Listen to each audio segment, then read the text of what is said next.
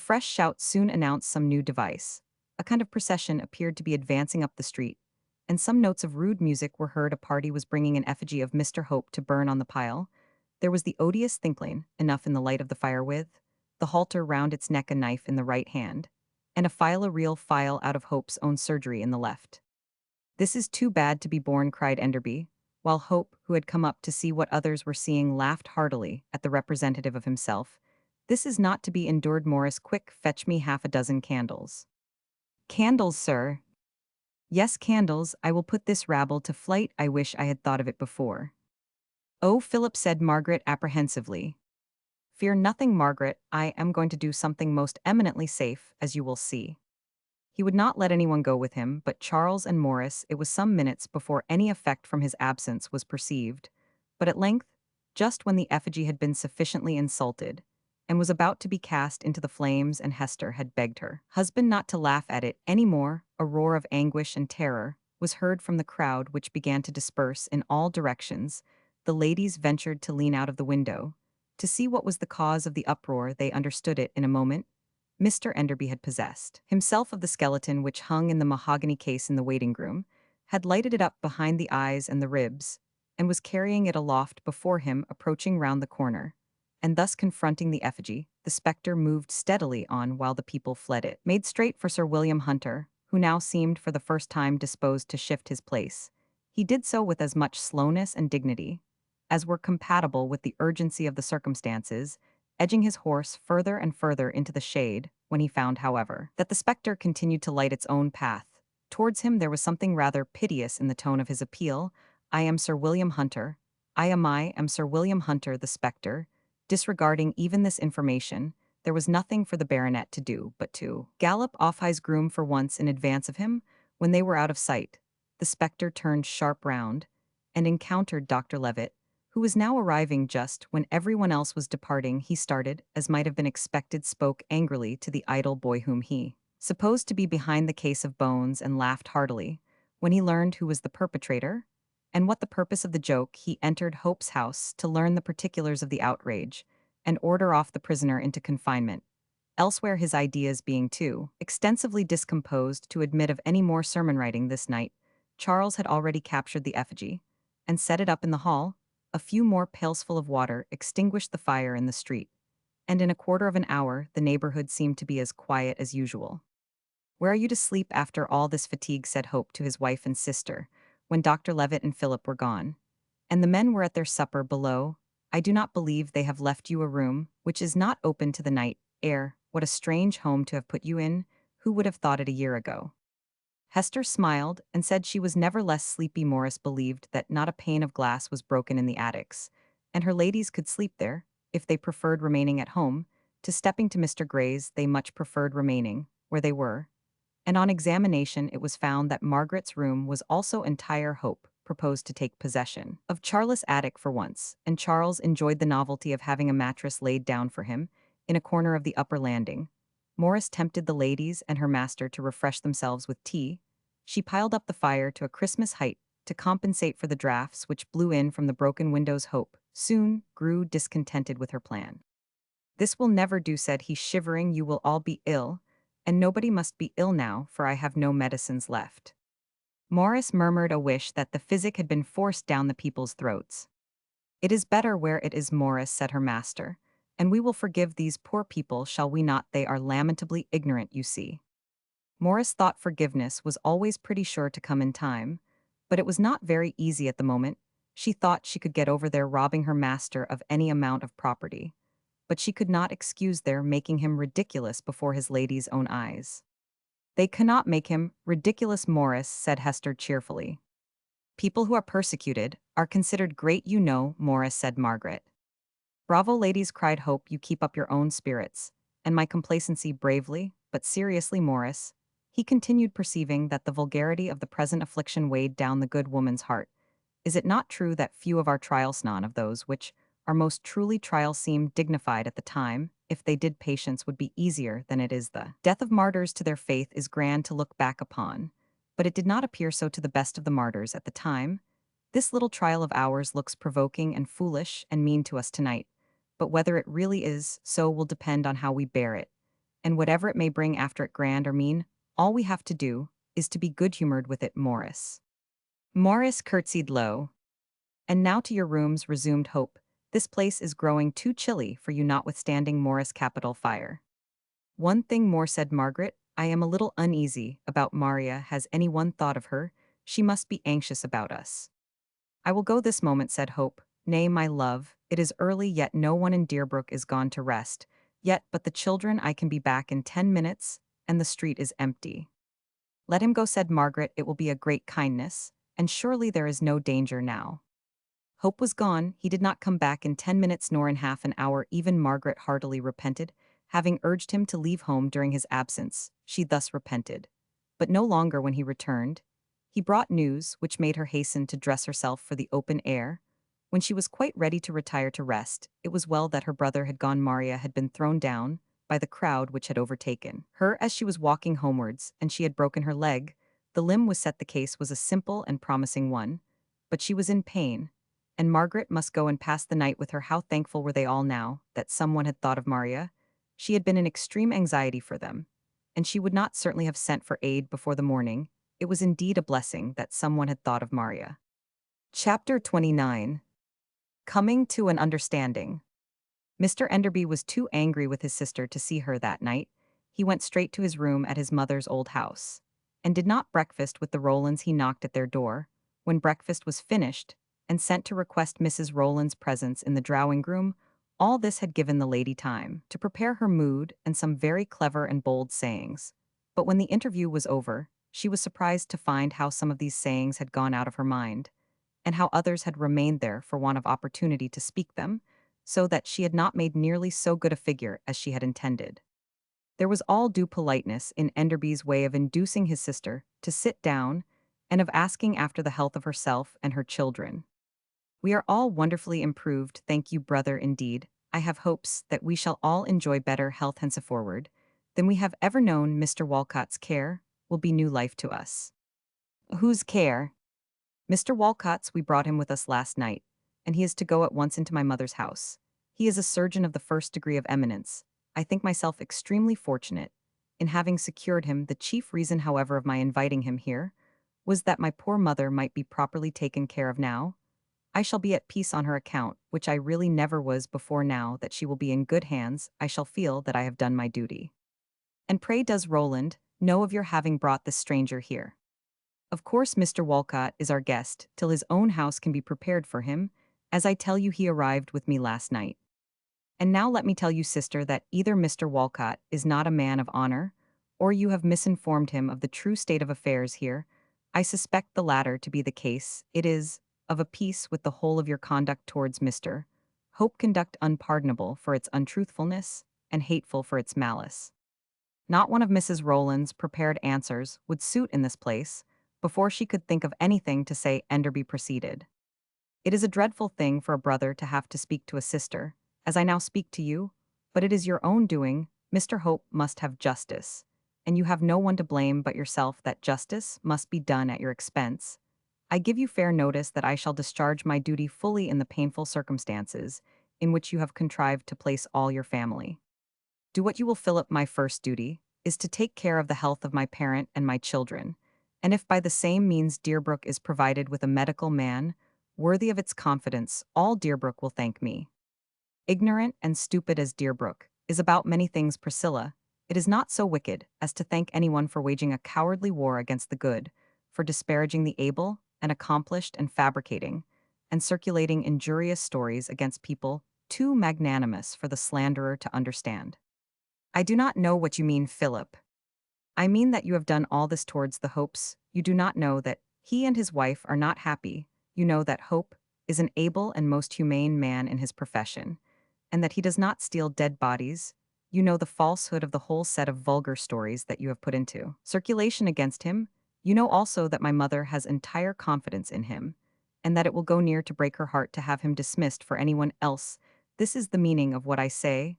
As for what I mean to doit, is this: I shall speak to Mr. Walcott at once before his intention to settle here is known. You are too late, my dear sir. Everyone in Deerbrook knows it, as well as if Dr. Levitt was to give notice of it from the pulpit today. So much the worse for you, Priscilla. I shall explain the whole of Hope's case to Mr. Walcott, avoiding, if possible, all exposure of you. Oh, pray do not disturb yourself about that. Mr. Walcott knows me very well. I am not afraid. Avoiding, if possible, all exposure of you, resumed Enderby, but not shrinking from the full statement of the facts. If that should prove necessary to Hope's justification, if this gentleman be honorable, he will decline attending my mother and go away more willingly than he came. I shall bear testimony to my friend with equal freedom everywhere else. And I will never rest till the wrongs you have done him are repaired as far as reparation is possible. You take the tone of defiance, I see, Philip. I have not the slightest objection. We defy each other then. I cannot but take that tone for a purpose which I conceive is the kindest, which under the circumstances can be entertained towards you, sister. I do it in the hope that before it is too late you will yourself do the justice which I vow shall be done. I give you peremptory warning, leaving you opportunity to retrieve yourself, to repair the mischief you have done, and to alleviate the misery which I see is coming upon you. You are very good, but I know what I am about, and I shall proceed in my own way. I mean to get rid of these hopes, and perhaps you may be surprised to see how soon I succeed. The hopes shall remain as long as they wish to stay, if truth can prevail against falsehood. I am sorry for you if you cannot endure the presence of neighbors whose whole minds and conduct are noble and humane, and known by you to be so. This desire to get rid of them is a bad symptom, Priscilla, symptom of a malady which neither Hope, nor Mr. Walcott, nor anyone but yourself can cure. I would have you look to it. Is your sermon ended? It is time. I was getting ready to hear Dr. Levitt's. What I have to say is not finished. I desire to know what you mean by telling everybody that I am engaged to Miss Mary Bruce. I said so because it is true. The cool assurance with which she said this was too much for Enderby's gravity. He burst out a laughing. If not precisely true when I said it, it was sure to be so soon, which is just the same thing. I mean that it shall be true. I have set my heart upon your marrying.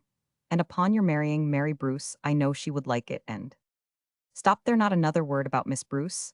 I will not have you take liberties with her name to me. And this is not the first time I have told you, so it is not true that she would like it, no more true than many other things that you have said.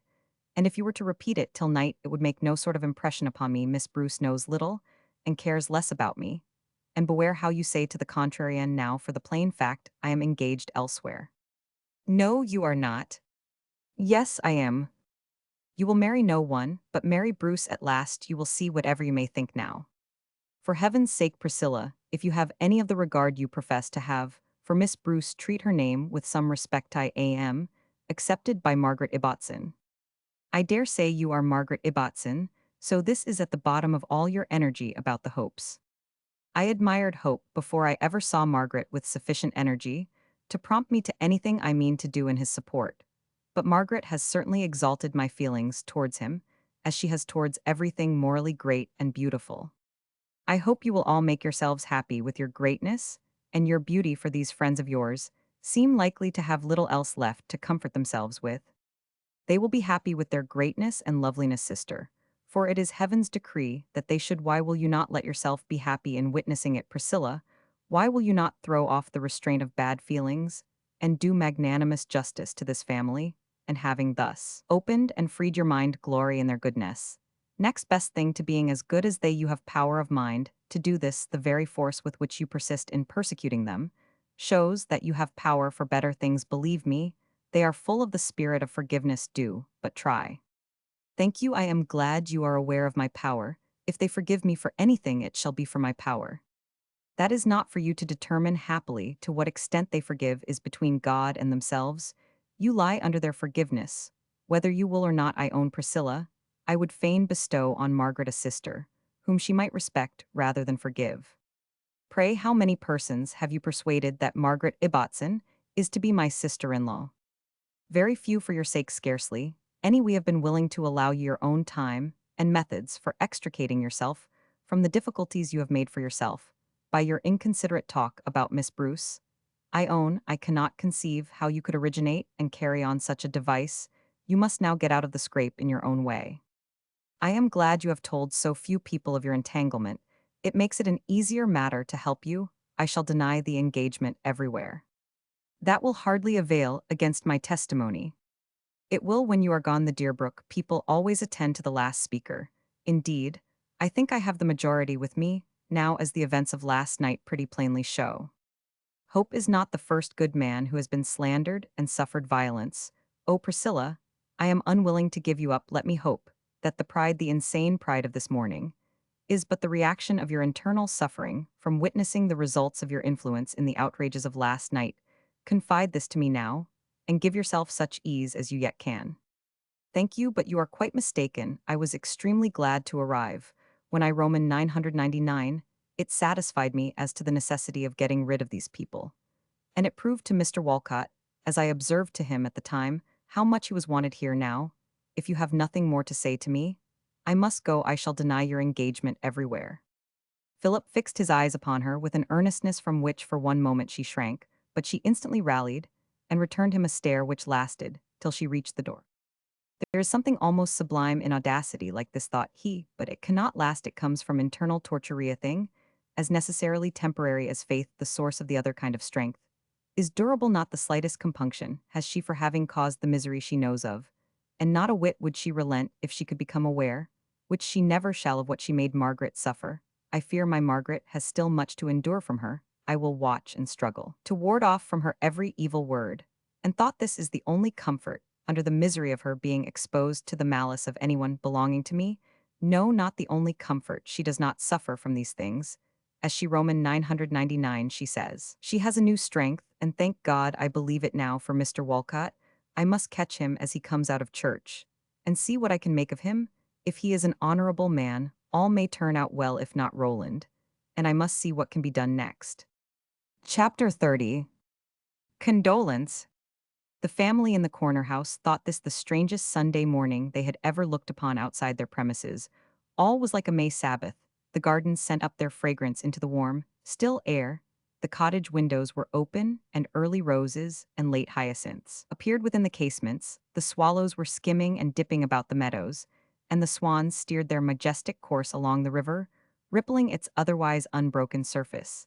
The men of the village sat on the thresholds of their doors, smoking an early pipe and their tidy children, the boys with hair combed straight, and the girls with clean pinafores, came abroad, some to carry the Sunday dinner to the baker's, and others to nurse the baby in the sunshine, or to snatch a bit of play behind a neighbor's dwelling. The contrast within the corner house was strange. Morris and the boy had been up early to gather the stones and sweep up the fragments of glass from the floors, to put the effigy out of sight, and efface the marks of feet in the hall and parlors. The supper had been cleared away in the kitchen, and the smell of spirits and tobacco got rid of, but this was all that the most zealous servants could do. The front shutters must remain closed, and the garden windows empty of glass. The garden itself was a mournful, spectacled, pretty garden, which had been the pride and pleasure of the family. All this spring part of the wall was thrown down, the ivy trailed on the earth of the shrubs, some were pulled up, and others cut off at the roots. The beds were trodden into clay, and the grass, so green and sunny yesterday, was now trampled black, where it was not hidden with fragments of the woodwork of the surgery, and with the refuse of the broken glasses and spilled drugs. Hope had also risen early. He had found his scared pupil returned, and wandering about the ruins of his abode of surgery. They set to work together to put out of sight whatever was least seemly of the scattered contents of the professional apartment, but with all their pains, the garden looked forlorn and disagreeable enough when Hester came down shawled to make breakfast in the open air of the parlor, and her husband thought it time to go and see how Maria had passed the night, and to bring Margaret home. Hester received from her husband and sister a favorable report of Maria. She had slept, and Margaret had slept beside her. Maria carried her philosophy into all the circumstances of her lot, and she had been long used to pain and interruption of her plans. These things, and the hurry of an accident in the street, might dismay one inexperienced in suffering, but not her. When not kept awake by actual pain she slept, and when assured that her case was perfectly simple, and that there was every probability of her being as well as usual in a few weeks. All her anxieties were for the Hopes. No report of them could have satisfied her so well as Mr. Hope's early visitas, his serene countenance and cheerful voice. She saw that he was not sad at heart, and warmly, as she honored his temper, she could hardly understand this. No wonder, for she did not know what his sufferings had previously been from other causes, nor how vivid was his delight at the spirit in which Hester received their present misfortunes. Margaret saw at once that all was well at home, and made no inquiries about her sister. "Here is a letter for you with a magnificent seal," said Hester, as they entered, and here is tea as hot, I believe, as if we were still blessed with glass windows. The letter had just been left by Sir William Hunter's groom. It was from the baronet, and its contents informed Mr. Hope that his attendance would not be required at the almshouses in future, as their inmates were placed under the medical superintendence of Mr. Walcott. "I am glad," said Hester, "no more danger and insult from that quarter. Nor funds either, my dear. It is pleasant enough to have no insult and danger to apprehend, but what will you say to having no funds? We shall see when that time comes. Love, meantime here is breakfast, and the sweet Sunday all before us." The pressure of her hand by her husband effaced all woes present and future. "Who is Mr. Walcott?" asked Margaret. "Somebody from Blickley, I suppose," said Hester. "No," replied Hope. "Mr. Walcott is a surgeon lass from Cheltenham, who settled in Deerbrook at 7 o'clock yesterday evening, and who has already swept the greater part of the practice of the place. I suspect he is no doubt the better doctor, the new man of whom we have heard so much of late." Hester changed color, and Margaret too, while Hope related the arrival of Mrs. Rowland and her party, as he had heard it from his pupil early. This morning, what sort of man was Mr. Walcott? Time must show his coming to settle in this manner at such a conjuncture of circumstances did not look very well, Hope said, but it should be remembered that he must necessarily be extremely prejudiced against the family in the corner house. If his information about Deerbrook was derived from Mrs. Rowland, he ought not to be judged till he had had time and opportunity to learn for himself what was the real state of affairs in the place. He must have fair play, and it was very possible that he might turn out a man who would give others fair play. At the next knock, Hester started thereby showing that she was moved. Mr. Jones had called to know how the family were, and after satisfying himself on this point, had left a delicate sweetbread with his respects and wishes that Mrs. Hope might relish it after her fright. This incident gave the little family more pleasure than Mr. Walcott had yet caused them pain. Here was sympathy, the most acceptable offering they could receive. Next came a message of inquiry from Dr. and Mrs. Levitt, with an intimation that they would call, if not inconvenient to the family, after church. This was pleasant too.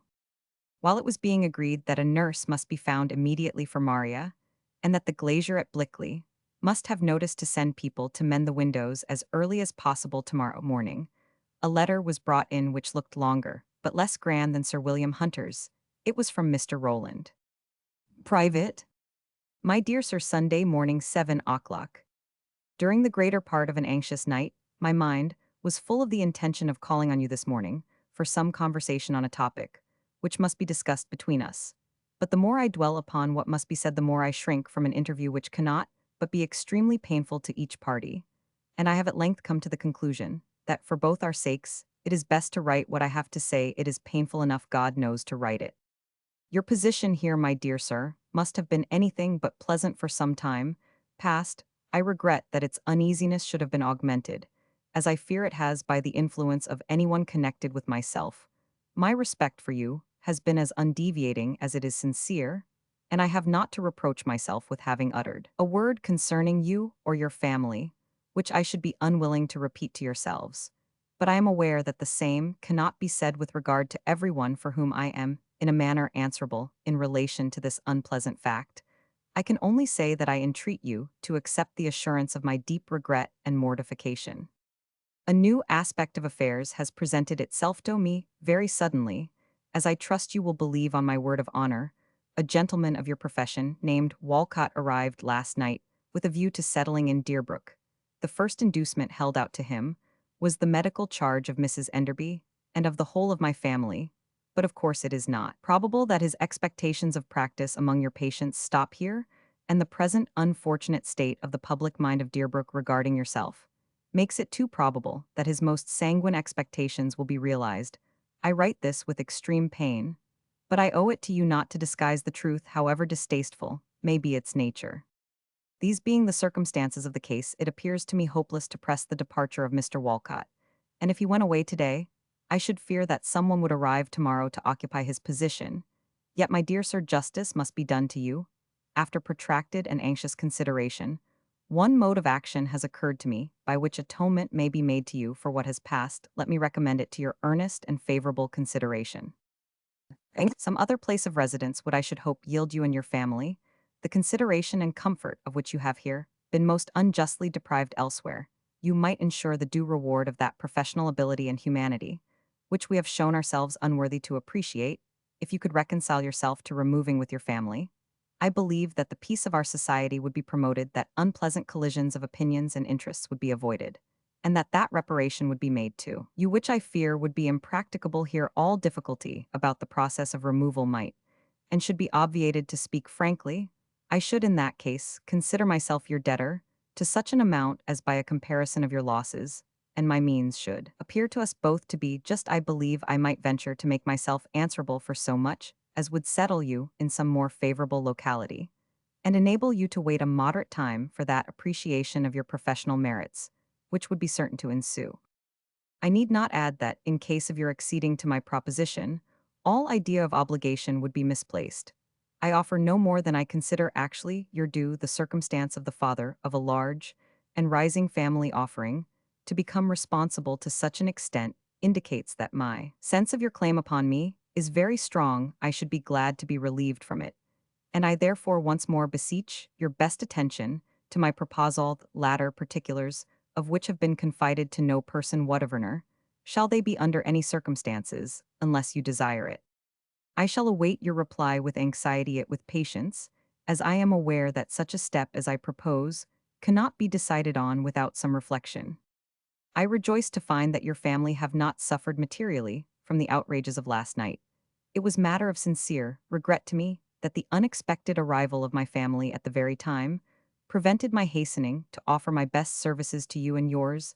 The magistracy will of course repair all damages, and then I trust no evil consequences will survive. I beg my best compliments to Mrs. Hope and Miss Ibbotson, and entreat you to believe me, my dear sir, with the highest respect, your obedient servant, H. Rowland. For one moment Hester looked up in her husband's face, as he read this letter in a subdued voice. For one moment she hoped he would make haste to live elsewhere in some place, where he would again be honored as he once was here, and where all might be bright and promising as ever. But that moment's gaze at her husband changed her thoughts, and wishes her color rose with the same feelings which drew a deep seriousness over his countenance. Mr. Rowland means well, said Margaret, but surely this will never do. I hardly know what you would consider meaning. Well, replied Hope, Rowland would buy himself out of an affair, which he has not the courage to manage by nobler means. He would give hush money for the concealment of his wife's offenses.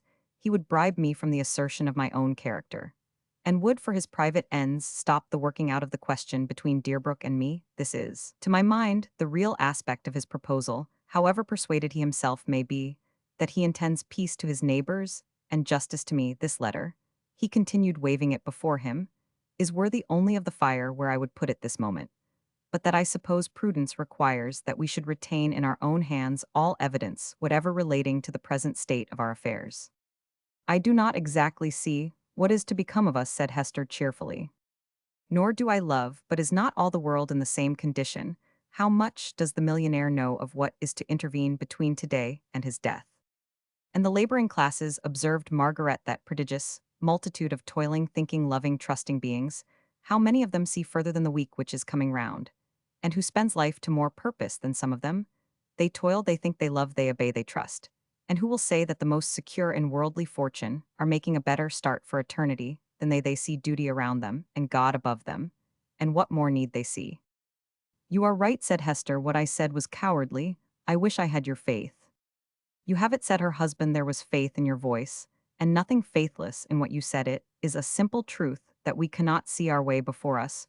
We must be satisfied to discern the duty of the day, and for the future to do what we ought always to be doing, to walk by faith and not by sight. Now, as to this present duty, it seems to me very clear it is my duty to offer moral resistance to oppression, and to make a stand for my reputation when it pleases God that men should be overwhelmed by calumny.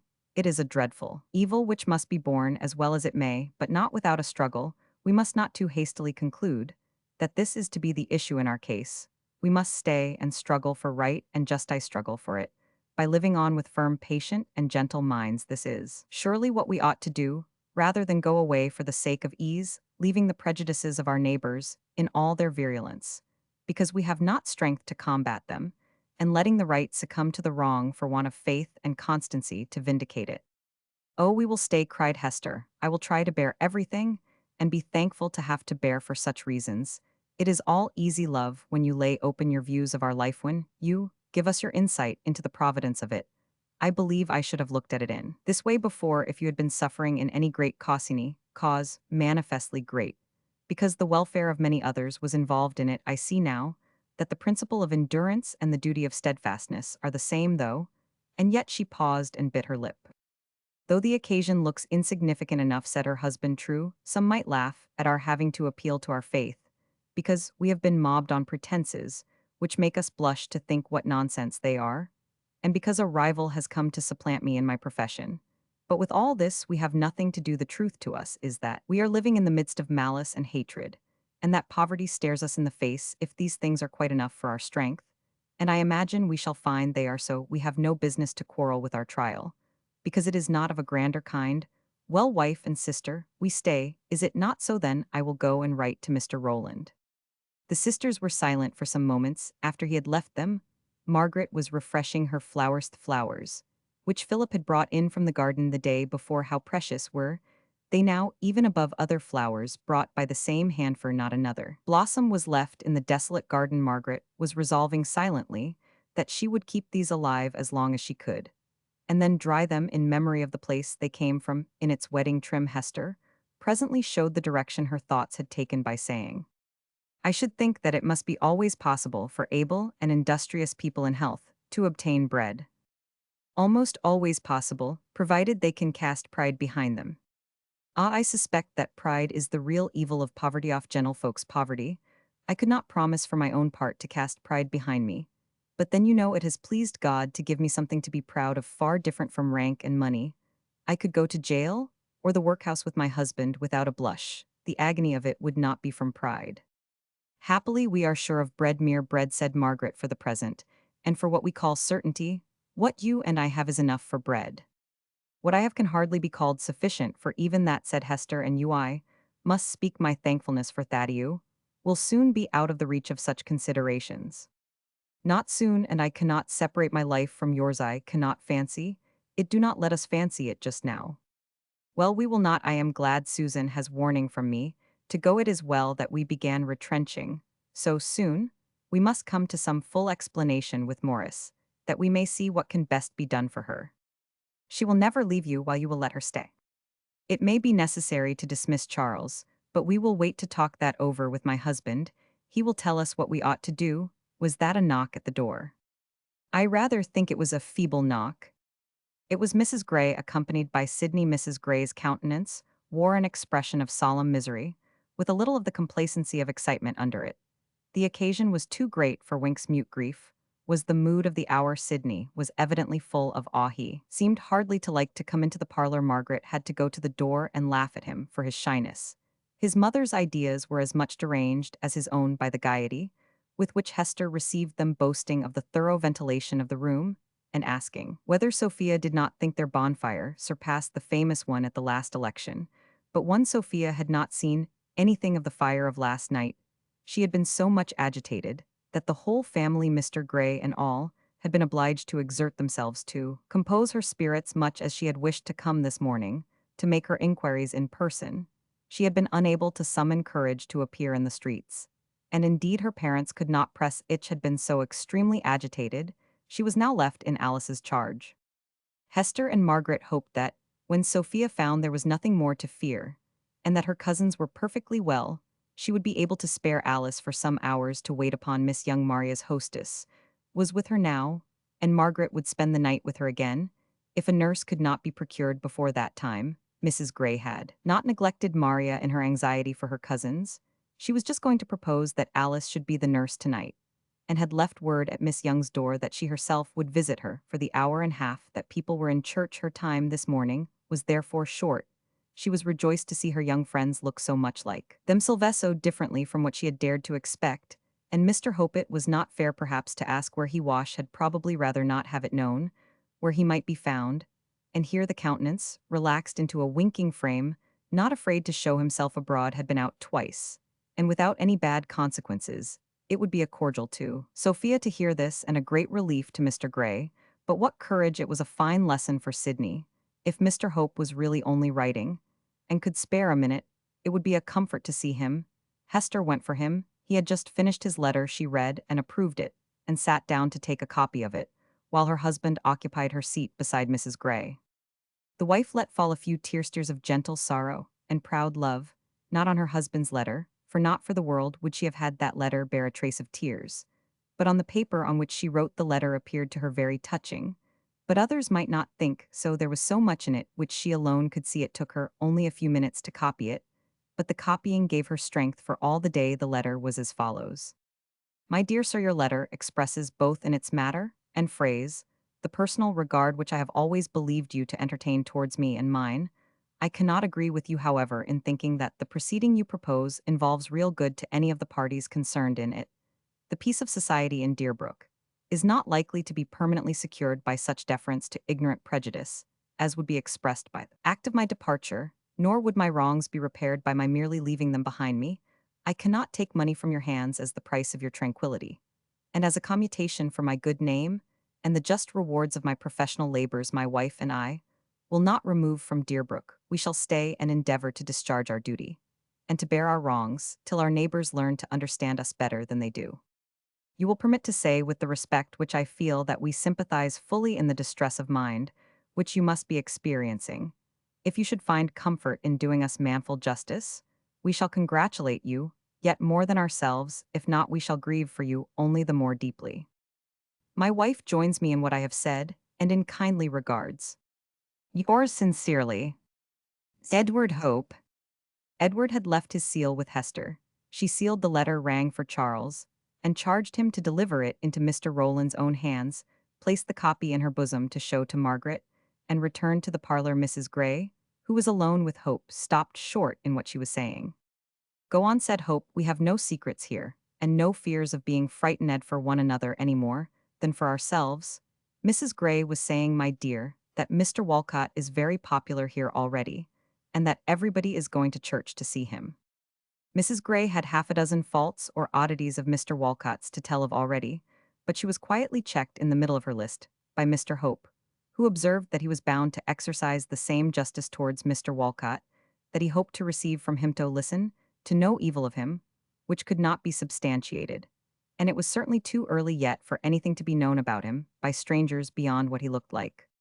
To go no deeper than his looks, then, continued Mrs. Gray, nobody can pretend to admire them. He is extremely short. Have you heard how short he is?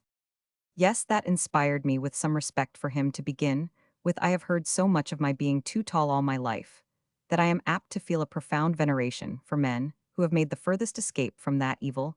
By the way, my dear, I should not wonder if Enderby is disposed in Walcott's favor by this, for he is even taller than Roman one. I am surprised that you can joke on such a subject, Mr. Hope. I assure you, you are not the only sufferers by this extraordinary circumstance of Mr. Walcott's arrival. It is very hard upon us that we are to have him for an opposite neighbor in Mrs. Enderby's house. You know Sophia, and I have been in the habit of observing that house, for the old lady's sake, many times in a day. We scarcely ever looked out, but we saw her cap over the blind, or some one or another was at the door about one little affair or another. It has been a great blank since she was removed, the shutters shut, and the bills up, and nobody going and coming, but now we can never look that way. I am afraid you will have to get Paxton to put up a weathercock for you on his barn, so that you may look in the opposite direction for the wind. Nay, Edward, it is really an evil, said Hester, to have an unwelcome stranger settled in an opposite house, where an old friend has long lived. I can sympathize with Mrs. Gray. So can I, my dear, it is an evil, but I should under any circumstances hold myself free to look out of my window in any direction. That is all. Do, Mrs. Gray, indulge yourself so far. We cannot possibly notice him. You know, it must be distinctly understood that we can have nothing to say to an interloper like Mr. Walcott. Mr. Gray is quite of my opinion. You will have our support in every way, my dear sir, for it is perfectly plain to our minds that all this would not have happened but for your having married into our connection so decidedly. But this intruder has been thought and talked about by us more than he is worth. I want to hear all you can tell me about the riot. Hester, love, your husband has been giving me some idea of it. But bless me, there is the first bell for church, and I ought to have been at Miss Young's by this time. We must have the whole story some day soon, and indeed Sophia would quarrel with me for hearing it when she is not by where is Sydney. Sydney and Margaret were in the garden consulting about its restoration. Sydney declared he would come and work at it every day till it was cleared and planted. He would begin tomorrow with the cairn for the rock plants. I am glad the Levitts are to call after church, observed Mrs. Gray. They always do what is proper, I must say, and not less towards dissenters than their own people. I suppose Dr. Levitt will consult with you about the damages. Sooner or later, I have no doubt. Come, Sydney, we must be gone. You hear the bells. Sophia will be quite revived by what I shall tell her. My dears, Nodo, not come out to the door. I will not allow it on my account. There is no knowing what I might have to answer for. If you let yourself be seen at the door on my account, I am sorry. You will not come in this evening. Are you quite determined? Well, perhaps Mr. Gray will say you are right not to leave your premises in the evening at present. No, you must not say anything about our coming just now. We have not courage really for that. Now hold your tongue, Sydney. It is out of the questionnaire being out of our sight. After dark, good morning, my love. As soon as Charles returned home, after having delivered the letter into Mr. Rowland's own hands, Mr. Hope gathered his family together for their Sunday worship. The servants entered the room with countenances full of the melancholy, which they concluded, notwithstanding all evidence to the contrary, that their master and mistress must be experiencing. But when service was over, they retired with the feeling that the family worship had never been more gladsome. Chapter 31. Keeping Sunday. Mr. Enderby was in the churchyard when the congregation poured out from the porch. Group after group walked away, and he saw no signs of the party. He was waiting for Mrs. Rowland, lingered in the aisle, with the intention of allowing all Deerbrook time to look at Mr. Walcott, when none but the Levitts remained. The lady issued forth from the porch leaning on Mr. Walcott's arm, and followed by 4 of her children, who were walking 2 and 2, holding up their heads and glancing round to see how many people were observing the new gentleman they had brought with them from Cheltenham. Mr. Enderby approached the family party and said, "Sister, will you introduce me to Mr. Walcott?" "With the greatest pleasure, my dear brother Mr. Walcott. My brother Mr. Enderby, brother, my friend Mr. Walcott." Mr. Walcott blushed with delight, looked as if he longed to shake hands if he dared, and said something of his joy at becoming acquainted with the brother of so kind a friend as Mrs. Rowland. There is not much to be apprehended here, thought Mr. Enderby. How perfectly unlike what I had fancied this dragon, which was to devour the hopes, seems a pretty harmless creature. Why, he looks a mere boy, and with hair so light one can't see it without spectacles. What will he do with himself in my mother's good house? Fanny Gray's birdcage would suit him better, and then he might hang in Rowland's Hall, and be always ready for use when the children are Roman 99. I must have out what I mean to say to him, however. And from his looks, I should fancy, I may do what I please with him. He will go away before dinner if I ask him. I have little doubt, I wonder, that while she was about it, Priscilla did not find out somebody who had the outside of a professional man. At least this youth looks as if he would not draw one's tooth for the world, because it would hurt one so. How he admires the rooks and the green grass on the graves, because the children do. Sister, he continued, aloud, I am sorry to deprive you of your companion, but it is absolutely necessary that Mr. Walcott and I should have some conversation together. Immediately, the children will go home with you, and we will follow presently. Mrs. Rowland looked thunder and lightning at her brother, but Mr. Walcott appeared so highly pleased that she considered it safest to acquiesce in the present arrangement, trusting to undo Philip's work in the course of the afternoon, so she sailed away with the children. This is no time for ceremony, observed Enderby, as he led the way to the walk under the trees. I have used none with my sister, as you perceive, and I shall use none with you. Thank you, sir. My dear parents have always taught me that there could be no occasion for ceremony where people feel kindly and mean only what is right. They will be pleased to hear that you do not think ceremony necessary between us.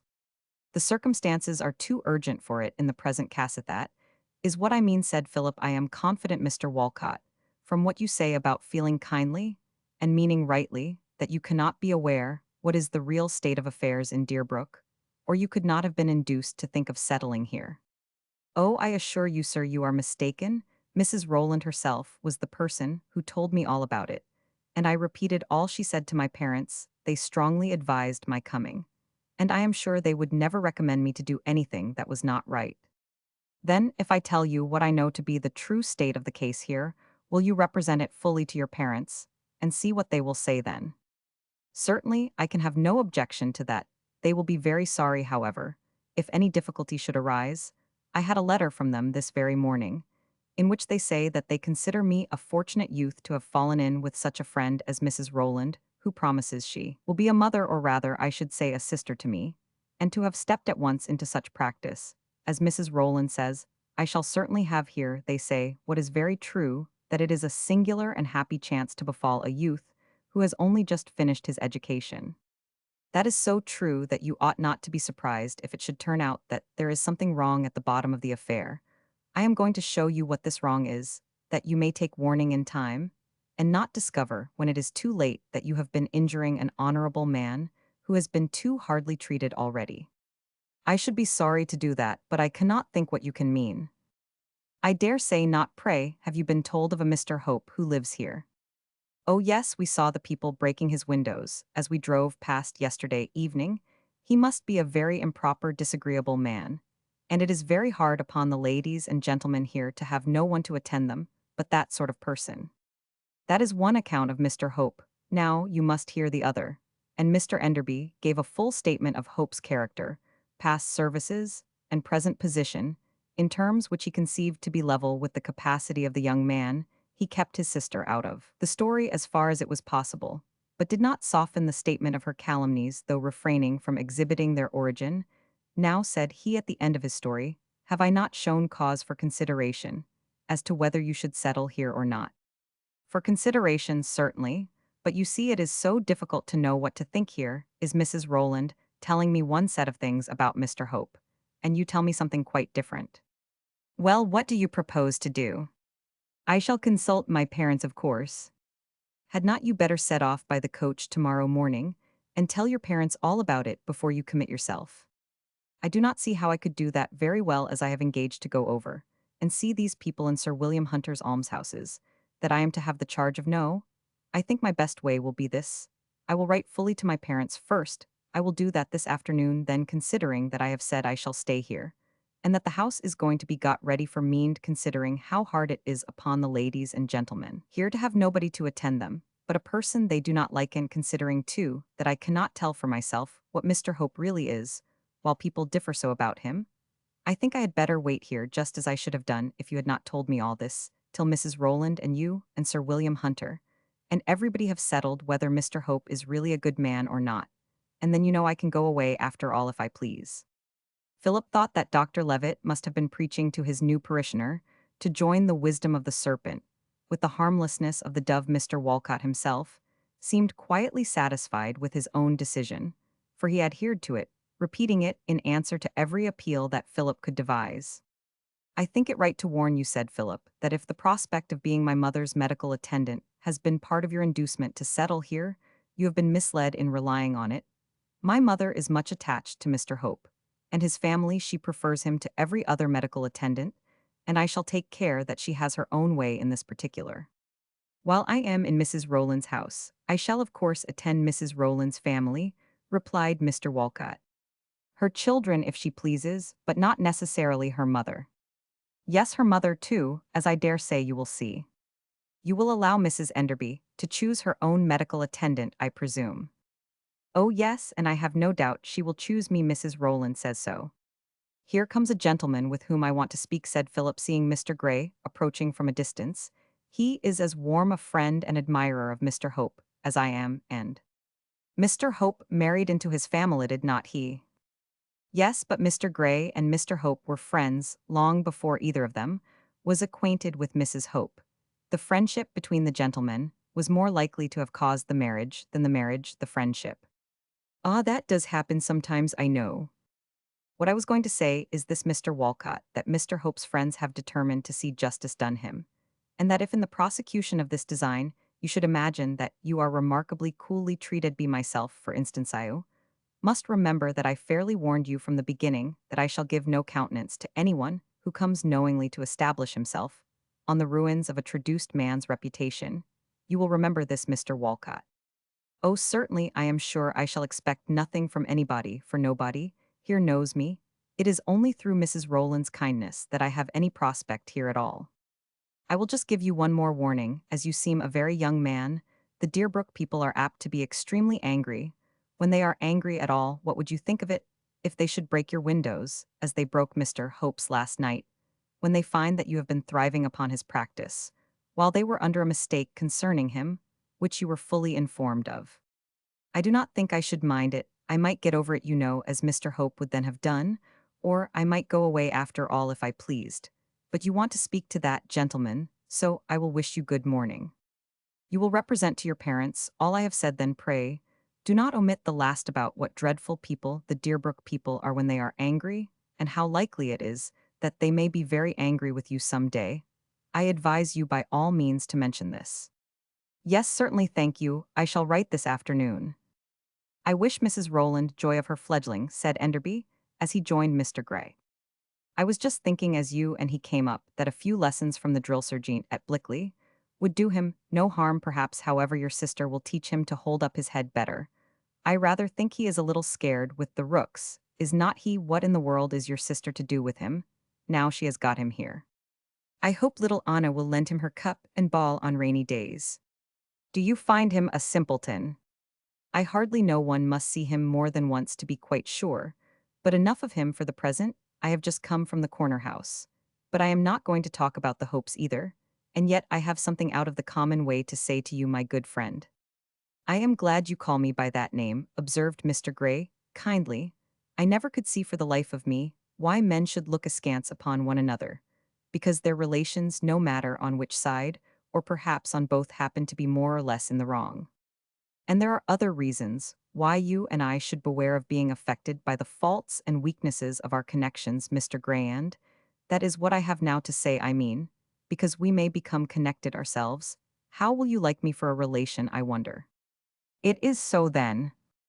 It is so, and it is by Margaret's desire that I inform you of it now, before the circumstance becomes generally known. If you think Mrs. Gray will be gratified by early information, I believe, I must beg that you will go home and tell her directly. We are as fully aware as you can be of the absurdity of this way of talking, but circumstances compel us to. I understand people here have been persuaded that you were engaged to some other lady, and you will have no help in contradicting this from your own family, who may not like your marrying into our connection, so decidedly as I have heard the ladies say about our friend Hope. Just so. Well, my opinion is that it is of little consequence what your friends may say now, when time is so sure to justify your choice. There is no need for me to tell you that you are a happy man, Mr. Enderby. There is not a more amiable girl living than that cousin Margaret of mine. I charge you to make her happy, Enderby. I do not mean that I have any doubt of it, but I charge you to make her happy. Philip did not like to speak any more than to do other things. Without being pretty sure of doing it well, he was silent now, because he could not well speak. He was anything but ashamed of his attachment to Margaret, but he could not open his lips upon it. I trust there is the better chance of her being happy, continued Mr. Gray, that she is going to marry a man of somewhat less enthusiasm than her sister has chosen, Mr. Enderby. Do not speak of that, Mr. Gray. We might not agree. I can only say that I am so fully sensible of my immeasurable inferiority to Hope. I know I am hardly worthy to appreciate him. I cannot give you an idea of my sense of his superiority, and to hear him set below me. Do not mistake me, my dear friend. No one can value Mr. Hope more than I do, as indeed I have every reason to do. Only you see the effects of that unfortunate vote of his. That is just what I mean now. If you had been in his place, I rather think you would have done what was prudent to you, would not have run into anything so useless as giving that vote when there was not another person in Deerbrook to vote the same way. You would not, Enderby. I trust I should, if I had had Margaret to keep me up to my duty. Well, well, I may be wrong, but it vexes me to see anxiety and sorrow in my cousin Hester's beautiful face. And that is the truth of it, but indeed her husband is a fine fellow, and I respect him from the bottom of my soul. And it makes me extremely happy to hear that Margaret has met with one whom I can as cordially approve. You have my hearty good wishes, I assure you. Now, when may I see my cousin to wish her joy? I must go home now, and let my family know about it, you say. If you please, for I must tell Margaret how kindly you have received what I had to communicate. She will be waiting anxiously. Why, she could not doubt my good will. Surely how should I be otherwise than pleased? Nor have I any doubt of my wife's feeling you stand very high in her good graces, Enderby.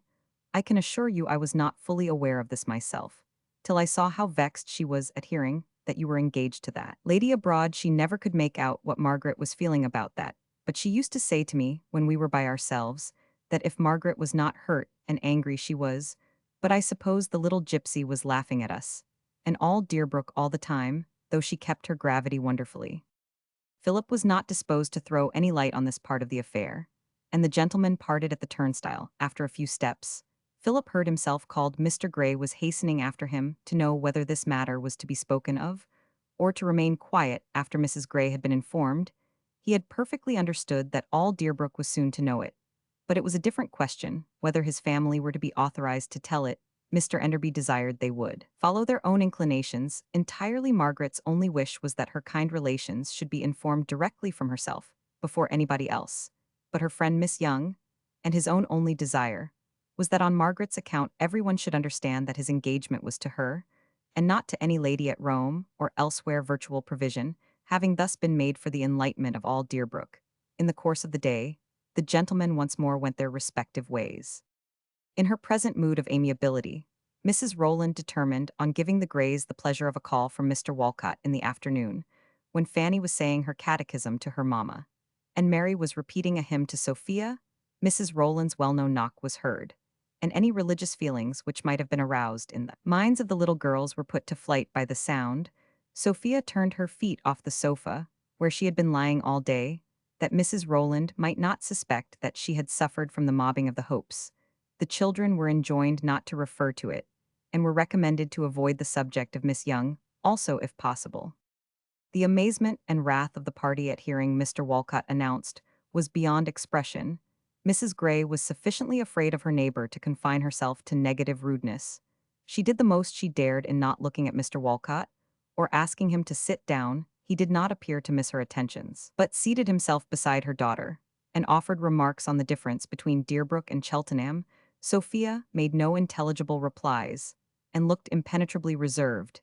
He therefore tried another subject, enlarged upon Mrs. Rowland's extreme kindness to him, and said that his parents wrote that they considered him a fortunate youth in having met with a friend who would be a mother or sister to him, now that he was no longer under the parental wing. Sophia had intended to be quite distant and silent, but his long-winded praises of all the Rowlands were too much for her.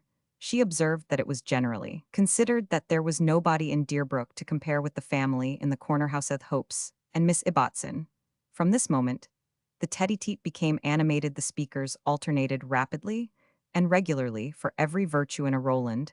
There was a noble quality in a Hope, for every accomplishment in Matilda and Anna. There was a grace in our dear Mr. Hope, or our sweet Hester. Fanny and Mary listened with some amusement to what they heard on either side of their pair of low stools, as sure as they were desired particularly to avoid any subject with the Rowlands. They knew that their mother would presently be in the midst of it. The prohibition showed that her mind was full of it, and whatever her mind was full of was poured out upon Mrs. Rowland.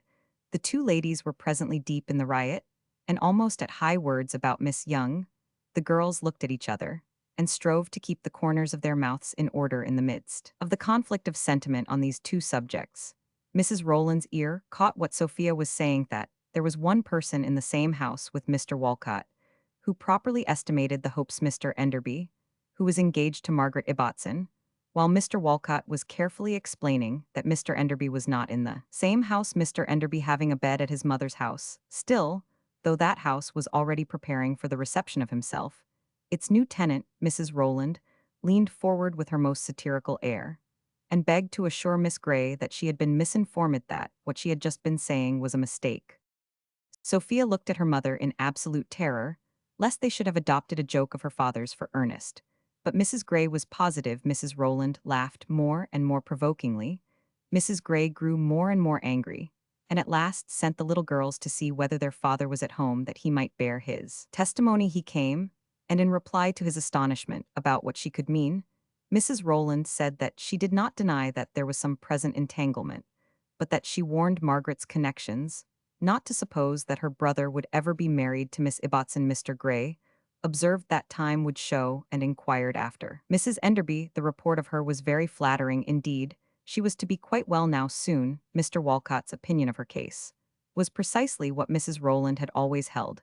Mrs. Enderby's complaints were nervous altogether, with retirement from common acquaintances, and the society of the dear children, and the attendance of a servant most highly recommended, who would not humor her fancies, as Phoebe had done, and above all with a medical attendant, under the same roof for the present she was to be quite well immediately.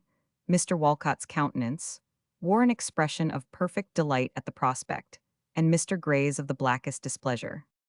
When the visitors were gone, Mr. Walcott being allowed to find his way out, as he could, the little girls heard them discussed, in the way which might be expected, and were then desired to finish their catechism, and him, Mamma and Sophia were still flushed and agitated with what they had been hearing, and saying, when the low, serious voices of Fanny and Mary recite the one an abjuration of all envy, malice, hatred, and uncharitableness, and the other, teach me to feel for others' woe, to hide the faults I see, the mercy I to others show, that mercy show to me. You have a warning, my dear, said Mrs. Gray to Fanny, in the lady, who was here, just know a terrible warning against malice. And all those faults you see how unhappy she makes every one about her by her, having indulged her temper to such a degree you see. Mary, my darling, said Mr. Gray, repeat that hymn to me again. Teach me to feel for others' woe, to hide the faults I see. Let us have that hymn over again, my dear child. Chapter 32. Going to rest. Mr. Walcott had arrived nearly at the end of his letter to his parents. When summoned to attend Mrs. Rowland to call on the Grays, he was afterwards glad that he had left room to put in that perhaps what Mr. Enderby had said about Deerbrook ought to be the less regarded from its having come out that he was in an entanglement with the sister-in-law of this Mr. Hope, when he had rather have been engaged to another person, being actually indeed attached to a lady now. Abroad he represented that Mrs. Rowland evidently paid very little regard to her brother's views of Deerbrook affairs, now that his mind was in a state of distraction between his proper attachment and his new entanglement. So Mr. Enderby's opinion ought not to go for more than it was worth. The letter was still not quite finished when he was called to Mrs. Enderby. She was very ill, and Mr. Rowland and Phoebe were alarmed. Philip was at the corner house. Mrs. Rowland was gone to see Miss Young to convince her that she must put herself into Mr. Walcott's hands. Immediate Lido declare indeed that she should send her own medical man to attend her dear children's governess. The argument occupied some time, and Mrs. Rowland's absence was protracted. Mrs. Enderby had been extremely terrified the evening before at the noises she had heard, and the light of the bonfire upon the sky. The children were permitted to carry to her all the extravagant reports that were afloat about Mr. Hope being roasted in the fire, the ladies being in the hands of the mob, and so forth. And though her son-in-law had seen her before she settled for the night, and had assured her that everybody was safe, she could not be tranquilized. She thought he was deceiving her for her good, and that the children were probably nearest the truth. She was unable to close her eyes, and in the middle of the night told Phoebe that she could not be satisfied, should not have a moment's peace till she had seen some one of the dear people from the corner house to know from themselves that they were quite safe. Phoebe had found it difficult to persuade her that it was now 2 o'clock in the morning, and that they were all no doubt sleeping in their beds. She passed a wretched night, and the next day, after Philip had succeeded in composing her, a strange gentleman was brought to her to prescribe for her. This revived her terrors. She said she would ask no more questions, for all were in league to deceive her. Then she cried, because she had said so harsh a thing, and begged that Phoebe would not expose it. Her weeping continued till Phoebe's heart was almost broken. The infallible drops failed. Arrowroot was in vain. The children were sent away as soon as they came in, as it would hurt their spirits. Their mother thought to see distress of this kind in the afternoon. Quiet was prescribed by the authorities, and the old lady was left alone with Phoebe. To the weeping succeeded the spasms so violent that little George was dispatched with all speed to summon his uncle, and Mr. Walcott was called away from crossing the ends of his letter. No one but he proposed sending for Mrs. Rowland, and his hint to that effect was not taken. Philip arrived in a shorter time than could have been supposed possible. Mr. Rowland then immediately disappeared. He had formed the heroic resolution of bringing Margaret into the house on his own responsibility for Mrs. Enderby's relief and gratification, and he was gone to tell Margaret that he considered her now as Mrs. Enderby's daughter, and was come to summon her to the sick bed. Philip presently discovered that the presence of some one from the Hopes would be the best cordial that could be administered, and he set forth on the same errand to bring Margaret that she might have his protection in case of his sister returning before her arrival. Mrs. Rowland did return, and the two gentlemen, having taken different roads to the corner house, it being a matter of old dispute, which was the shortest missed each other. Margaret was gone with Mr. Rowland before Philip arrived. Here I will leave you, said Mr. Rowland to Margaret on the steps of his own house. You will find Philip and Phoebe upstairs. And Mr. Walcott, I must go in search of Mr. Hope, and beg the favor of him to tell me whether we are proceeding rightly with our patient. She is too ill for ceremony. Margaret wondered why, if this was the case, Mr. Rowland did not bring Edward to the patient at once.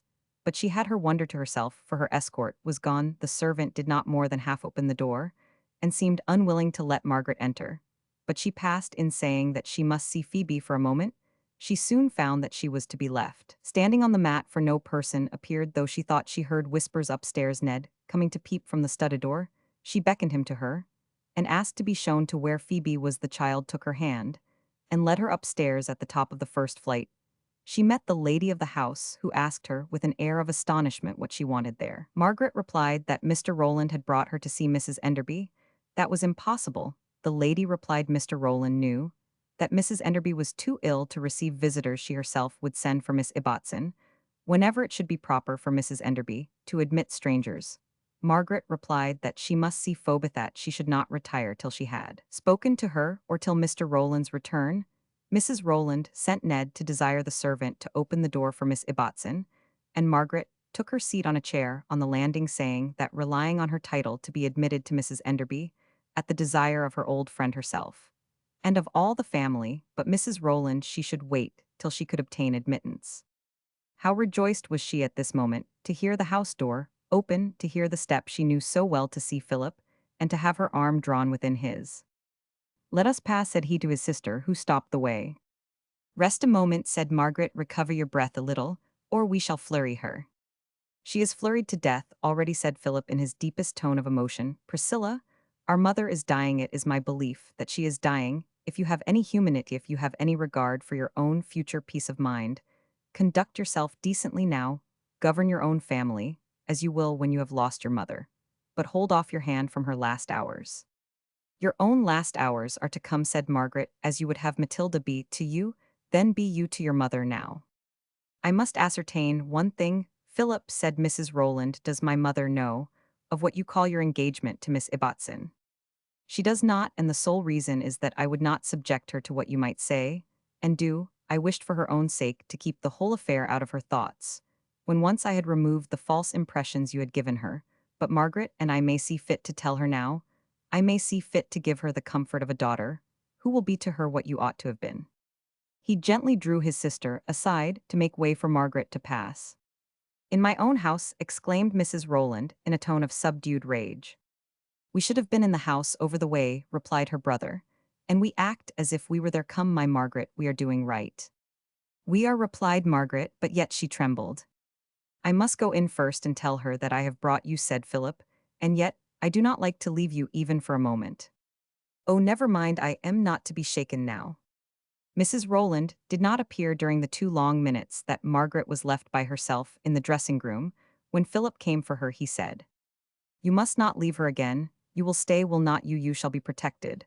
But you must stay. I shall tell her how we stand to each other. We will tell her carefully, for she cannot bear much emotion. You are tired. You must be tired," he continued, looking at her with anxiety. "But do not speak of it. I did sleep last night, and there will be time enough for sleep when duty is doneth duty, for which I have longed ever since I knew what duty was," and her eyes swam in tears.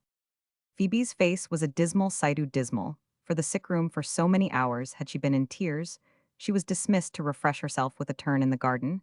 It was Philip's doing that she was at hand at all. Mrs. Rowland had ordained that she should go, but Philip had supported the girl in her resolution to bear anything rather than leave her mistress, while it was essential to her mistress' comfort that she should stay. Mrs. Enderby was in great pain, but yet not suffering too much to be comforted by finding that all were safe and well in the corner house. She even smiled when the others laughed at the ridiculous stories with which the children had assaulted her imagination. She thought it was very wrong for people to fabricate such things and tell them to children. They might chance to put some extremely old ladies into a terrible fright. She was soothed in the very midst of a spasm by hearing that Margaret would stay with her as long as she liked, if it would be of any comfort to her. In answer to her surprise and almost alarm at such a blessing, Philip said that Margaret wished it as a pleasure, and asked it as a sort of right now. Could she not guess any reason why it was a sort of right of Margaret's to attend upon her, like a daughter? Yes, it was so indeed. Margaret was to be her daughter some time, or other when her big boy should have learned all his lessons, as little George would say. I am thankful indeed, I am thankful, my dears, to hear this, but my loves, that will be too late for me. I rejoice indeed, but it will be too late for me. Well then, let me be your daughter now. The old lady clasped her arms about Margaret, and endured her next paroxysm with her head upon her young friend's shoulder. I have a daughter already, said she, when she revived a little, but I have room in my heart for another, and I always had you in my heart, my love, from the first moment I saw you.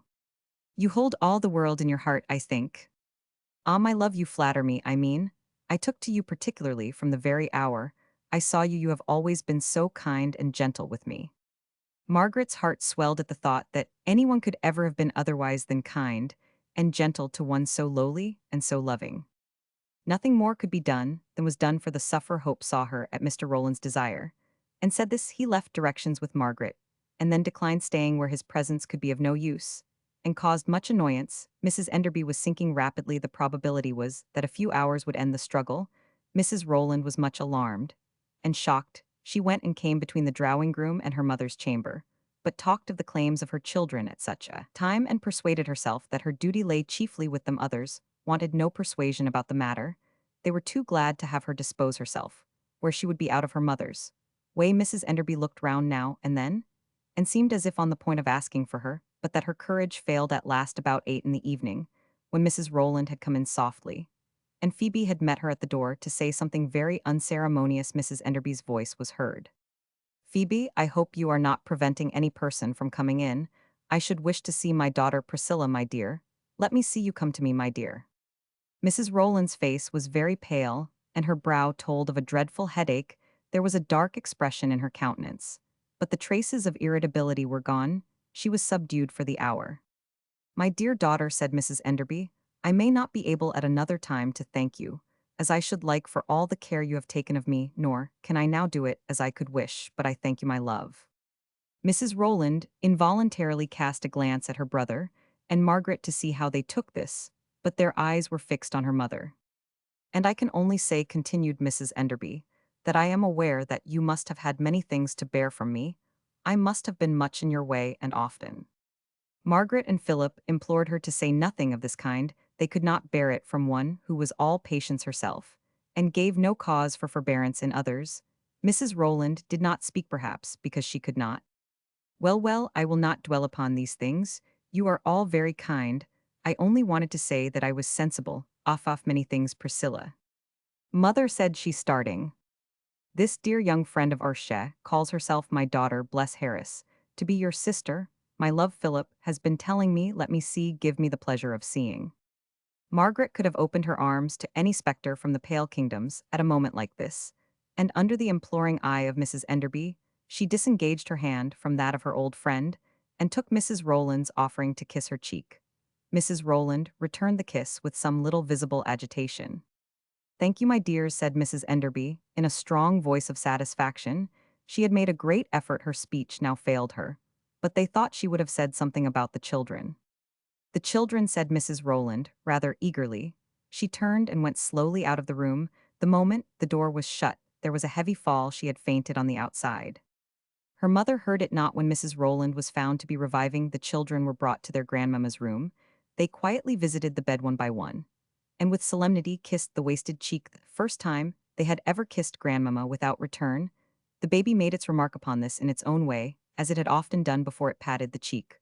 Rather roughly, several hands were instantly stretched out to stop its play. It set up a cry, and was hurried out of the room. By the middle of the night, Margaret was longing to be at home, and alone. It was all over. She was ashamed to think of her own share of the loss, while witnessing Philip's manly grief, or even while seeing how Phoebe lamented, and how Mr. Rowland himself was broken down. But not the less for this was her heart repeating, till it was sick of itself, I have lost another mother. She did not see Mrs. Rowland again. In the earliest gray of the morning, Mr. Rowland took Margaret home. As they stood on the steps waiting to be let in, she observed that the morning star was yellow and bright in the sky.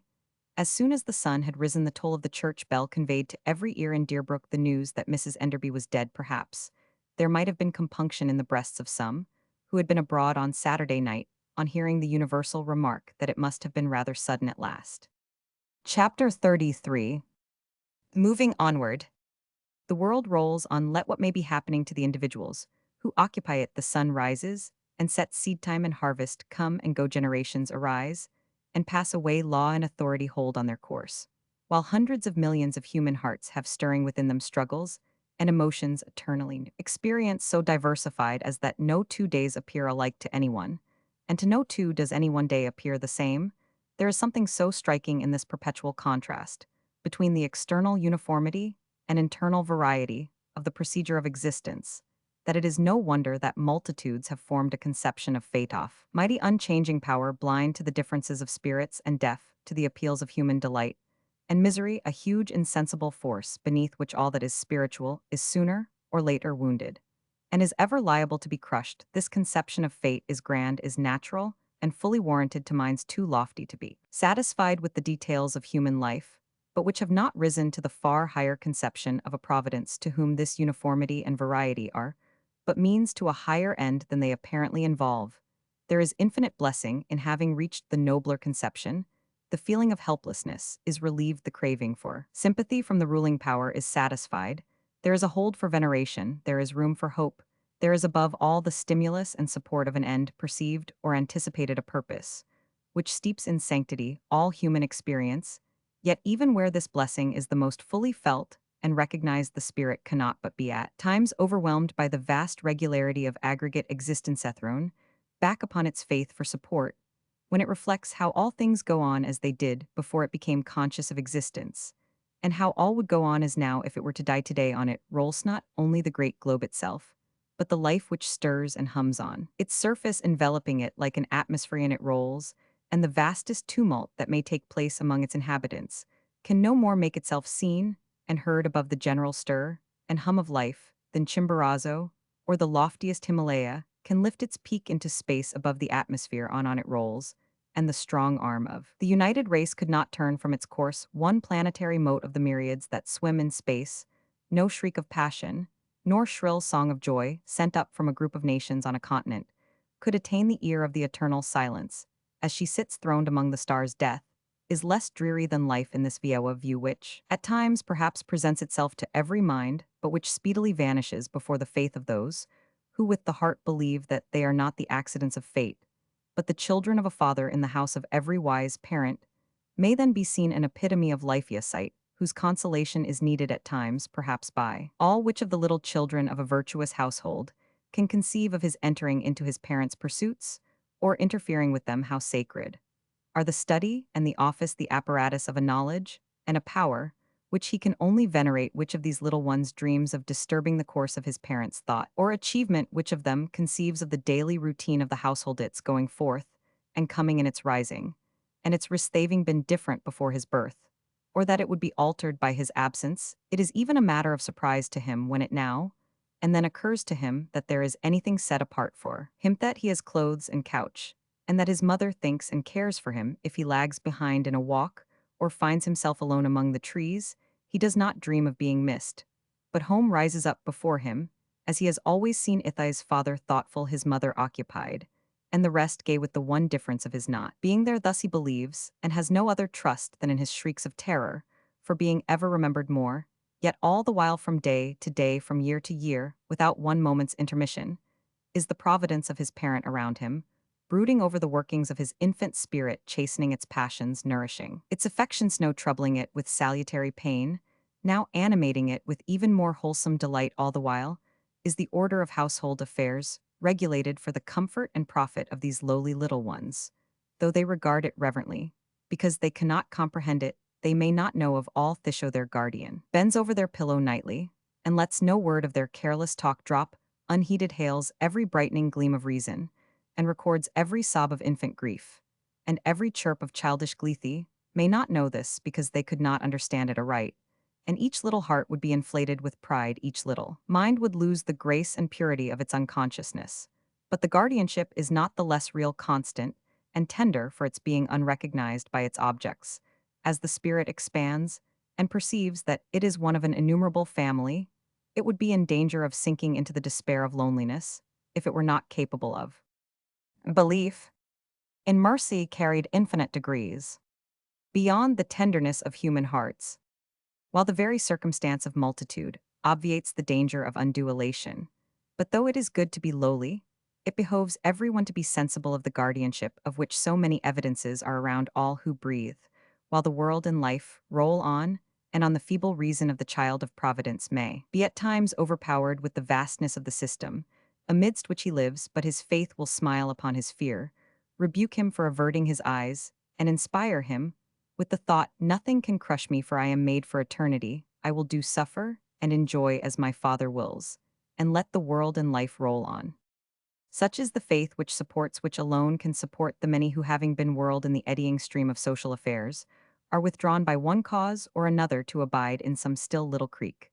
The passage of the mighty, tide the broken down statesman, who knows himself to be spoken of as politically dead, and sees his successors at work, building on his foundations, without more than a passing thought on who had labored before them, has need of this faith, the aged who find affairs proceeding at the will of the young, and hardy whatever the gray-haired may think, and say have need of this faith, so have the sick when they find none, but themselves disposed to look on life in the light, which comes from beyond the grave, so have the persecuted when with, or without cause they see themselves pointed at in the streets, and the despised who find themselves neglected, whichever way they turn, so have the prosperous during those moments, which must occur to all when sympathy fails and means to much desired ends are wanting, or when satiety makes the spirit roam abroad in search of something better, then it has found this universal eternal filial relation, is the only universal and eternal refuge. It is the solace of royalty weeping in the inner chambers of its palaces, and of poverty drooping beside its cold hearth.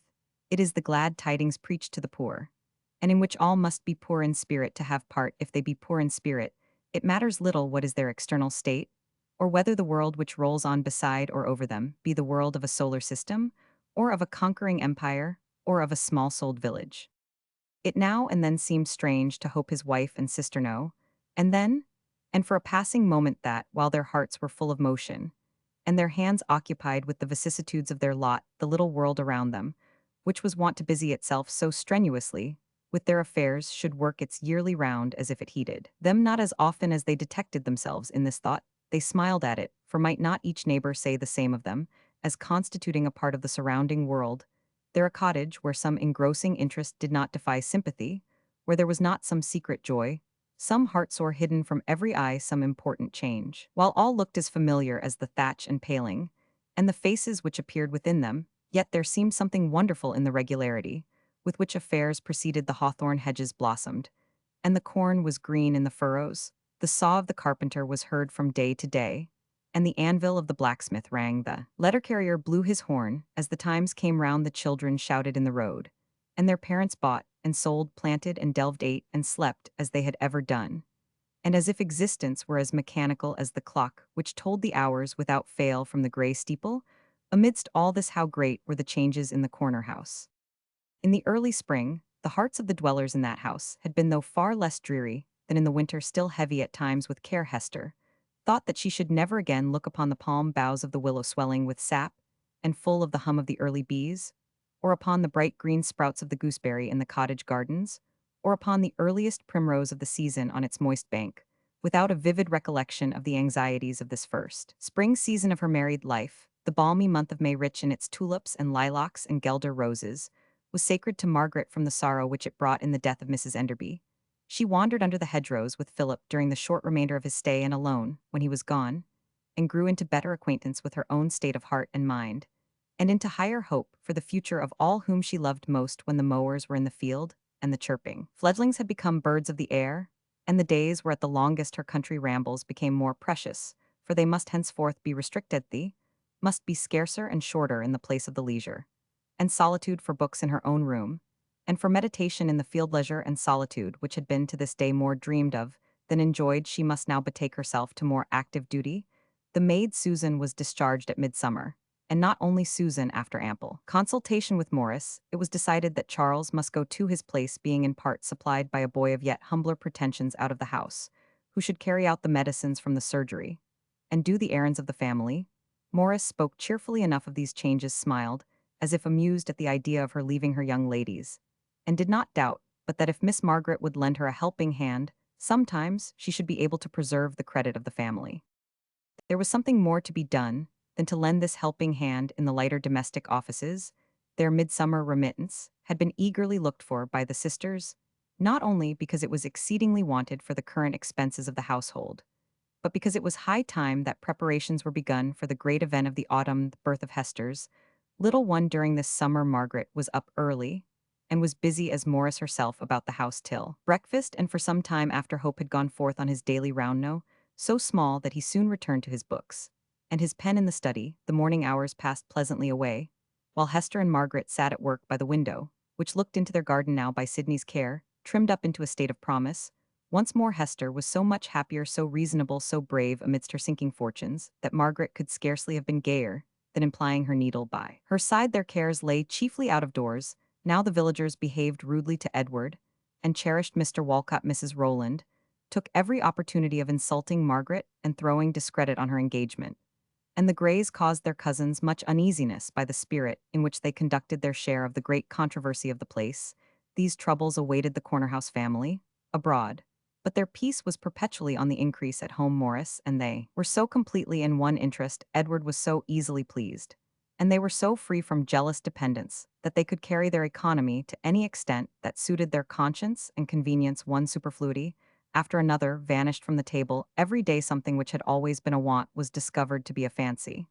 And with every new act of frugality, each fresh exertion of industry, their spirits rose with a sense of achievement and the complacency proper to cheerful sacrifice. In the evenings of their busy days, the sisters went out with Edward into their garden, or into the meadows, or spent an hour in the Greys' pretty shrubbery. Maria often saw them thus, and thought, how happy are they who can ramble abroad and find their cares dispersed by the breeze, or dissolved in the sunshine of the fields. The little Rowlands sometimes met them in the lanes, and the younger ones would thrust upon them the wild flowers which Mr. Walcott had helped them to gather, while Mrs. Rowland and Matilda would draw down their black crape veils and walk on with scarcely a passing salutation. Every such meeting with the lady, every civil bow from Mr. Walcott, every tale which Mrs. Gray and Sophia had to tell against the new surgeon seemed to do Hester good and make her happier. These things were appeals to her magnanimity, and she could bear for Edward's sake many a trial which she could not otherwise have endured. All this told upon the intercourse at home, and Morris' heart was often cheered as she pursued her labors in kitchen or chamber with the sound of such merry laughter as had seldom been heard in the family. During the anxious winter that had gone by, it seemed as if nothing depressed her young ladies now. There was frequent intelligence of the going over of another patient to Mr. Walcott. The summer was not a favorable one, and everybody else was complaining of unseasonable weather, of the certainty of storms in the autumn, of blight and the prospect of scarcity. Yet though Mr. Gray shook his head, and the parish clerk could never be seen, but with a doleful prophecy in his mouth, Morris, young master and mistresses were gay as she could desire. She was piously thankful for Margaret's engagement, for she concluded that it was by means of this that other hearts were working round into their true relation, and into a peace which the world, with all its wealth and favors, can neither make nor mar. In one of Margaret's hedgerow rambles with Philip a few days after his mother's funeral, she had been strongly urged to leave Deerbrook and its troubles behind her, to marry at once, and be free from the trials from which he could not protect her if she remained in the same place with Mrs. Rowland. But Margaret steadily refused. "You will be wretched," said Philip. "You will be wretched, I know. You will the moment I am gone." "I never was less likely to be wretched. Mrs. Rowland cannot make me so, and other people will not. I have every expectation of a happy summer, which I mention for your sake, for I do not like to indulge in that sort of anticipation without some such good reason as comforting you. You cannot be happy here. Priscilla will never let you have an easy day, while she fancies she can separate us. When I think of the pertinacity with which she disowns you, the scorn with which she speaks about you, even in my presence, I see that nothing will do but your being mine at once. That would not mend the matter. Our haste and imprudence would go to countenance the scandal she spreads. Why cannot we rather live it down? Because your spirit will be broken in the meantime, Margaret, I must be your guardian. This is my first duty and an absolute necessity. If you will not go with me, I will not leave this place. And if my plan of life is broken up, you will be answerable for it. It was your plan, and you may demolish it if you choose." "I have a plan of life too," said Margaret. "It is to do the duty that lies nearest at hand, and the duty that lies nearest at hand is to keep you up to yours after this. There is one which lies almost as close. I cannot leave Hester and Edward, Till this crisis in their fortunes is past, I am bound to them for the present. What are their claims to mine? Nothing if they were fortunate, as I trust they yet may, but nothing if you had followed your plan of life. Up to the point when we may carry it out together. We are wrong, Philip, in even thinking of what you say. You must go and study law, and you must go without me. Indeed, I could not be happy to join you, yet your good name would suffer from what Mrs. Rowland might then say. Your future prospects would suffer from the interruption of your preparation for your profession. I should feel that I had injured you and deserted my own duty. Indeed, Philip, I could not be happy. And how happy do you imagine we shall be apart? Margaret gave him a look which said what words could not. What it was to be assured of his love, what it seemed to ask, could all the evil tongues in the world do to poison this joy? Besides, said she, I have the idea that I could not be spared, and there is great pleasure in that. Vanity, Edward and Hester cannot do without me at present. You may say so at any future time. No, when the right time comes, they will not want me. Oh, Philip, you are grieved for them, and you long to see them prosperous. Do not tempt me to desert them now. They want my help, they want the little money I have, they want my hands and head. Let this be your share of the penalty.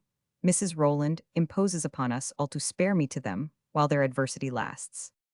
I would not be selfish, Margaret, I would not trespass upon your wishes and your duty, but the truth is I sometimes fear that I may have some heavier penalty, even than this, to pay for Priscilla's temper. Ah, you wonder what can be heavier. Remember, she has put misunderstanding between us before. But she never can again. Ours was then merely a tacit understanding. Now supposing me ever to hear what she may hint or say, do you imagine I should give the slightest heed to it?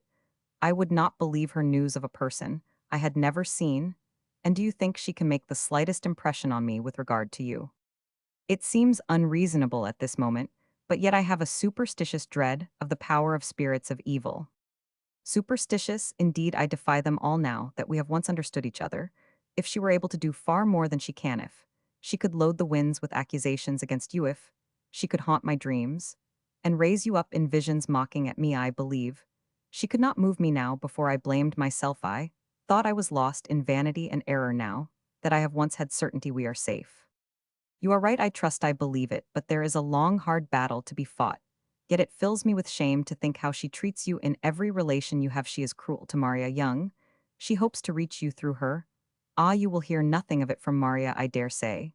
But she spoke infamously to her this morning, before Mrs. Levitt. Mrs. Levitt happened to be sitting with Maria when Priscilla and one or two of the children went in. Mrs. Levitt spoke of us. Priscilla denied our engagement. Maria asserted it very gently, but quite decidedly.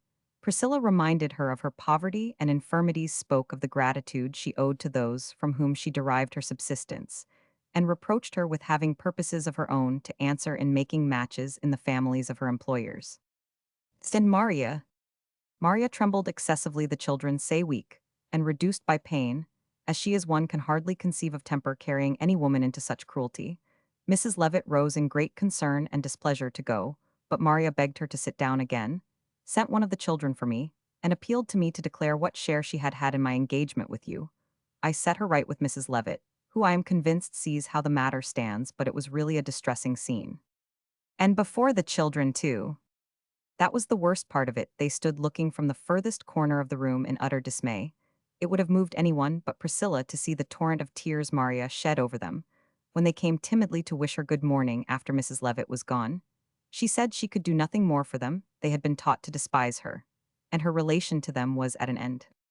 It must be, exclaimed Margaret. Is there no way of stopping a career of vice like this, while Mrs. Plumstead gets a parish boy, whipped for picking up her hen's eggs from among the nettles? Is Maria to have no redress for slander, which takes away her peace and her bread? She shall have redress for the children's sake as well as her own. Her connection with them must go on. I do not exactly see how, but the thing must be done. I dread speaking to poor Roland about any of these things. I know it makes him so wretched, but the good and the innocent must not be sacrificed. If these poor children must despise somebody, their contempt must be made to fall in the right place, even though it be upon their mother.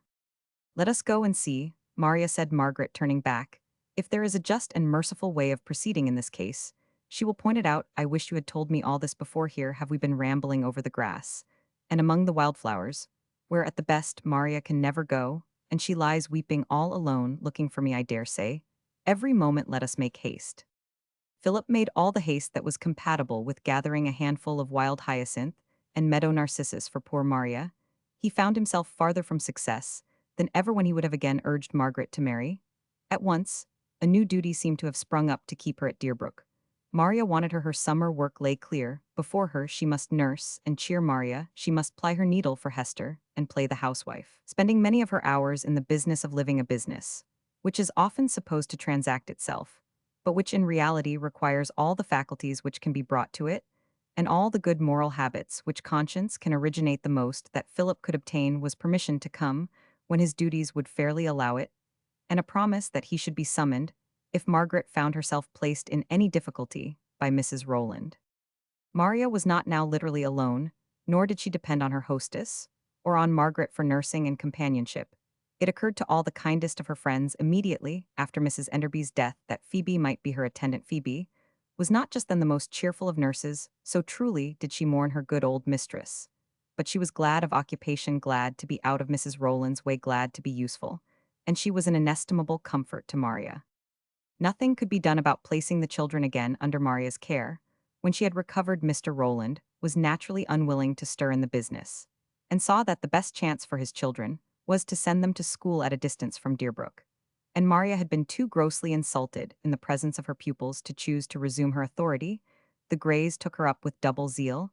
As the Rowlands let her down, they assured her that her little income should not suffer for her being able to devote all her time to Fanny and Mary. The money, indeed, was nothing to Mrs. Grey in comparison with the pleasure it procured her. It put her upon equal terms with Mrs. Rowland at last. She did not know how it was, but it was very difficult to patronize Mr. Hope. He always contrived to baffle her praise, but here was an unconnected person thrown upon her care. And if Mrs. Rowland had a young surgeon to push, Mrs. Grey had an incomparable governess now all to herself. Chapter 34. Old and Young. One of the characteristics of this summer at Deerbrook was the rival parties of pleasure with which the village was entertained. There had been rival parties of pleasure the preceding year, but from what a different cause then.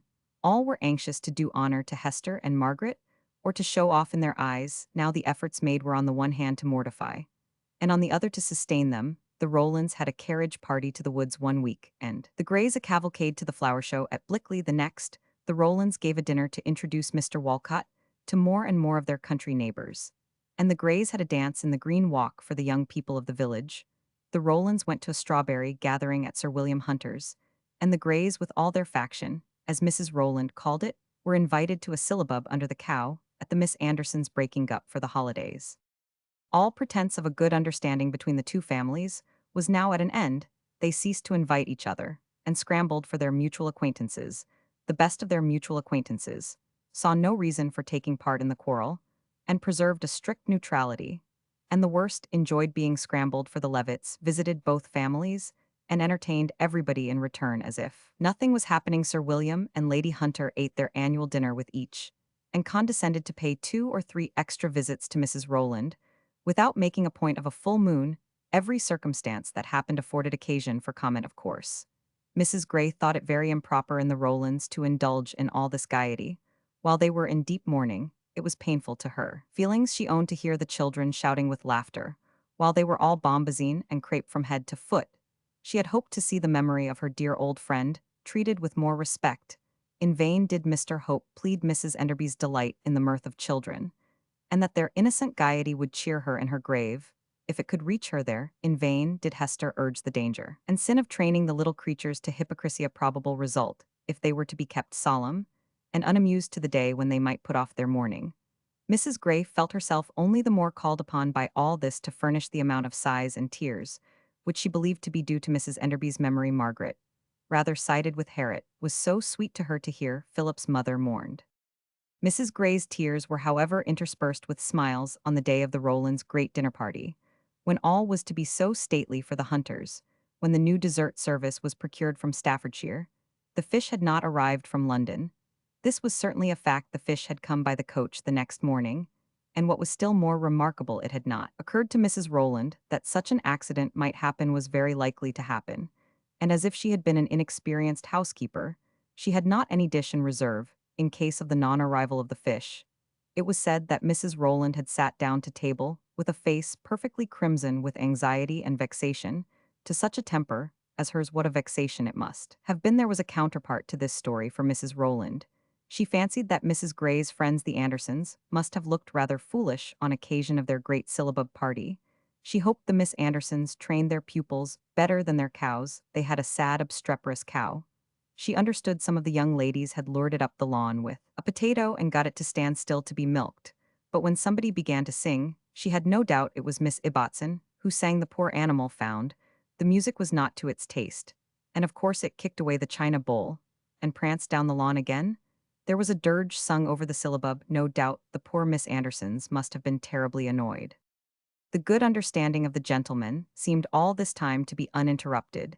They had much to put up with at home on this account, but their good humor towards each other remained unbroken. Mr. Rowland's anxious face, and his retirement within the enclosure of his own business, told his neighbors something of what he had to go through at home. Mrs. Gray was vexed with her husband that he did not visit Hope's misfortunes upon Mr. Rowland, and call the husband to account for the mischief the wife had caused, and Hester more than once expressed some resentment against her relation for not espousing Edward's cause more warmly. Hope told her this was not reasonable. Remember, said he as they sauntered in their garden one evening, that these gentlemen must be more weary than we are, which is saying a great deal of these perpetual squabbles, and they must earnestly desire to have peace in the counting-house. God forbid that their dominions should be invaded for our sake. Not for our sake only, but for the sake of justice. Everything depends on the sort of men you have to deal with in such cases. As this you must not expect too much here, are two kind-hearted men bound to each other by mutual goodwill and mutual interest. There is no other resemblance between them, except that they are both overpowered, made rather cowardly by the circumstances of their environment. Once departing from their plan of keeping the peace, they would be plunged into quarrel. They view things so differently from the differences of their minds that their only safety is in avoiding altogether all subjects of Deerbrook contention. If you expect the heroism of devoted friendship, or of an enthusiastic sense of justice, from such men, you will not find it. We must take them as they are, and humbly accept such countenance as they choose to bestow. Take it or leave it as you will. There is no use in quarreling with them, for not being what they are not, that is all. Be generous with them, and do not expect from them the conduct which they have a right to expect from you. I rather wonder, observed Margaret, that they have had the courage to go so far as they do in bearing testimony in your favor.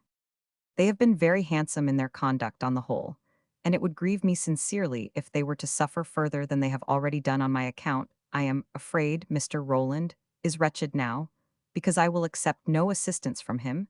He told me the other day that he should receive no rent for this house, while Walcott occupies the other. He was beyond measure mortified when I positively declined being under any such obligation to any landlord. If Mr. Rowland steadily refuses to turn us out of our house, and goes on offering favors that I cannot accept, that is all we can expect from him. It never occurred to me that he can turn us out, said Hester, that we are tenants at will. Oh, how sorry I should be to go, she continued, as she surveyed the place. I should grieve to quit our first home. There is no danger, I believe, Mr. Rowland will be firm on that head. And there is no danger, I should think, said Margaret, but that the Greys would find us something better the next day. Oh, I do not know where or how, but it would be such a splendid opportunity for patronage that they would work miracles, rather than let it slip. How far this ivy has trailed over the wall already! I should be sorry to leave this garden now that it promises to look like itself so soon again. Sidney despises me for my admiration of it. At present, he looks melancholy about the blight. It is a pity, certainly. Look at this rosebush, how curled and withered it is. Sidney is doing like everyone else in looking grave about the blight, observed Hope.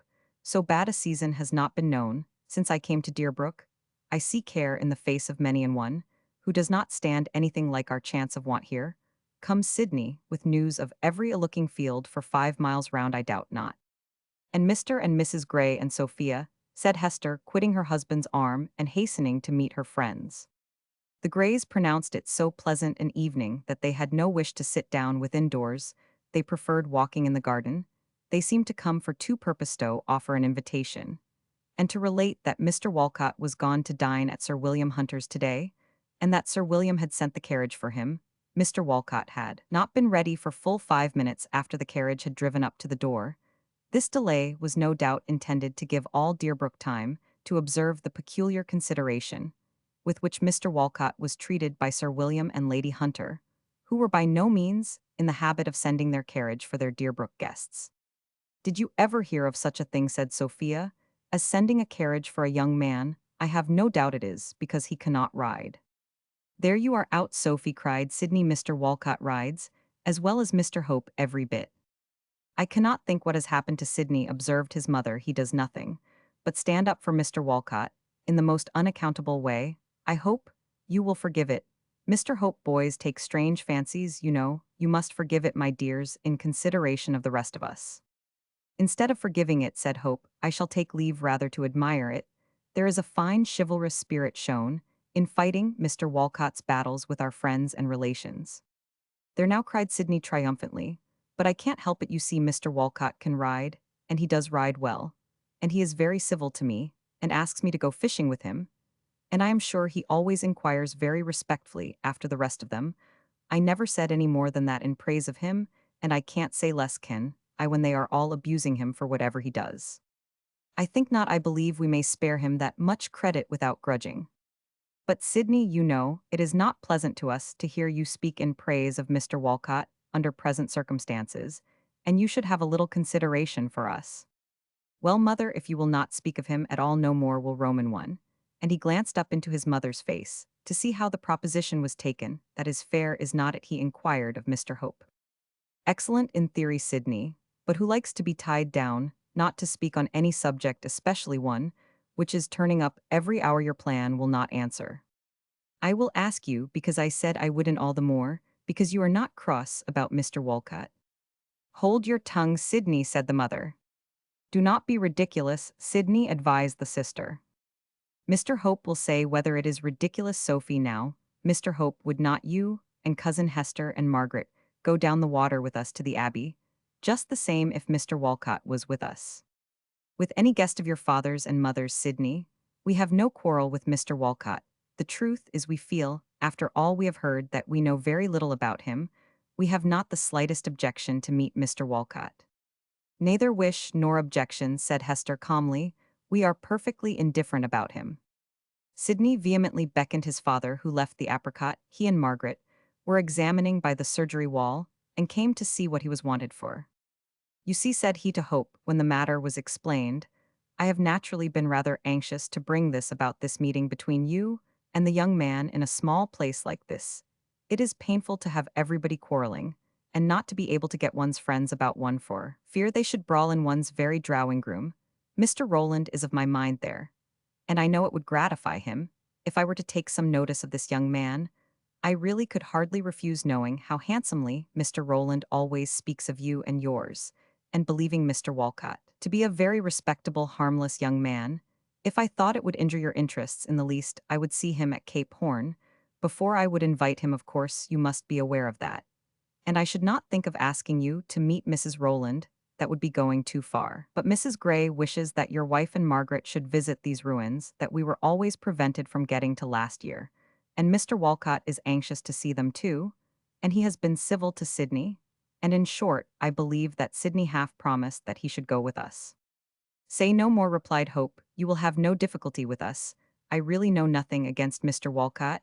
He had a perfect right to settle where he pleased. Whether the manner of doing it was handsome or otherwise is of far more consequence to himself than to me or to anyone else. I wish we all viewed the matter as you do. If the ladies had your temper, we should have a heaven upon earth. But they take things up so warmly, you see, when their feelings are interested for anybody. Mrs. Rowland, for one, and my wife, for another. I hardly know what she will say to the idea of our having Walcott with us. Let us go and see. I have a word to say to you first. Do you know of anyone who wants a horse? I am going to dispose of mine." "Mr. Walcott wants a horse," said Sydney, delighted at the idea of solving a difficulty. Hope smiled and told Mr. Gray that he had rather sell his horse at a distance.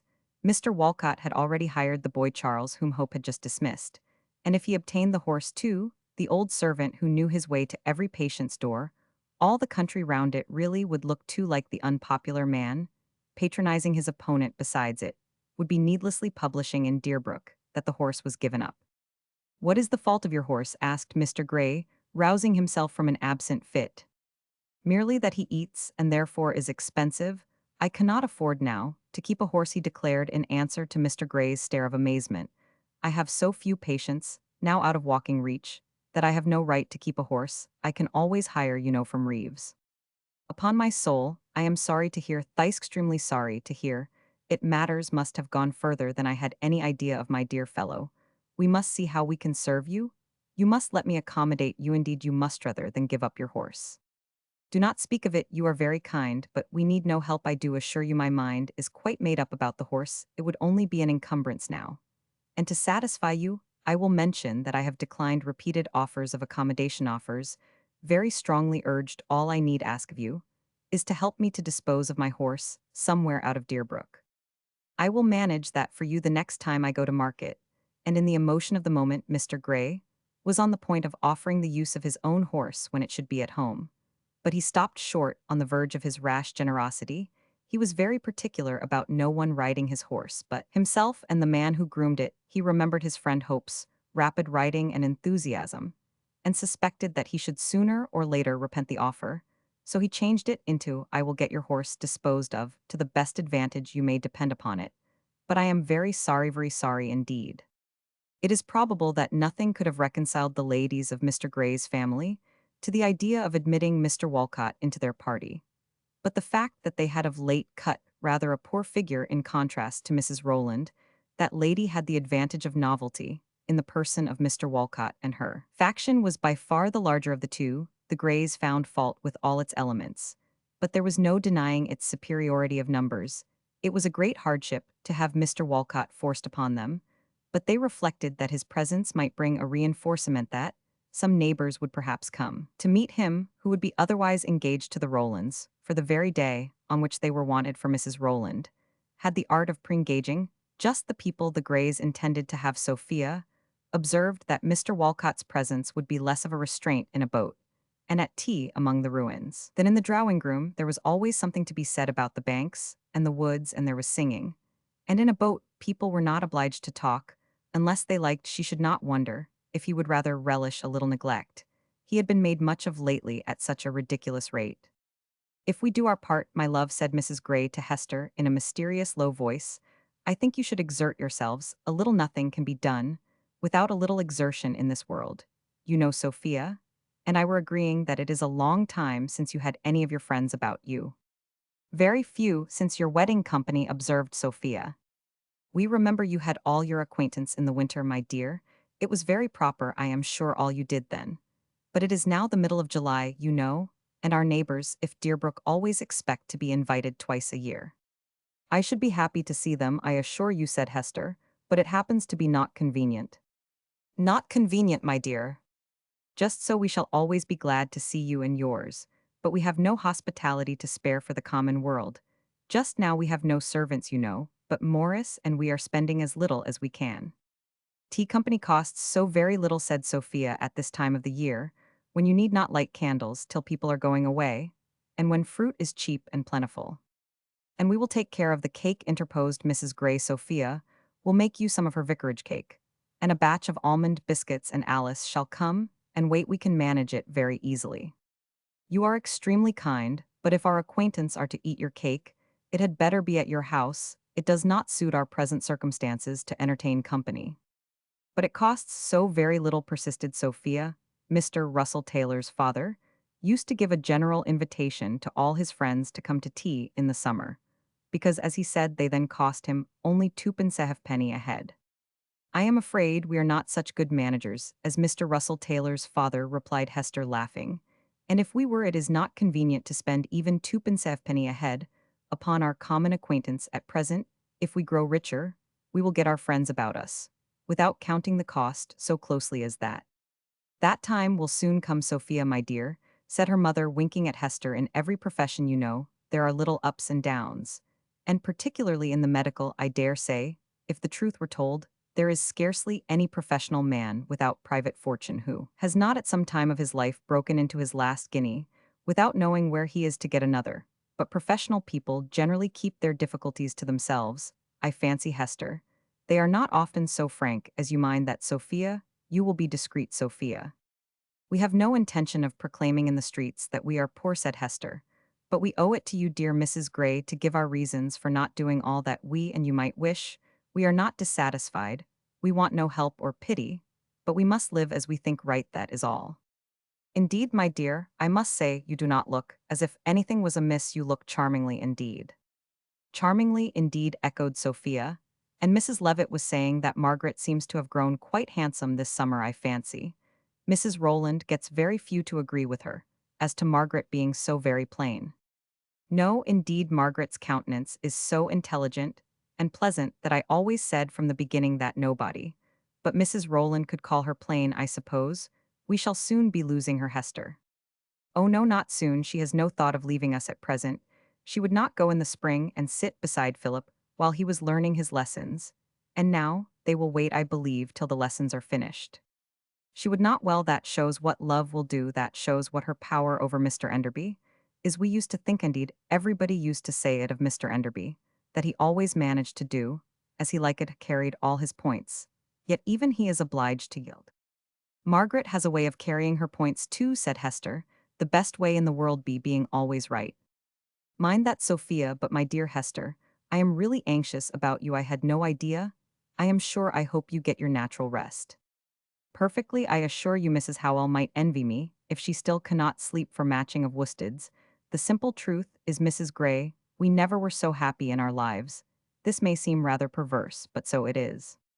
Mrs. Gray sighed that Mrs. Rowland could not be aware of this. Hester thought it was no business of Mrs. Rowland's, but Mrs. Gray could not but feel that it would be a great satisfaction that she should know that those whom she hated slept. She heard Margaret and Sidney saying something in the middle of the grass plot about the Milky Way. Looking up, she was surprised to perceive how plain it was, and how many stars were twinkling in the sky. She was sure Hester must be dreadfully tired with sauntering about so long. They had been very inconsiderate, and must go away directly. Sidney must call his father. They are delightful young people, really, observed Mrs. Gray to her husband during their walk home. One never knows how to get away. Lady Hunter little supposes what she loses in not cultivating them. Go on before us, Sophia, make haste home with your sister Sidney. But my dear, they speak in a very poor way of their affairs. Oh, Hester spoke to you, did she? Hope told me he must part with his horse, so Hester spoke to you. Yes, not at all in a melancholy way. However, she keeps up her spirits wonderfully, poor girl. We really must push them, Mr. Gray. I see nothing but ruin before them if we do not push them. Ah, there is the difficulty, that is, where that little enthusiasm of Hope's comes in. I have a great respect for him, but I own I should like to see him a little more practical. I really am pleased to hear you say so. It is just what I think, and I always fancied you did not agree with me. It really puts me almost out of patience to hear him speak of Mr. Walcott encouraging Sidney in his notions. It is unnatural, it looks a little like affectational, that sort of feeling about Mr. Walcott. I do not object to that. I confess his thinking fairly of Walcott can do no harm and may save mischief. And it looks honorable and well. I do not regret that, I own. But I think he is clearly wrong in selling his horse in such a hurry. All Deerbrook will know it directly, and it will not look well. I offered him such accommodation as would enable him to keep it. But he is quite obstinate, some enthusiastic notion of honor, I suppose. But I told them that there is no profession or business in the world that has not its ups and downs. Exactly what I told Hester when she declined having any parties at present, in the very crisis, in my opinion, when it is of great consequence that they should get their friends about them. Sophia would have made the cake and Alice would have waited at tea. But the fact is Mr. Hope has put some of his spirit into his wife, and they must take their own way, I suppose. He gave me his reasons, however, observed Mr. Gray. He regards this as something more than one of the slack times common in his profession. He will not accept obligation, while he sees no clear prospect of being able to discharge it. I could not prevail upon him, however. They must have enough, they cannot be actually pinched. I never saw him in better spirits. There can be no occasion for our doing anything more than just being on the lookout to serve them. We must push them, that is all we can do. They cannot really be wanting anything, as you say. Such fine spirits as they are in Hester look sweetly. The first game that we have to spare this season shall go to them, and I shall bear them in mind when we gather our apples. If you find we have any apples to gather, my dear, I doubt it. Do you really? It will be unfortunate for our young friends if prices rise next winter, as you seem to expect there goes 10 o'clock, I declare. And there are the children looking out for us as well they may. But those are really delightful young people, there is no getting away from them. Chapter 35. The boating. Mr. Walcott was delighted with the invitation to the water party, but was fully engaged for the next 3 weeks. Mr. Gray decreed that he was to be waited for then, the Lady Moon had to be waited for another 10 days, so that it was past the middle of August before Mrs. Gray and Sophia were called upon to endure Mr. Walcott's society. For 6 hours, the weather was somewhat dubious when the day arrived. But in so bad a season as the present, it would never do to let a doubt put a stop to an excursion, which had been planned above a month.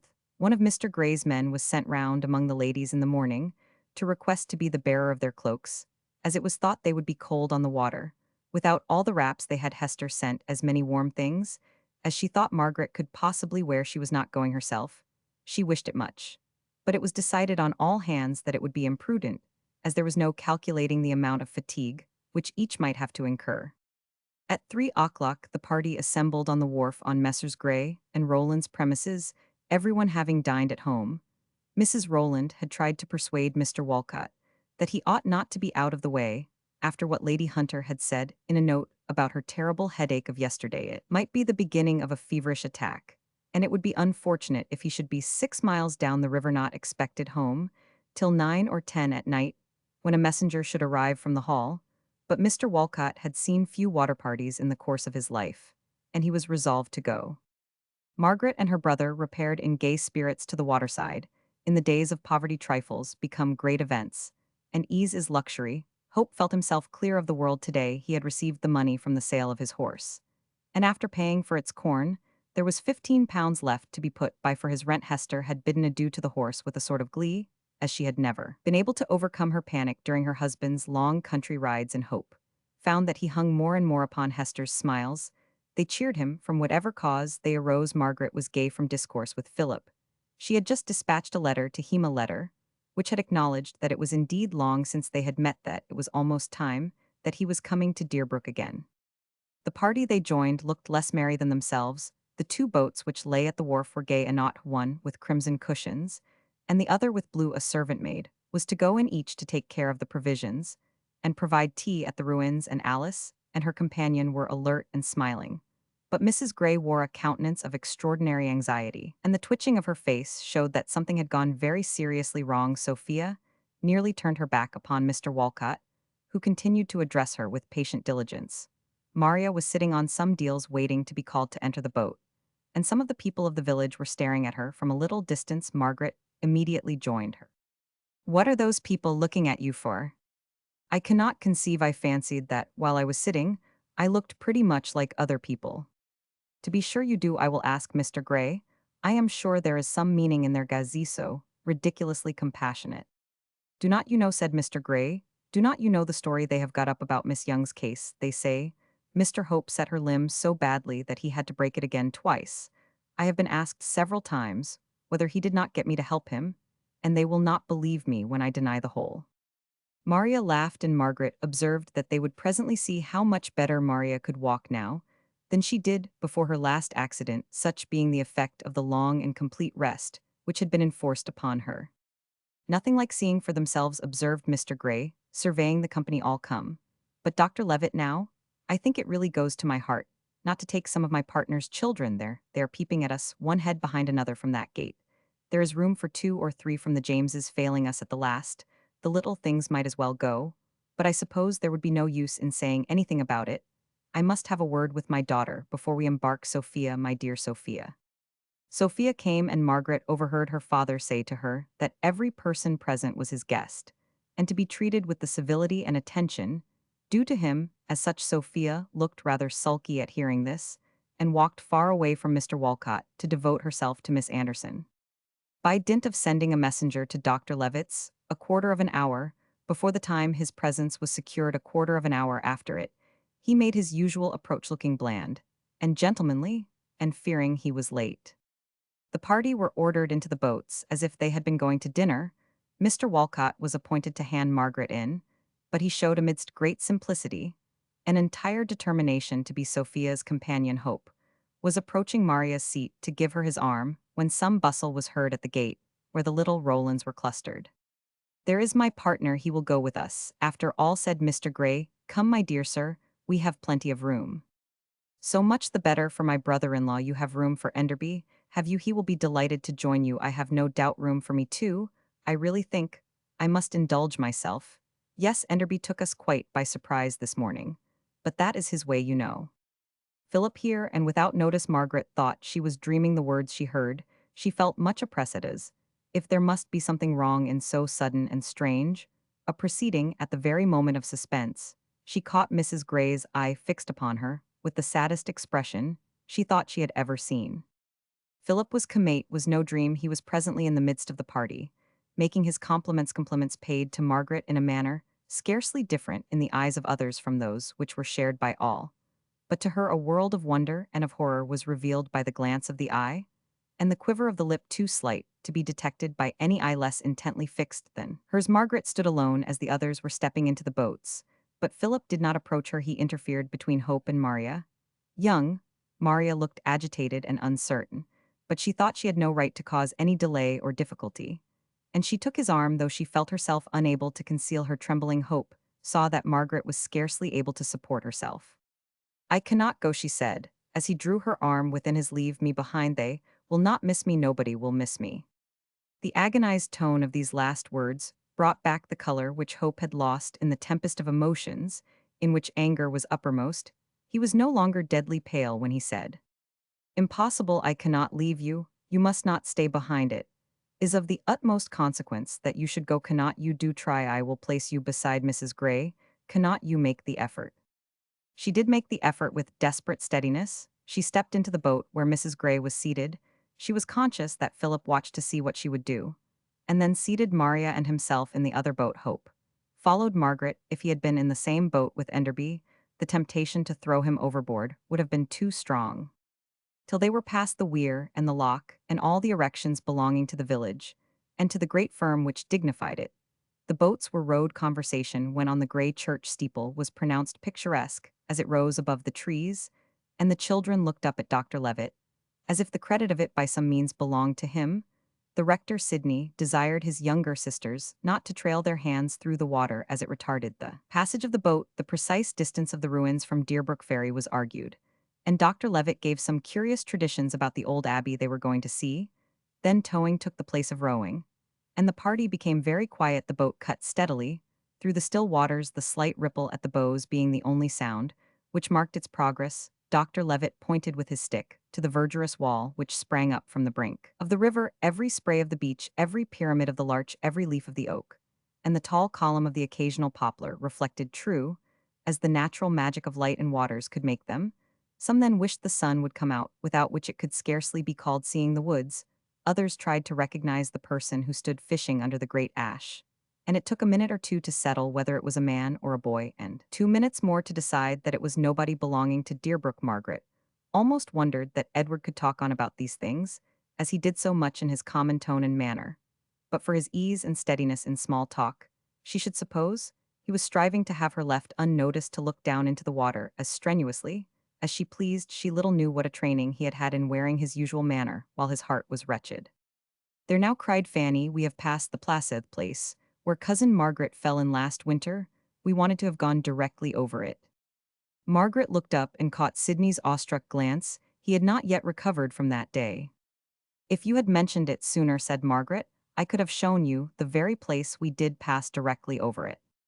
"Oh, why did you not tell us? You should have told us." Dr. Levitt smiled as he remarked that he thought Miss Ibbotson was likely to be the last person to point out that spot to other people, as well as to forget it herself. Margaret had indeed been far from forgetting it.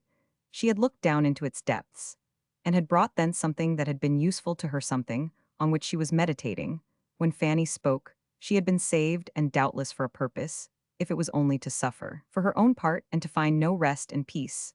But in devoting herself to others, this was a high purpose. Maria could live, and was thankful to live without home or family or prospect. But it was not certain that this was all that was to be done and enjoyed in life. Something dreadful had happened, but Philip loved her.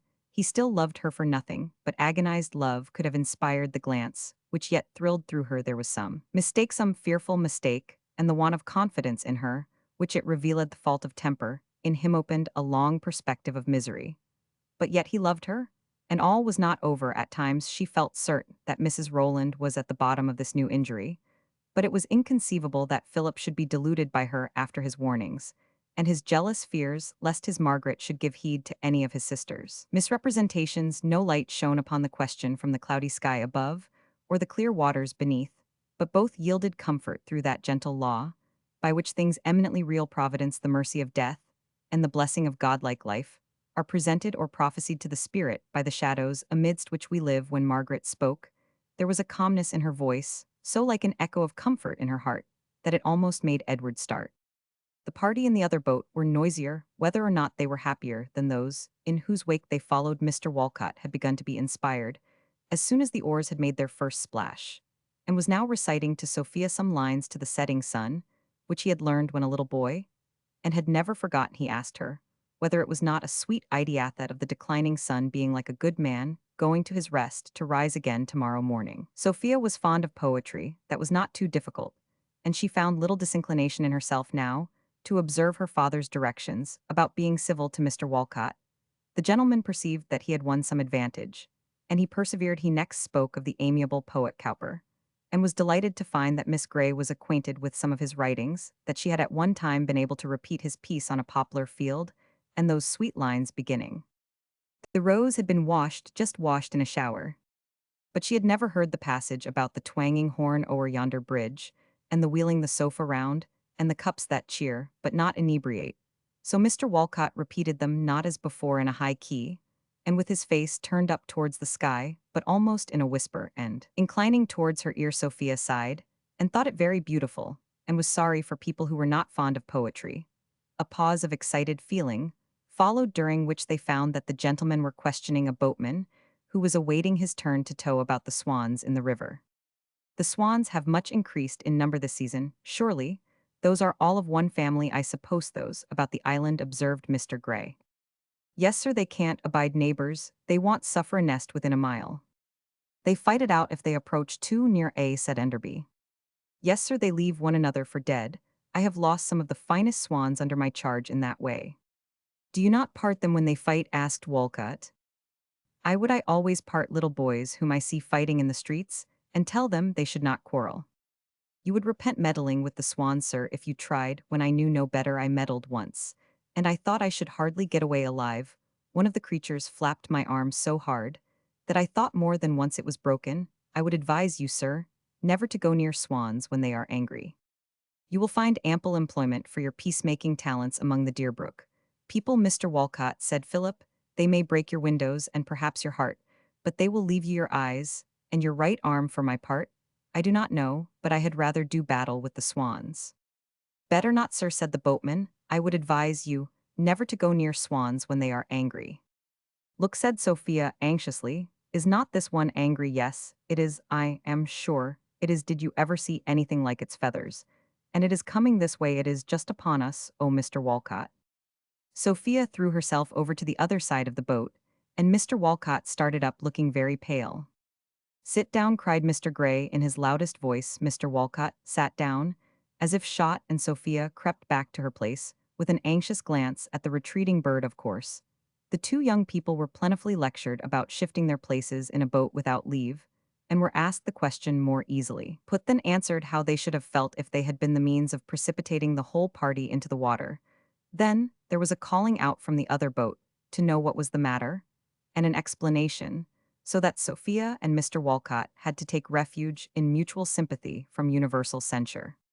"The birds always quarrel with the boats of this make," explained the boatman, "because their enemies go out in skiffs to take them. They let a lighter pass without taking any notice, while they always scour the water near a skiff. But I never heard of their flying at a pleasure party in any sort of boat." "Where are the black swans that a sea captain brought to Lady Hunter?" asked Philip. "I see nothing of them." "The male died choked, sir, with a crust of bread a stranger gave him, but for that he would have been now in sight, I don't doubt, for he prospered very well till that day." "Of a crust of bread, what a death!" exclaimed Philip and the other. "She died, sir, by the visitation of God," replied the boatman solemnly.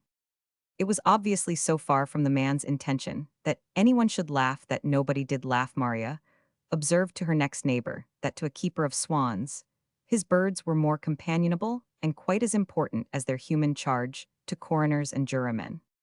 The boat got aground amongst the flags at a point where the tow rope had to be carried over a footbridge at some little distance inland. One of the men, in attempting to leap the ditch, had fallen in and emerged dripping with mud. Ben jumped ashore to take his turn at the rope, and Enderby pushed the boat off again with an oar with some little effort. Mr. Walcott had squeezed Sophia's parasol so hard during the crisis as to break its ivory ring. The accident, mortifying as it was to him, did not prevent his exclaiming in a fervor of gratitude when the vibration of the boat was over and they were once more afloat. What an exceedingly clever man Mr. Enderby is. Extremely clever. I really think he can do everything. Ah, he would not have managed to break the ring of your parasol, as I have been so awkward as to do, but I will see about getting it mended tomorrow. If I were as clever as Mr. Enderby now, I might be able to mend it myself. You will not be able to get another ring in Deerbrook, but never mind, I beg, you will not feel uncomfortable about it. I can fasten it with a loop of green ribbon and a button. Till the next time I go to Blickley, pray, do not feel uncomfortable. How can I help it, you say? There is no ring in Deerbrook, not any sort of ring, my dear Miss Gray, if I cannot repair this sort of ring. Sophia was a good deal flurried. She begged he would think no more of the parasol, it was no manner of consequence. Do not be too good to me, whispered he. I trust I know my duty better than to take you at your word. From my earliest years, my parents have instilled into me the duty of making reparation for the injuries we cause to others. Sophia gave him an affecting look of approbation, and asked with much interest where his parents lived, and how many brothers and sisters he had, and assured him at last that she saw he belonged to a charming family. It does not become me to speak proudly of such near relations, said he, and one who has so lately left the parental roof is perhaps scarcely to be trusted to be impartial. But I will say for my family that though not perhaps so clever as Mrs. Rowland and Mr. Enderby. Oh, for heaven's sake, do not name them together. Mr. Walcott saw that he had broken the charm. He hastened to repair the mischief, which one unhappy name had caused. It is natural, I know, that you should take the most interest in that member of the family, who is to be your relation. You consider him in that light, I believe. Of course he is to be our cousin. The parties wish it to be kept a secret, I conclude, said he, glancing at Enderby, and then stretching back as far as he thought safe to look at the other boat. Oh dear no, there is no secret about the matter. I should not have supposed them to be engaged by their manner to each other. Perhaps it is off, said he, quickly fixing his eyes upon her. Off, what an odd idea, who ever thought of such a thing? Such things have been heard of as engagements going off, you know. Both had raised their voices during the last few eager sentences. Sophia became aware that they had been overheard by seeing the deep flush which overspread Miss Young's pale face. Philip looked at Mr. Walcott as if he would have knocked him down if they had only been on land. The young man took off his hat and ran his fingers through his white hair for the sake of something to do, replaced his hat, and shook his head manfully, as if to settle his heart in his breast, as well as his beaver on his crown. He glanced down the river in hopes that the abbey was not yet too near. It was important to him that the wrath of so extremely clever a man as Mr. Enderby should have subsided before the party went on shore. It would have been a strange thing to have known how many of that company were dreading to reach the object of their excursion. A thrill passed through many hearts when the ruins with their overshadowing ivy were at length discerned, seated in the meadow to which the boat seemed approaching far too rapidly. In the bustle of landing, however, it was easy for those who wished to avoid one another to do so. Most of the guests walked straight up to the abbey walls to examine all that was left of them. Mrs. Gray and her maids went to the little farmhouse, which was at one corner of the old building, and chiefly constructed out of its ruins, and while the parties on whom the cares of hospitality devolved were consulting with the farmer's wife about preparations for tea, any stray guest might search for woodplints in the skirts of the copse on the hill behind, or talk with the children who were jumping in and out of an old saw-pit in the wood, or if contemplative might watch the minnows in the brook, which was here running parallel with the river. Mrs. Gray obviously considered that Margaret was her peculiar charge. She spoke little to her, but when Philip was off somewhere, she took her arm and seemed to insist on her company. When she proceeded to her treaty with the dame of the farm, Margaret stood for some time patiently, while they discussed whether it should be tea in the farmhouse parlor, which was too smaller tea in the meadow, which might be damper tea in the ruins, where there might be draughts, and the water could not be supplied hot. Before this matter was settled, Margaret saw that her friend Maria was seated on a log beside the brook, and gazing wistfully at her. Margaret tried to disengage her arm from Mrs. Gray. Mrs. Gray objected. "Wait a moment, my dear, I will not detain you. 5 minutes, you must not go anywhere without me, my dear child." Never before had Mrs. Gray spoken to Margaret with tenderness. Like this, Margaret was resolved to know why now, but she would first speak to Maria. She said she would return presently. She wished to return, but she must speak to Maria. "Margaret, what is all this?" said Maria, in a voice whose agitation she could not control. "Have I been doing wrong? Am I now thinking what is wrong? I did not know whether to be angry with him or not. I was afraid to speak to him. And afraid not to speak to him. How is it? Tell me, Margaret." "I wish I could," said Margaret in a tone calmer than her friend's. "I am in a miserable dream. I wrote to him this morning." "To London?" "Yes, to London. He must have been in Deerbrook. While I was writing it, I heard from him, as usual 3 days ago. And since then I have never had a line or a word to prepare me for this. There is some dreadful mistake." "The mistake is not his, I fear," said Maria, her eyes filling. As she spoke, "The mistake is yours, Margaret, and mine, and everybody's who took a selfish man of the world for a being with a heart and a conscience. You are wrong, Maria, you go too far. You will find that you are unjust. He is as wretched as I am. There is some mistake which may be explained, for he loves me, I am certain. But I wish I was anywhere, but here it is so wretched. I am afraid I have done wrong in speaking with him at all," said Maria. "I longed for 3 words with you, for I did not know what I ought to do. We must learn something. Before we return, your friends must act for you. Where is Mr. Hope?" "I do not know. Everybody deserts me, I think." "I will not. It is little I can do, but stay by me. Do not leave me. I will watch for you." Margaret fell into the common error of the wretched. When she said these last words, her brother was at work on her behalf. Hope had gone towards the ruins with the rest of the party, to keep his eye on Enderby. Sophia hung on his arm, which she had taken that she might relieve herself of some thoughts, which she could not so well speak to any one of the strangers of the party.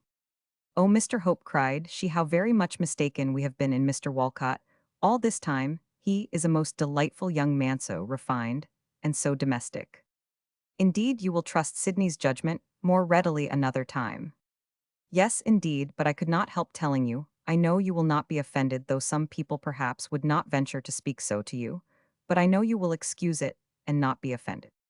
So far from being offended, I like what you now say far better than the way I have heard you sometimes speak of Mr. Walcott. I have thought before that you did not allow him fair play. Now, in my turn, I must ask you not to be offended with me." "Oh, I never could be offended with you. You are always so good and amiable." Mamma seemed a little vexed when you encouraged Sydney to praise Mr. Walcott, but she will be delighted at your opinion of him when she finds how accomplished he is and so refined. You speak of my opinion. I have no opinion about Mr. Walcott. Yet because I do not know him, you must remember that though all Deerbrook has been busy about him, since May I have scarcely heard him say 5 words. I do not speak as having any opinion of him, one way or another. How dark this place looks. Tadethat Aisley, how gloomy. I think it is the weather. There is no sun, and the ivy tosses about strangely. What do you think of the weather? I think we shall have the least possible benefit of the moon. How like a solid wall those clouds look low down in the sky. Here comes Mr. Walcott. Suppose you let him take you after the rest of the party. You will not like the gloom of that aisle where I am going." Both Sophia and Mr. Walcott much preferred each other's company to the damp and shadow of the interior of the abbey. They walked off together, and gathered meadow flowers and admired poetry and poets, till all were summoned, and they were compelled to join the groups who were converging from Copsbrook poultry yard, and cloister towards the green before the farmhouse, where after all the long tea table was spread. The reason of Hope's anxiety to consign Sophia to Mr. Walcott's charge was that he saw Enderby pacing the aisle alone, with rapid steps, his face hung with gloom as deep as darkened the walls about him. "Enderby, are you mad?" cried Hope, hastening in to him. "I believe I am. As you are aware, no man has better cause.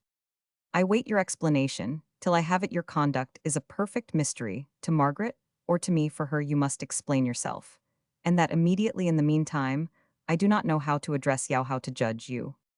Then Mrs. Gray has not told you of our conversation of this morning. No, said Hope, his heart suddenly failing him. The whole dreadful story has become known to me, and I am thankful that it is revealed before it is too late. My sister is sometimes right. However she may be often wrong, she has done me a cruel kindness now. I know all, Hope, how you loved Margaret, though. When it was too late, you discovered that Margaret loved Yauhao when I burst in upon you. And her she was, oh, why did I ever see her again? She was learning from you the absurd resolution which Mrs. Gray had been urging upon you by working upon your false sense of honor, a sense of honor, of which I am to have none of the benefit, since, after marrying the one sister out of compassion, and to please Mrs. Gray, you turn the other over to me, innocent in soul and conscience, I know, but no longer with virgin affections. You give her to me for your mutual security and consolation. Enderby, you are mad, cried Hope, his strength being roused by this extent of accusation, from the depression caused by the mixture of truth in the dreadful words Philip had just spoken. But mad, deluded, or wicked, however you may have been wrought into this state of mind, there are two things which must be said on the instant, and regarded by you in all coming time. These charges, as they relate to myself, had better be spoken of at another opportunity, and when you are in a calmer state of mind, but meanwhile, I as a husband forbid you to speak lightly of my beloved and honored wife, and I also charge you, as you revere the purity of Margaret Soloff, the innocent soul and conscience of which you speak, that you do not convey to her by the remotest intimation any conception of the horrible tale with which some wretch has been deluding you. She never loved anyone but you. If you pollute and agonize her imagination with these vile fancies of your sisters, for from whom else can such inventions come? Remember that you peril the peace of an innocent family. You poison the friendship of sisters whom bereavement has bound to each other, and deprive Margaret of all that life contains for her. You will not impair my wife's faith in me, I am confident, but you may turn Margaret's brain if you say to her anything like what passed your lips just now. It seems but a short time, Enderby, since we committed Margaret's happiness to your care, and now I have to appeal on her behalf to your honor and conscience. Mrs. Gray, Enderby repeated, fixing his eyes upon Hope's countenance. The quarrel between you and me shall be attended to in its turn, Enderby. I must first secure my wife and Margaret from any rashness on your part. If you put distrust between them, and pollute their home by the wildest of fancies, it would be better for you that these walls should fall upon us, and bury us both. Oh, that they would, cried Philip. I am sick of living in the midst of treachery. Life is a waste to a man treated as I have been. Answer me, Enderby, answer me, this instant, Hope cried, advancing to place himself between Enderby and Margaret, whom he saw now entering the ruin and rapidly approaching them. You are right, said Enderby, aloud, you may trust me. Philip, what am I to think, said Margaret, walking quite up to him, and looking intently in his face. I hardly know whether we are living, and in our common world. Hope shuddered to see the glance she cast round the dreary place. Philip half turned away, and did not speak. Why will not you speak? What reason can there be for this silence? When you last left me, you feared your sister might make mischief between us. And then I promised that if such a thing could happen as that I should doubt you, I would tell you my doubt as soon as I was aware of it myself. And now you are angry with Mayu, would strike me dead this moment, if you dared, and you will not speak. Go now, Margaret, said Hope gently. He cannot speak to you now, take my word for it that he cannot. I will not go, I will take nobody's word. What are you, Edward, between me and him?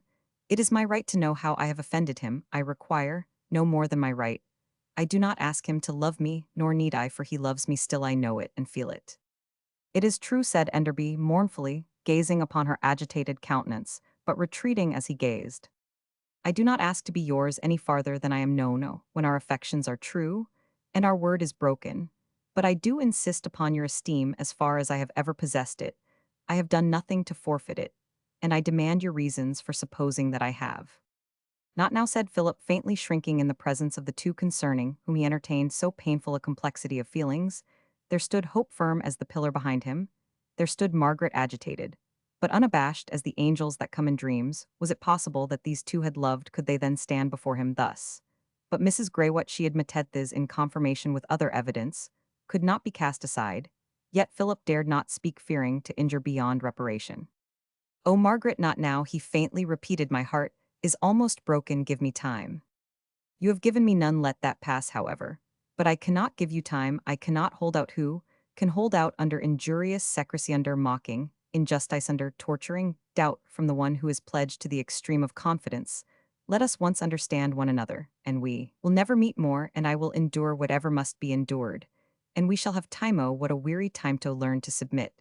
But not till you have given me the confidence you owe it. Last, I shall ever ask from Yowell. I endure one moment's suspense, I will not give you time. Yes, Margaret, you must, said Hope. It is hard, very hard, but Enderby is so far right.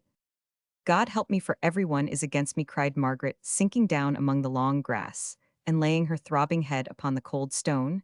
He comes without notice to terrify me by his anger, whom he loves above all the world. He leaves my heart to break with his unkindness in the midst of all these indifferent people.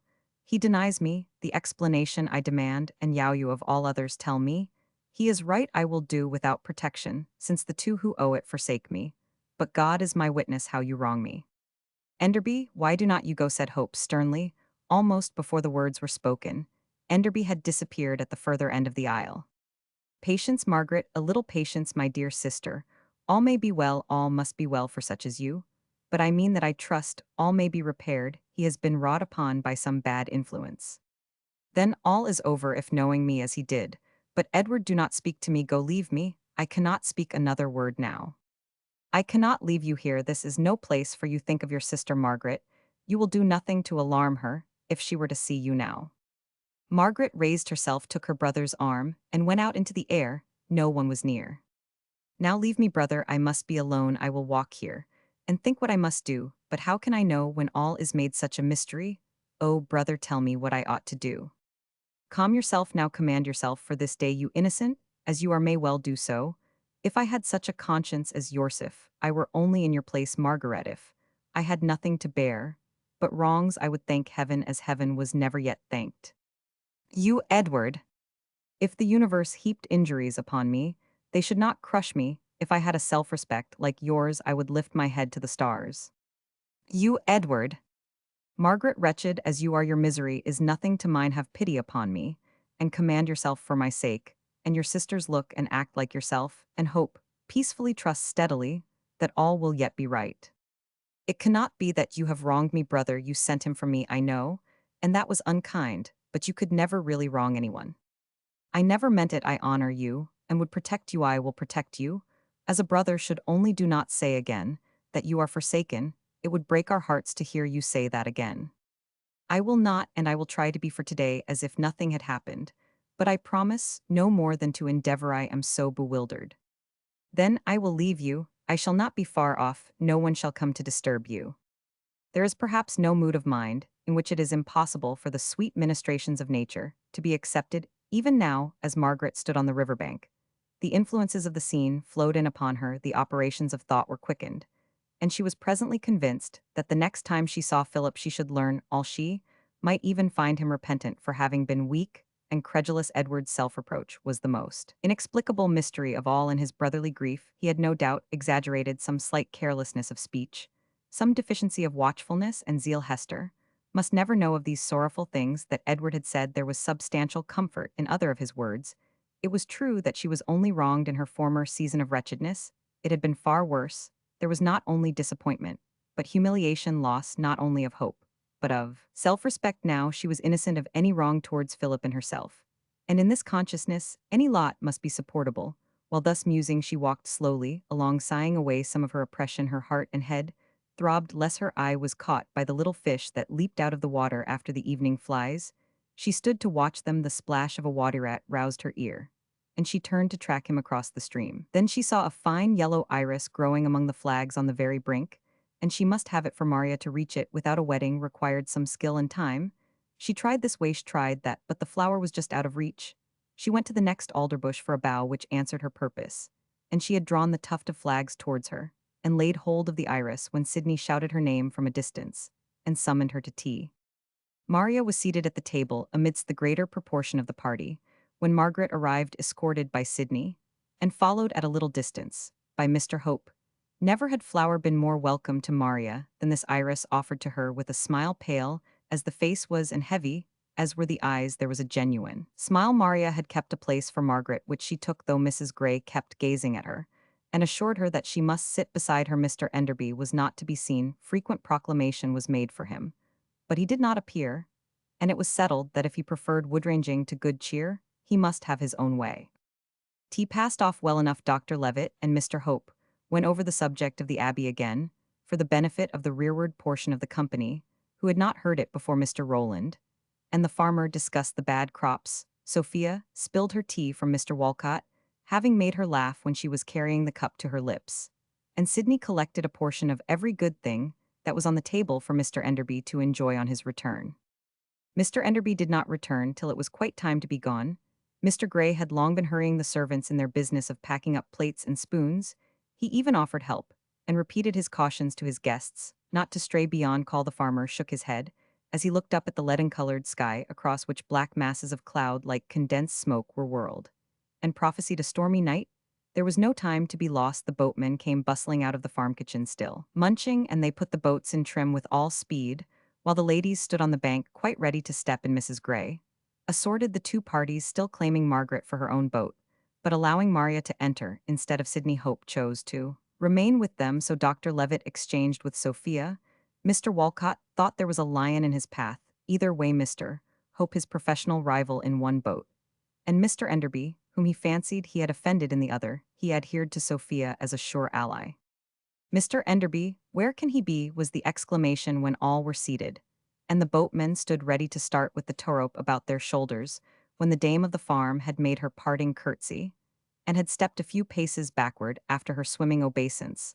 The farmer was running over the meadow towards the copse in search of the missing gentleman, and Sidney would have sprung out of the boat to join in the chase, when his father laid a strong hand on him, and said that one stray member of a party on a threatening evening was enough. He could not have people running after one another till the storm came on. Mr. Rowland was full of concern, and would have had Sidney throw away the basketful of good things he had hoarded for his friend, if Enderby chose to absent himself for his own enjoyments. Mr. Rowland said he could not expect to share other people's hope, was standing up in the first boat, gazing anxiously round, and Margaret's eyes were fixed on his face, when everybody cried out at once, "Here! He is here, he comes!" And Enderby was seen leaping through a gap in the farthest hedge, and bounding over the meadow. He sprang into the boat with a force which set it rocking, and made the ladies catch at whatever could be grasped. "Your hat!" exclaimed several voices. "Why, Mr. Enderby, where is your hat?" cried Sidney, laughing. Enderby clapped his hand on the top of his head, and declared he did not know he had not missed his hat till this moment. Hope called from the first boat to the farmer, and asked him to look in the aisle of the Abbey for the gentleman's hat. It was brought thence, and Fanny and Mary laughed at Mr. Hope for being such a good guesser as to fancy where Mr. Enderby's hat might be. When Mr. Enderby did not know himself the moment the hat was tossed into the lap of its owner, Mr. Gray's voice was heard shouting to the men, "Start off and get us home as soon as you can."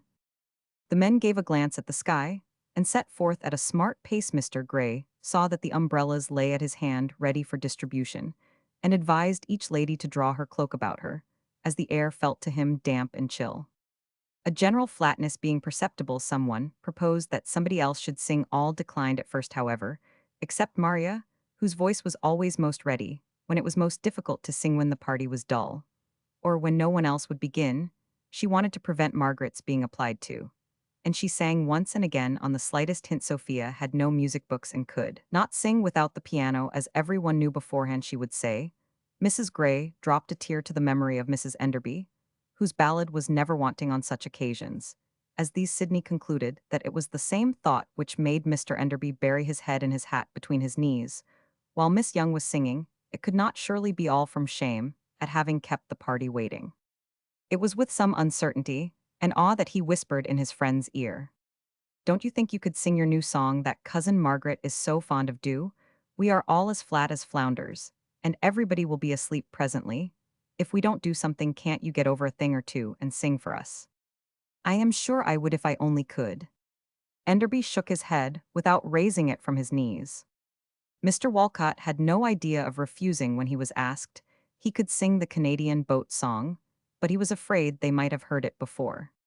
"Never mind that, let us have it," said everybody. "But there should be two, it is a duet properly, you know." Sophia believed she could sing that, just that, without the piano. She would try the first part, if he would take the second. Mr. Gray thought to himself that his daughter seemed to have adopted his hint about civility to his guests very dutifully, but Mr. Walcott could sing only the first part, because he had a brother at home who always took the second he could soon learn it. He had no doubt, but he did not know it at present, so he had the duet all to himself, uplifting a slender voice, in a very odd key, which Fanny and Mary did not quite know what to make of. They looked round into all the faces in their boat, to see whether anyone was going to laugh. But everybody was immovable, except that Sophia whispered softly to Miss Young that Mr. Walcott was a most delightful young man, after all so accomplished and so refined. Mr. Walcott's song ended with a quaver from a large, cold, startling drop of rain, falling on his nose. As he closed his eyes to draw out his last note, he blushed at having started and flinched from a drop of rain, and so spoiled his conclusion. Some of his hearers supposed he had broken down, till assured by others that he had finished. Then everybody thanked him, and agreed that the rain was really coming on. There were now odd fleeces of white cloud between the lead color and the black. They were hurried about in the sky evidently by counter currents. The river was almost inky in its hue, and every large drop made its own splash, and circle up went the umbrellas in both boats, but almost before they were raised, some were turned inside out, and all were dragged down again. The gust had come and brought with it a pelt of large hailstones, which fell in at Fanny's collar, behind while she put down her head to save her face, and which almost took away Mary's breath by coming sharp and fast against her cheeks. Then somebody descried a gleam of lightning quivering in the gray roof of the sky, and next every one saw the tremendous flash which blazed over the surface of the water all round about. How Mr. Walcott would have quavered if he had been singing still. But a very different voice was now to be heard, the hoarse thunder rolling up like advancing artillery, first growling, then roaring, and presently crashing and rattling overhead. The boatmen's thoughts were for the ladies, exposed as they were without the possibility of putting up umbrellas. It felt almost dark to those in the boats, as they cut rapidly more and more rapidly through the water, which seethed about the bows the men were trotting running. Presently, it was darker still. The bent heads were raised, and it appeared that the boats were brought to under the wide branches of two oaks, which overhung the water. The woods were reached already. "Shelter for the ladies, sir," said the panting boatmen, touching their hats, and then taking them off to wipe their brows. Mr. Gray looked doubtful, stood up to survey, and then asked if there was no farm, no sort of house, anywhere near. "None nearer than you village where the spire was, and that was very little nearer than Deerbrook itself." The ladies, who were disposed to say anything, observed that they were very well as they were. The tree kept off a great deal of the hail, and the wind was not felt quite so much as on the open river. Should they sit still or step on shore? Sit still by all means, packed closely as they were. They would be warmer and drier than standing on shore, and they were now ready to start homewards as soon as the storm should abate. It did not appear that there was any abatement of the storm in 5 minutes nor in a quarter of an hour. The young people looked up at the elder ones, as if asking what to expect. Several of the party happened to be glancing in the same direction with the boatmen, when they saw a shaft of lightning strike perpendicularly from the upper range of cloud upon the village spire, and light it up. "Lord bless us!" exclaimed Mr. Gray, as the spire sent its smoke up like a little volcano. Fanny burst out a crying, but was called a silly child, and desired not to make a noise. Everyone was silent enough now, most hiding their faces, that they might not see what happened next. Halfway between the river and the smoking church, in the farther part of the opposite meadow, was a fine spreading oak, under which, as might just be seen, a flock of sheep were huddled together for shelter. Another fiery dart shot down from the dark canopy upon the crown of this oak. The tree quivered and fell asunder, its fragments lying in a circle. There was a rush forth of such of the sheep as escaped, and a rattle of thunder which would have overpowered any ordinary voices, but in the midst of which a scream was heard from the first boat. It was a singular thing that, in talking over this storm in after days at home, no lady would own this scream. "I am thinking, sir," said Ben, as soon as he could make himself heard, "we are in a bad place here, as the storm seems thickening this way. We had best get from under the trees for all the hail." "Do so, Ben, and make haste." When the first boat was brought a little out into the stream, in order to clear it of the flags, Margaret became aware that Philip was gazing earnestly at her from the other boat. She alone of the ladies had sat with face upraised, watching the advance of the storm. She alone, perhaps, of all the company had enjoyed it with pure relish. It had animated her mind and restored her to herself when she saw Philip leaning back on his elbow, almost over the edge of the boat, to contemplate her. She returned his gaze with such an expression of mournful wonder and composed sorrow as moved him to draw his hat over his eyes and resolve to look no more. The storm abated, but did not cease. Rain succeeded to hail, lightning still hovered in the air, and thunder continued to growl afar off, but the umbrellas could now be kept up, and the ladies escaped with a slight wetting. Before the party dispersed from the wharf, Hope sought Philip and had a few moments' conversation with him, the object of which was to agree upon further discourse on the morrow. Hope and Margaret then accompanied Maria to her lodging and walked thence silently home. Hester was on the watch for them, a little anxious, lest they should have suffered from the storm, and ready with some reflections on the liabilities of parties of pleasure. But yet blithe and beaming her countenance fell, when she saw her sister's pale face. "Margaret, how you look!" cried she. "Cold, wet, and weary, and ill too, I am sure."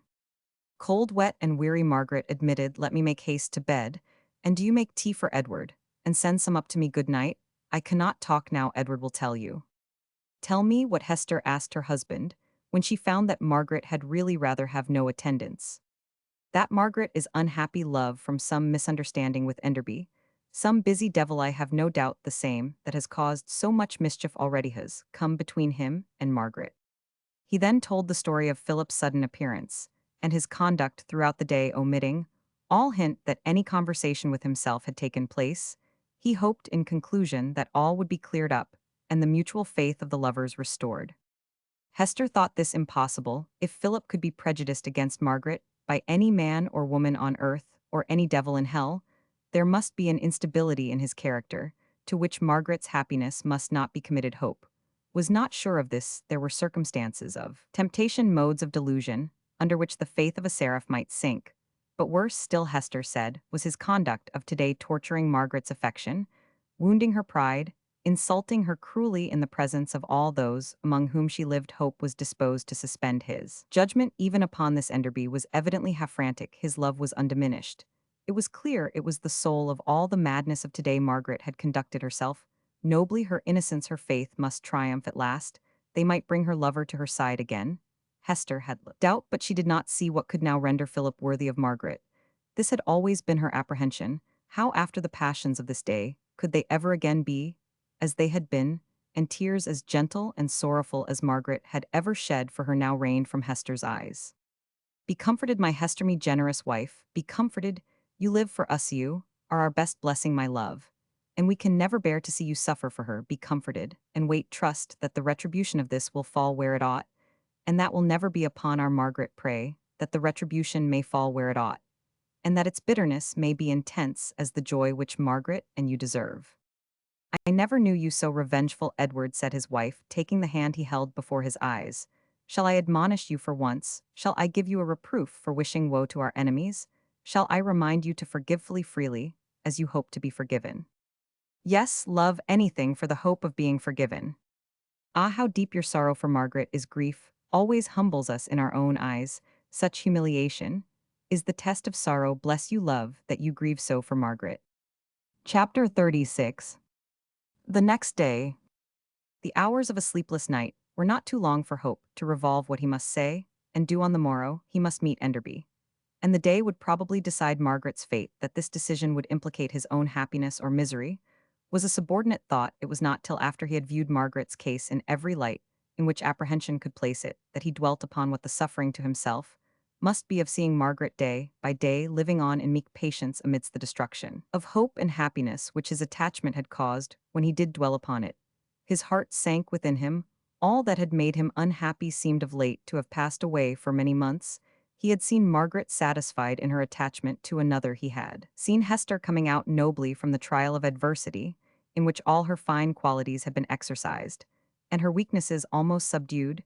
She had been not only the devoted wife, but patient and generous towards her foes, full of faith and cheerfulness in her temper, and capable of any degree of self-denial in the conduct of her daily life. She had been of late all that in the days of their engagement, in the days when he had dealt falsely with his own mind, had trusted she would be a friendship whose tenderness was life enough for them. Both had grown up in his soul, and he had been at peace. It had been a subject of incessant thankfulness to him that the evil of what he could now hardly consider as a false step had been confined to himself, that his struggles, his strivings, the dreadful solitary conflicts of a few months had not been in vain, that he had fulfilled the claims of both relations and marred no one's peace.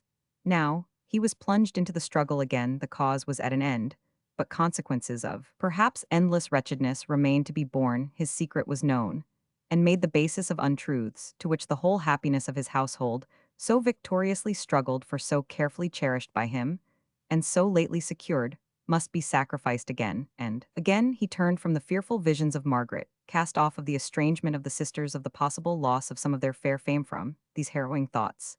He turned again and again to consider what must be done. The most certain thing was that he must not by word, look, pause, or admission countenance to Enderby himself the supposition that he had not preferred Hester at the time she became his wife in the present state of their attachment. This was the merest justice to her, nothing that it was in Mrs. Gray's power to reveal bore a relation to any time later than his early, and it might be assumed superficial intercourse with the sisters. And as far as he knew, no one else, unless it were Frank by this time, in possession of the facts, had ever conceived of the true state of the case. He must decline all question about his domestic relations, except as far as Margaret was concerned. Beyond this, he would allow of no inquisition, and would forbid all speculation for Margaret's sake no less than Hester's. This was necessary. If she should ever be Enderby's wife, it was of the utmost importance that Enderby should not in his most secret soul hold this information, however strongly he might be convinced that Margaret was in ignorance of it, and had never loved any but himself. There must be no admission to Enderby of that which had been truth, but which would become untruth by being first admitted. Now, there must be entire silence upon the whole subject of himself as, to Margaret, he did not see what could be done but to declare his true and perfect belief that she had never loved any but Enderby. But alas, what chance was there of this testimony being received? The very point of Enderby's accusation being that they both looked perhaps in self-delusion at the connection with him, as their security from the consequences of Hope's weakness in marrying Hester. It was all confusedal wretchedal. Nearly hopeless Margaret would be sacrificed without knowing. Why would have her heart wrung with the sense of injury, in addition to her woe? From reflections and anticipations, Hope rose early to the great duty of the day. He told Hester that he was going to meet Enderby in the meadows to receive a full explanation of his conduct of the preceding day, and that it was probable that he should bring home whatever tidings it might be Margaret's lot to hear.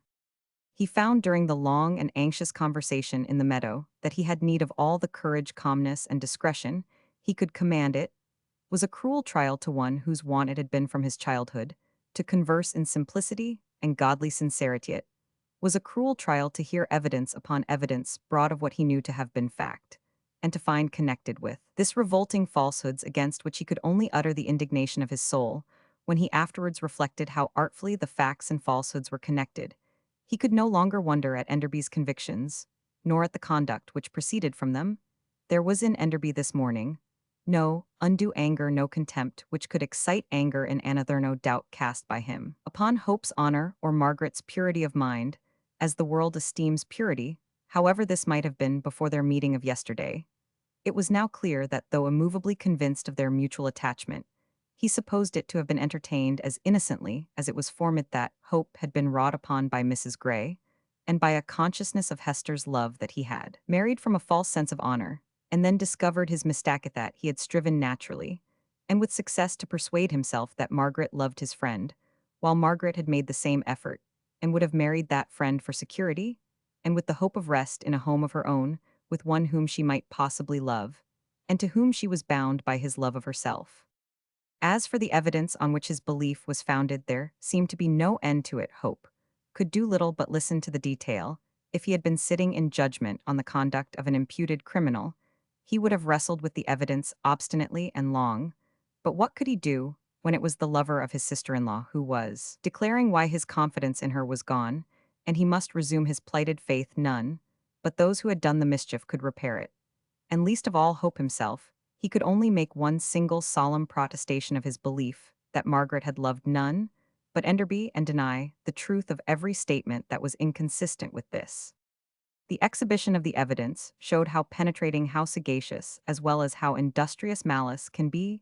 There seemed to be no circumstance connected with the sisters, and their relation to Mr. Hope, that Mrs. Rowland had not laid hold of Mrs. Gray's visit to Hope during his convalescence, his subsequent seclusion, and his depression when he reappeared. All these were noted, and it was these which sent Enderby to Mrs. Gray for an explanation which she had not had courage or judgment to withhold, which, indeed, she had been hurried into giving. She had admitted all that had passed between herself and Mr. Hope. High's consternation at finding that it was Hester who loved him, and whom he must marry, and the force with which Mrs. Gray had felt herself obliged to urge that duty upon him, Enderby connected with this his own observations and feelings, at the time his last summer's conviction that it was Margaret whom Hope loved his rapturous surprise on. Hearing of the engagement being to Hester, and his wonder at the coldness with which his friend received his congratulations, he now thought that he must have been doomed to blindness, not to have discerned the truth. Through all this, then, there was his own intrusion during the interview which Hope had with Margaret. Their countenances had haunted him ever since Hope's was full of constraint,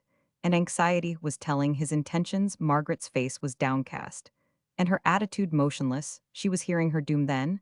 After Hope was married, all Deerbrook was aware of his failure of spirits, and of Margaret's no less. It was a matter of common remark that there must be something amiss, that all was not right at home.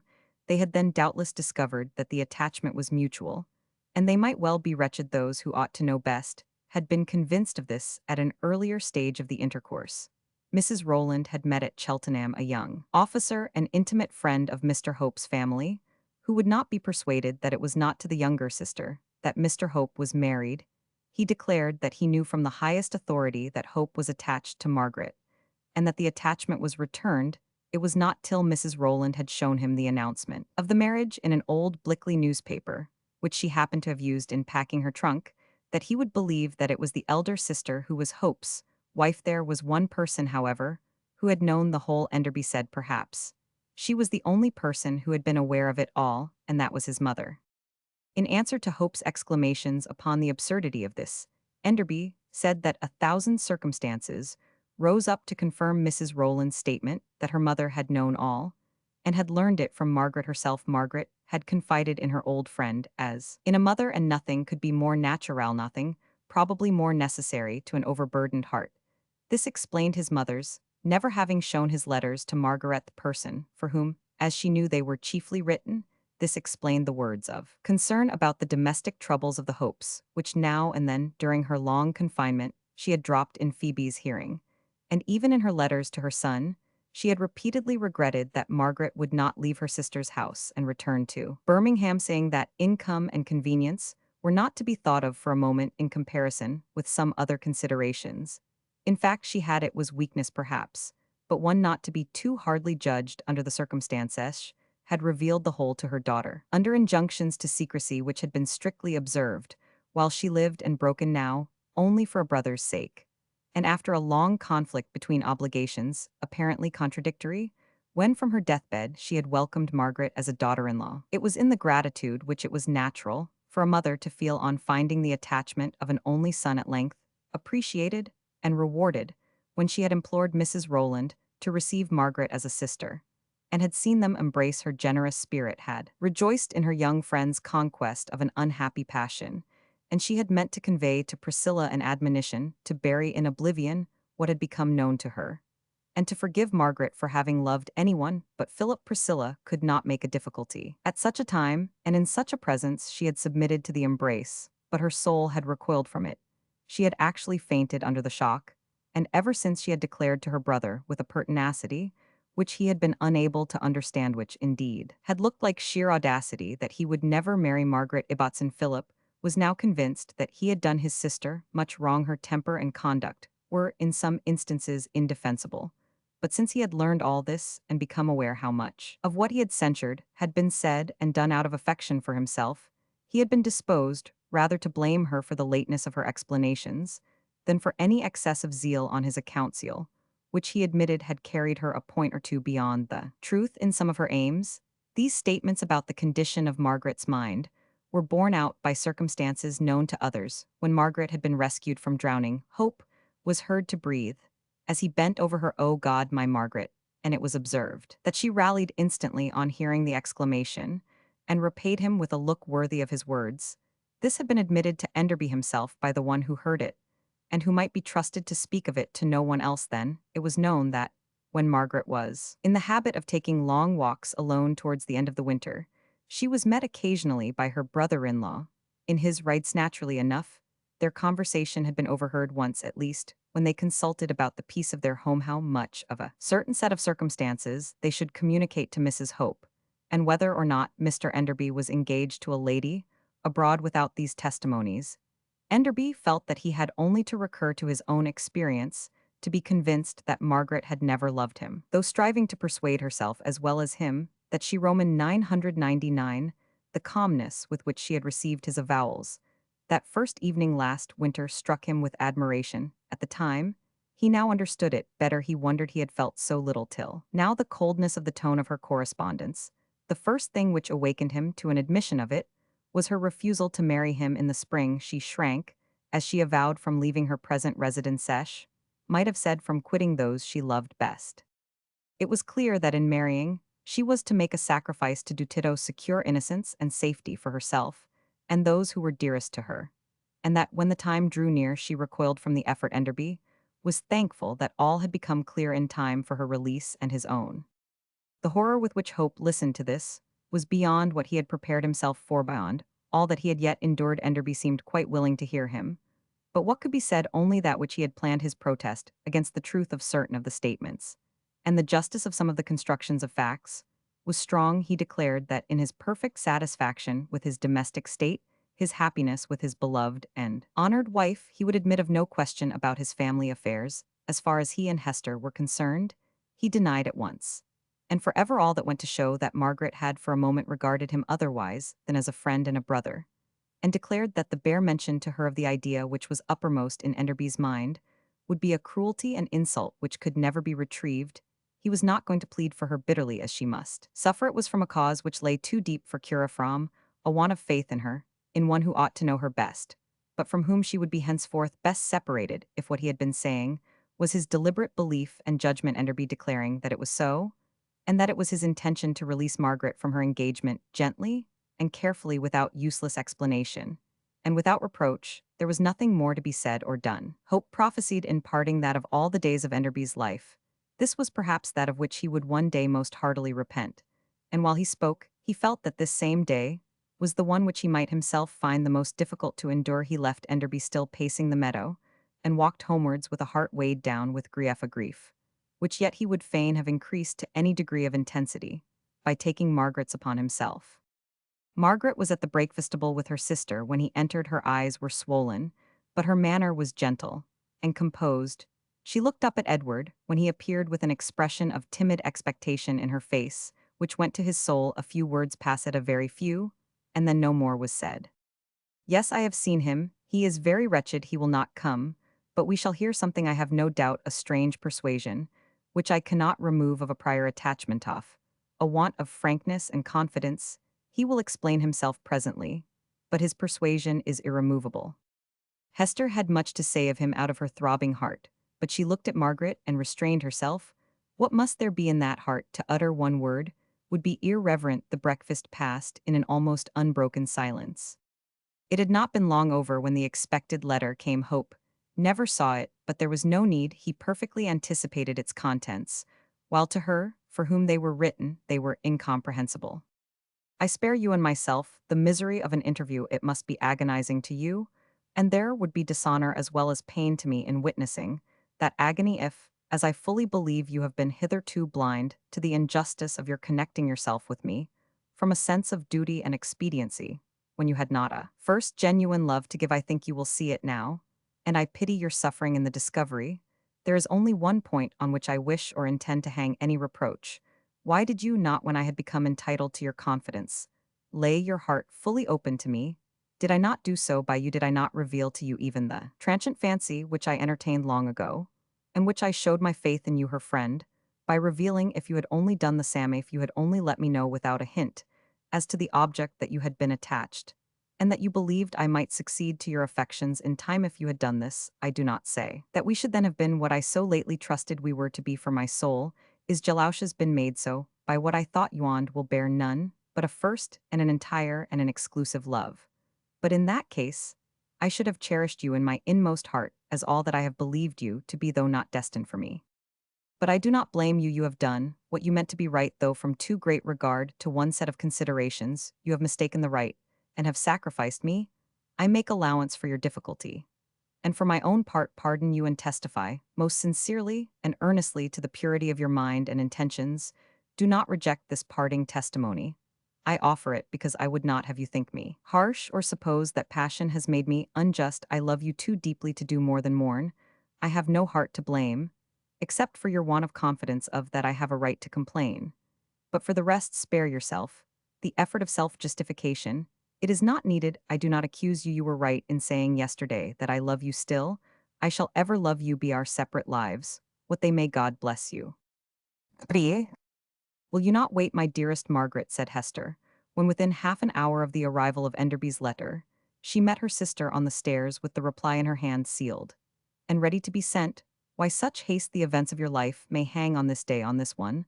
Letter, can it be right to be so rapid in what you think and do? The event of my life is decided, she replied. Unless not event of my life is decided, I have nothing more to wait for. I have written what I think, and it must go. It was as follows. I have nothing to say in reply to your letter, for I cannot understand it. Yet I wonder less at your letter than at your having written it. Instead of coming to me to say all that is in your mind, at some moments, I still think that you will. I feel that you are on your way hither, and I fancy that this dreadful dream of your displeasure will pass away. It is the first time in my life that anyone has been seriously and lastingly displeased with me, and though I feel that I have not deserved it, I am very wretched that you of all others should blame me, and cease to trust me. There ought to be some comfort in the thought that your anger is without cause. But I cannot find such comfort, for I feel that though I could endure your loss by long absence or death, I cannot live in the spirit in which I should wish to live without your esteem. It is useless, alas, to entreat of you to come and explain yourself, or in some other way to put me in possession of the cause of your anger. If you could resist the claims I had upon you for confidence, before I knew what was going to befall Maeve, you could resist the demand I made yesterday. Fear there is little use in imploring you to do me justice. If I thought there was any chance, I would submit to entreat, though I would not have you any more than myself forget that I have a right to demand. But indeed, I would yield everything that I dare forgo to have you awaken from this strange delusion which makes us both wretched. It is no time for pride now. I care not how fully you know what I feel. I only wish that you could see into my soul as into your own, for then you would not misjudge me, as you do. I care not what anyone may think of my throwing myself upon the love which I am certain you feel for me, if I can only persuade you to tell me what you mean, and to hear what I shall then have to say. What can I now say? I will not reproach you, for I know you must be, even if possible, more miserable than I. But yet how can I help feeling that you have been unjust and harsh with me? Yes, though the tone of your letter seems to be gentle, and you clearly mean it to be so, I feel that you have been very harsh to me. Nothing that you can do shall ever make me so cruel to you. You may rest satisfied that, if we should not meet again, I will never be unjust to you, to everyone. About me it will appear that you are fickle and dishonorable, that you have acted towards me, as it is in the nature of some men to act towards the women whose affections they possess, in the nature of some men, but not in yours. I know you to be incapable of anything worse than error and mistrust. Until yesterday I could not have believed you capable of this much wrong, and you may trust me to impute to you nothing worse than this suffering, as I now am, as we both are under this error and mistrust. May I not implore you, for your own sake, for mine? It is too late to nourish the weak part of yourself, to question your own unworthy doubts, and to study the best parts of the minds you meet, till you grow assured, as a religious man ought to be, that there can be no self-interest, and much less falsehood, mixed up with any real affection, with any such affection as has existed between us two. I must not write more, for I do not know, I cannot conjecture how you may receive what I have written. Thinking of me, as you now do, it seems strange to remember that, at this time, yesterday in this very chair, I was writing to you. Oh, how differently is it possible that it was only yesterday, such a world of misery as we have lived through since. But I can write no more. It may be that you will despise me in every line as you read after what has happened. I cannot tell, notwithstanding all I have said. About trusting, I feel at this moment as if I could never depend on anything in this world again. If you should come within this hour and explain all, how could I be sure that the same thing might not happen again? But do not let this weigh a moment with you. If indeed you think of coming, if I do not see you today, I shall never see you. I will then bear in mind as you desire. And as I cannot help that you love me still, but how little comfort is there in such love, when trust is gone. God comfort us both. Margaret Ibbotson. Mrs. Rowland was crossing the hall at the moment that her maid Betsy opened the door to Mr. Hope's errand boy, and took in this letter. "Where are you carrying that letter?" said she, as Betsy passed her. "To the study, Mom, against Mr. Enderby comes in. It is for Mr. Enderby, Mom." "Very well." The letter was placed on the study mantelpiece, the place of deposit for letters for absent members of the family. Mrs. Rowland, meantime, resumed her seat in the drawing room, Where the nursemaid was amusing the baby, Mama took the baby and sent the maid away. She had a strong belief that her brother might be found somewhere in the shrubbery, though some feeling had prevented her telling the servant. So when the letter was taken in, she went with the baby in her arms into the study to see whether Philip was visible in any part of the garden that could be seen thence. But she stopped. Short of the window, the handwriting on the address of the letter troubled her sight more than half persuaded, as she was of the truth of much that she had told her brother strenuously, as she had nourished the few facts she was in possession of, till she had made them yield a double crop of inferences. She was yet conscious of large exaggerations of what she knew, and of huge additions to what she believed to be probabilities, and had delivered as facts there was in that handwriting a prophecy of detection, and like other cowards, she began to tamper with her reason and conscience. There is great mischief in letters at such times. She thought they are so difficult to answer, and it is so possible to produce any effect that may be wished by them. As my husband was reading the other day, it is so easy to be virtuous, to be perfect. Upon paper, nothing that the girl can say ought to alter the state of the case. It can only harass Philip's feelings, and perhaps cause all the work to be gone over again. His letter was meant to be final. I am confident from his intending to go away this evening. There should have been no answer. This letter is a pure impertinence, and ought to be treated as such. It is a sort of duty to use it, as it deserves. Many parents, at least, I know old Mr. Boyle, did burn letters which they know to contain offers to daughters whom they do not wish to part with. Mr. Boyle had no scruple, and I am sure this is a stronger case. Better end the whole affair at once, and then Philip will be free to form a better connection. He will thank me one day for having broken off this. She carried the letter into the drawing-room, slowly contemplating it. As she went, she thought for one fleeting instant of reading it. She was not withheld by honor, but by fear. She shrank from encountering its contents. She glanced over the mantelpiece and saw that the lucifer matches were at hand to make the letter burn quickly. It was necessary to unfold it. She put the child down upon the Ruga favorite playplace for the sake of the gay pink and green shavings, which at this time of the year curtained the grate, while baby crawled and gazed quietly and contentedly. There Mrs. Rowland broke the seal of Margaret's letter, turning her eyes from the writing, laid the blistered sheet in the hearth, and set fire to it. The child set up a loud crow of delight at the flame. At that moment, even this simple and familiar sound startled its mother out of all power of self-control. She snatched up the child with a vehemence which frightened it into a shrill cry. She feared the nursemaid would come before all the sparks were out, and she tried to quiet the baby by dancing it before the mirror over the mantelpiece. She met her own face there, white as ashes, and the child saw nothing that could amuse it, while its eyes were blinded with tears. She opened the window to let it hearken to the church clock, and the device was effectual. Baby composed its face to serious listening before the long succession of strokes was finished, and allowed the tears to be wiped from its cheeks. One thing more remained to be done. Mrs. Rowland heard a step in the hall and looked out. It was Betsy's. I thought it was you. Pray desire cook to send up a cup of broth for Miss Rowland's lunch, and be sure and let Miss Rowland know the moment it is ready. Mr. Enderby is in the shrubbery, I think. Yes, Mom. Seeing he was there, I was coming to ask about the letter, Mom, to carry it to him. Oh, that letter, I sent it to him. He has got it. Tell cook directly about the broth. At lunchtime, one of the children was desired to summon Uncle Philip. Mrs. Rowland took care to meet him at the garden door. She saw him cast a wistful eye towards the study mantelpiece. As he passed the open door, his sister observed that she believed it was past post time for this half-week. He sighed deeply, and she felt that no sigh of his had ever so gone to her heart before. Why, Mamma, do look, cried George, as well as a mouthful of bread would allow. Look at the chimney. Where are all the shavings gone? There is the knot at the top that they were tied together with, but not a bit of shaving left. Have they blown up the chimney? What will poor baby say? Exclaimed Matilda. All the pretty pink and green gone. There is some tinder blowing about, observed George. I do believe they have been burnt. Shut the window, George, will you? There is no bearing this draught. There is no bearing Betsy's waste. Either she has burned those shavings. Somehow, in cleaning the grate, her carelessness is past endurance. Make her buy some new shavings, Mamma, for baby's sake. Do be quiet, and get your lunch. Hand your uncle the dish of currants. Philip languidly picked a few bunches. He had noticed nothing that had passed, as his sister was glad to observe. Besides, being too much accustomed to hear complaints of the servants to give any heed to them, he was now engrossed with his own wretched thoughts. Every 5 minutes that passed, without bringing a reply from Margaret, went to confirm his most painful impressions.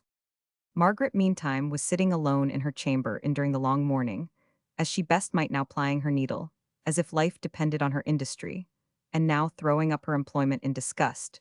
She listened for the one sound she needed to hear, till her soul was sick of every other. I must live wholly within myself, now she thought. As far as he is concerned, I can never speak of him or allow Hester and Maria to speak of him to me, for they will blame him. Everyone will blame him.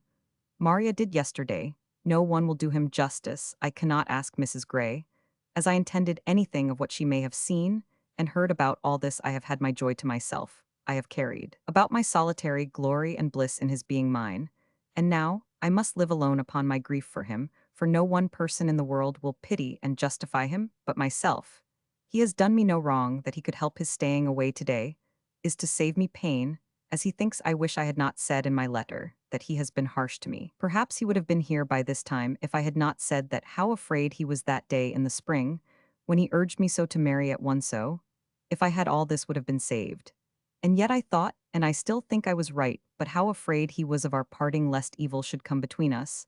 I promised him it should not for my own part, but who could have thought that the mistrust would be on his side? He had a superstitious feeling. He said that something would happen, that we should be parted.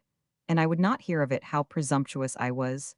How did I dare to make so light of what has come so dreadfully true? Oh, why are we so made that we cannot see into one another's hearts, if we are made to depend on one another, so absolutely, as we are, so that we hold one another's peace to cherish, or to crush? Why is it such a blind dependence? Why are we left so helpless? Why, with so many powers, as are given us, have we not that one other worth, all the rest of mutual insight? If God would bestow this power for this one day, I would give up all else for it. For ever after, Philip would trust me again then, and I should understand him, and I could rest afterwards. Happen what might, though, then nothing would happen but what was good. But now shut in each into ourselves with anger and sorrow, all about us from some mistake which a moment's insight might remove. It is the dreariest, the most tormenting state. What are all the locks and bars and fetters in the world to it? So near each other too, when one look, one tone might perhaps lead to the clearing up of it. All there is no occasion to bear this, however, so near, as we are, nothing should prevent our meeting, nothing shall prevent it. She started up and hastily put on her bonnet and gloves, but when her hand was on the lock of her door, her heart misgave her. If it should fail, she thought, if he should neither look at me nor speak to Maeve, he should leave me as he did yesterday. I should never get over the shame. I dare not store up such a wretched remembrance to make me miserable as often as I think of it, for as long as I live. If he will not come, after reading my letter, neither would he hear me, if I went to him. Oh, he is very unjust, after all his feats of my being influenced against him. He might have distrusted himself, after making me promise to write on the first doubt that anyone might try to put into my mind. He might have remembered to do the same by me, instead of coming down, in this way, not to explain, but to overwhelm me with his displeasure, without giving me a moment's time to justify myself. Edward seems strangely unkind too, she sighed, as she slowly untied her bonnet and put it away, as if to avoid tempting herself with the sight of it again. I never knew Edward unjust or unkind before, but I heard him ask Philip why he stayed to hear me in the Abbey yesterday, and though he has been with Philip this morning, he does not seem to have made the slightest attempt to bring us together. When such as Edward and Philip do so wrong, one does not know where to trust, or what to hope. There is nothing to trust but God and the right. I will live for these, and no one shall henceforth hear me complain, or see me droop, or know anything of what lies deepest in my heart. This must be possible. It has been done. Many nuns in their convents have carried it through, and missionaries in heathen countries, and all wisest who have been before their age, and some say Maria would say almost every person who has loved as I have. But I do not believe this. I do not believe that that any can have felt as I do now. It is not natural and right that any should live as I mean to do. We are made for confidence, not for such solitude and concealment, but it may be done when circumstances press as they do upon me. And if God gives me strength, I will do it. I will live for him and his, and my heart, let it suffer, as it may, shall never complain to human ear. It shall be as silent as the grave. The resolution held for some hours. Margaret was quiet and composed through dinner, though her expectation, instead of dying out, grew more intense with every hour. After dinner, Hope urged his wife to walk with him. It had been a fine day, and she had not been out. There was still another hour before dark. Would not Margaret go too? No, Margaret could not leave home. When Hester came down equipped for her walk, she sat beside her sister on the sofa for a minute or two while waiting for Edward. Margaret said she, will you let me say one word to you? Anything, Hester, if you will not be hard upon anyone whom you cannot fully understand. I would not for the world be hard, love. But there was once a time above a year ago, when you kindly warned me, though I did not receive it kindly against pride, as a support you said it could not support me, and you said truly may I say the same to you now. Thank you, it is kind of you, I will consider, but I do not think that I have any pride in me today, I feel humbled enough. It is not for you to feel humbled, love, reverence yourself, for you may nothing has happened to impair your self-respect, admit freely to your own mind, and to us that you have been cruelly injured, and that you suffer as you must and ought admit this freely, and then rely on yourself and us. Margaret shook her head, she did not say it, but she felt that she could not rely on Edward, while he seemed to stand between her and Philip. He came in at the moment, and she averted her eyes from him, he felt her displeasure in his heart's core. When they returned sooner than she had expected from their walk, they had bad news for her which they had agreed it was most merciful not to delay. They had seen Enderby, in Mr. Rowland's gig, on the Blickley road. He had his carpet-bag with him, and Mr. Rowland's man was undoubtedly driving him to Blickley to meet the night coach for London. It is better to save you all further useless expectation, observed Edward. We keep nothing from you. You keep nothing from me, said Margaret, now fixing her eyes upon him. Then, what is your reason for not having brought us together? If indeed you have not kept us apart, do you suppose? I did not hear you send him from me yesterday. And how do I know that you have not kept him away today? My dear Margaret, exclaimed Hester, but a look from her husband, and the recollection of Margaret's misery silenced her. For the first time Hester forgave on the instant the act of blaming her husband. Whatever I have done, whether it appears clear to you or not, replied Hope, it is from the most tender respect for your feelings. I shall always respect them most tenderly, and not the less for their being hurt with me. I have no doubt of your meaning all that is kind, Edward, but surely when two people misunderstand each other, it is best that they should meet. If you have acted from a regard to what you consider my dignity, I could wish that you had left the charge of it to myself. You are right, quite right. Then why, oh, Edward, if you repent what you have done, it may not yet be too late. I do not repent, I have done you no wrong today, Margaret, I grieve for you, but I could not have helped you. Let us never speak on this subject again, said Margaret, stung by the consciousness of having so soon broken the resolution of the morning, that her suffering heart should be as silent as the grave. It is not from pride, Hester, that I say so, but let us never again speak of all this. Let us know but one thing, Margaret, said Edward, that yours is the generous silence of forgiveness. I do not mean with regard to him, for I fear you will forgive him sooner than we can do. I do not mean him particularly, nor those who have poisoned his ear. But all only tell us that your silence is the oblivion of mercy, so mourning for the erring that, for its own sake, it remembers their transgressions no more. Margaret looked up at them, both though her eyes swam in tears, there was a smile upon her lips, as she held out her hand to her brother, and yielded herself to Hester's kiss. Chapter 37. The Conqueror. Mrs. Rowland did not find herself much the happier for being borne out by the whole world in her assertions that Philip and Margaret were not engaged. She knew that with regard to this, she now stood justified in the eyes of all Deerbrook, that almost everyone there now believed that it had been an entanglement from which she had released her brother from selfish fear, from dread of the consequences of going so far as to be again sent by her husband to Cheltenham, or by the Levitts to Coventry, from foresight of the results which would ensue from her provoking an inquiry into the domestic concerns of the Hopes, an inquiry which might end in the reconciliation of Philip and Margaret, and in some unpleasant discoveries about herself. She was very guarded respecting the grand accusation by which she had wrought on her brother. No hint of it got abroad in Deerbrook. Nothing was added to the ancient gossip about the Hopes not being very happy together. Mrs. Rowland knew that affairs stood in the satisfactory state. She knew that Margaret was exposed to as much observation and inquiry as a country village affords respecting her disappointed attachment. That the Greys were very angry and praised Margaret to every person they met. That Mr. Walcott eulogized Mrs. Rowland's discernment to all Mrs. Rowland's party. That Mrs. Howell and Miss Miskin lifted up their eyes in thankfulness at Mr. Enderby's escape from such a connection. That Mr. Hope was reported to be rather flat in spirits, and that Margaret was certainly looking thin. She knew of all this success, and yet she was not happier than 6 months ago. The drawback on such successes is that they are never complete. There is always some Mordecai sitting at the gate to mar the enjoyment.